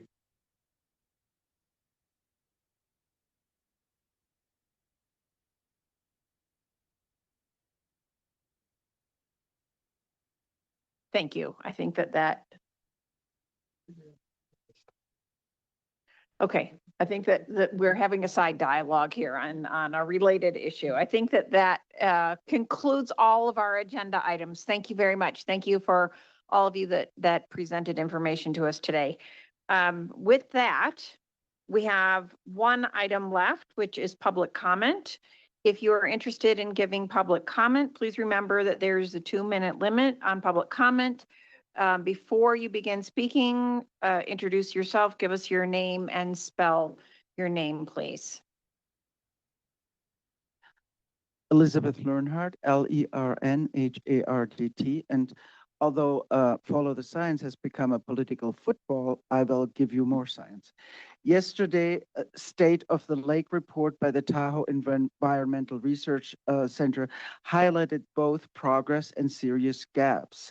Director Stephanie Hampton noted that winter lake clarity, as you've been informed already, stabilized, but summer clarity continues to decline. Unfortunately, the zooplankton monitoring research has been discontinued that I mentioned before due to the lack of funding.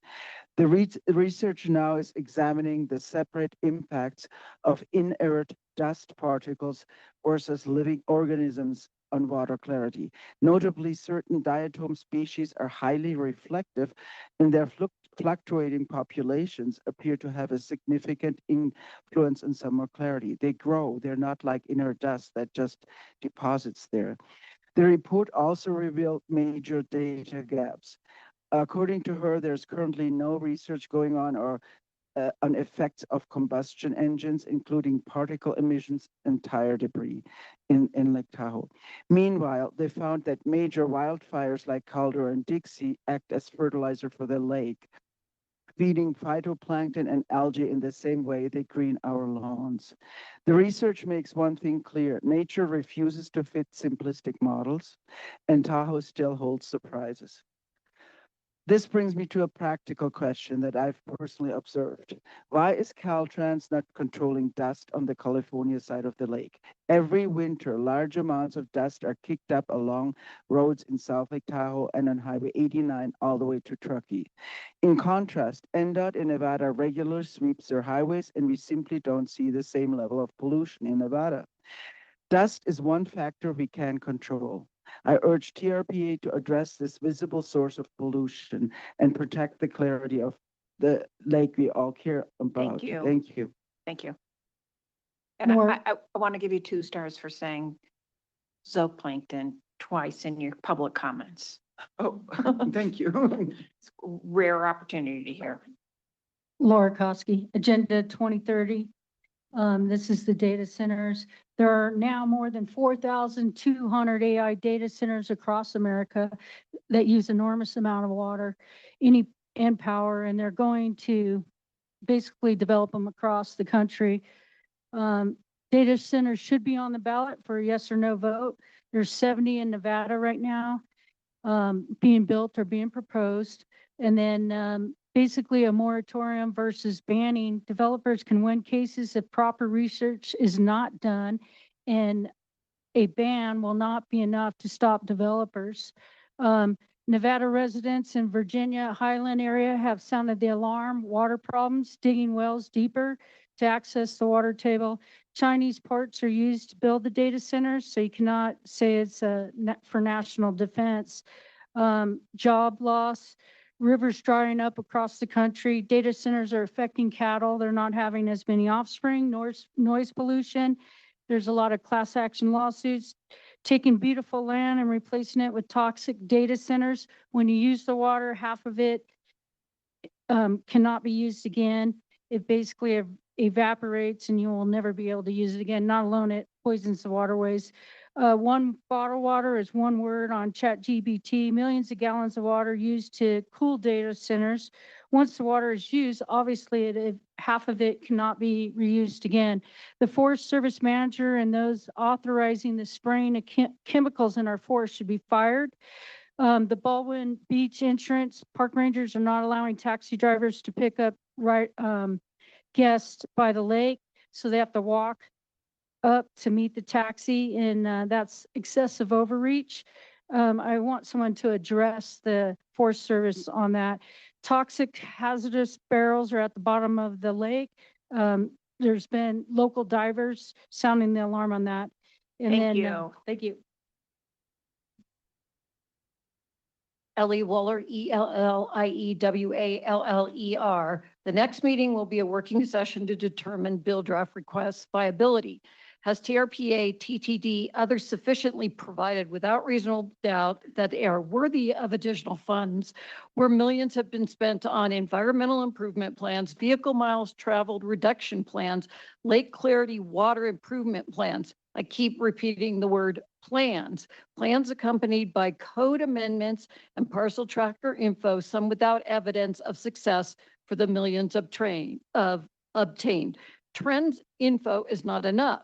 What has effectively been implemented for those millions?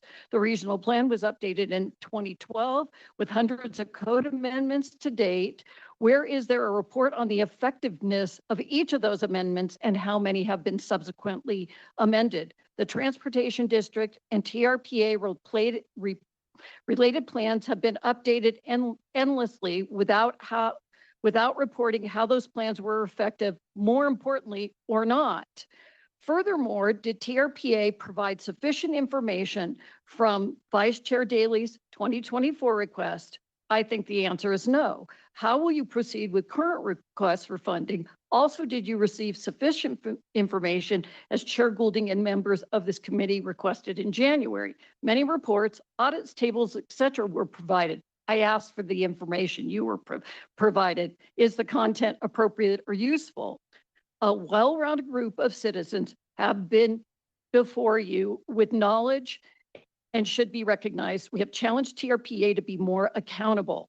Examples: Douglas County, Tahoe Blue Event Center, VMT issues. Number 2, Tahoe Beach Club runoff, lake issues. Number 3, proposed Barton Hospital site, run-on and runoff issues due to BMP failures. Thank you.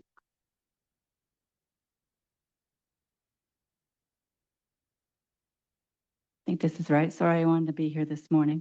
Good afternoon, Chair and members of the Nevada Legislative Oversight Committee. My name is Niobe Burden, B-U-R-D-E-N. I live in Tahoe Vista and am a conservation photographer.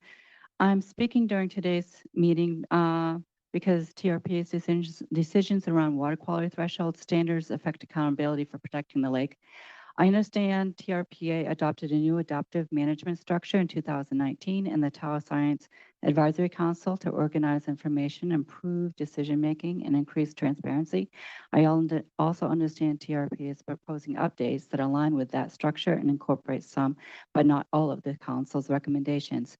My concern is that what happens to the recommendations that were not adopted. I'm asking TRP to be made public clearly and specifically which Science Council recommendations were not adopted, the rationale for each non-adoption, and what evidence or governance considerations led TRPA to depart from Council's advice. If TRP is serious about adaptive management to improve transparency and accountability, the public should be able to see what has been agreed to or rejected, maybe in a matrix. I'm also concerned about nearshore water quality. The C-sheet disc test is important, but it captures only a very limited picture of what's happening in Lake Tahoe.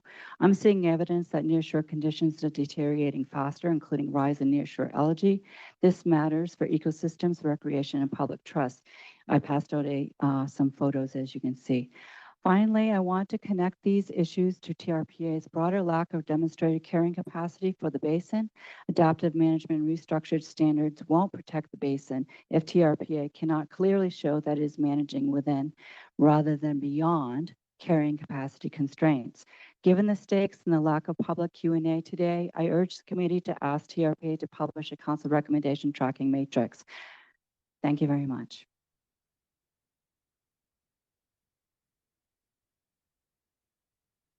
Brett Tibbetts, Tahoe Shore Alliance. Chair Golding, perhaps I misunderstood your comments, but I took your comment to the prior panel as a dig at the public, that you said that you've heard many people question that TRPA is not following the science. I've never heard anyone say that. I think what the public is concerned about is how the lack of effort that they put in to what we heard about today. Today was by far the best panel you've had. It was amazing. I wish it was number one of your presentation days. Do you know what % of the TRPA budget goes to the items you talked about today? I think that's a very important question that you should ask them. I think it's much lower than you think. The public is concerned about, like, the TRPA refusing to set, look about what capacity limits for Lake Tahoe. You look at, I don't know if any of you were here for the 4th of July, the damage that is done to this lake from the tens of thousands of people that are here at the 4th of July. TRPA doesn't want to look at it, you know, or evacuation studies for wildfire, the damage that wildfires do to the lake. So I just took it as, I wasn't going to speak, but I just took it as a dig that the Republic is kind of constantly derided in these events. And I think we do a pretty good job. And our concern is the science is wonderful.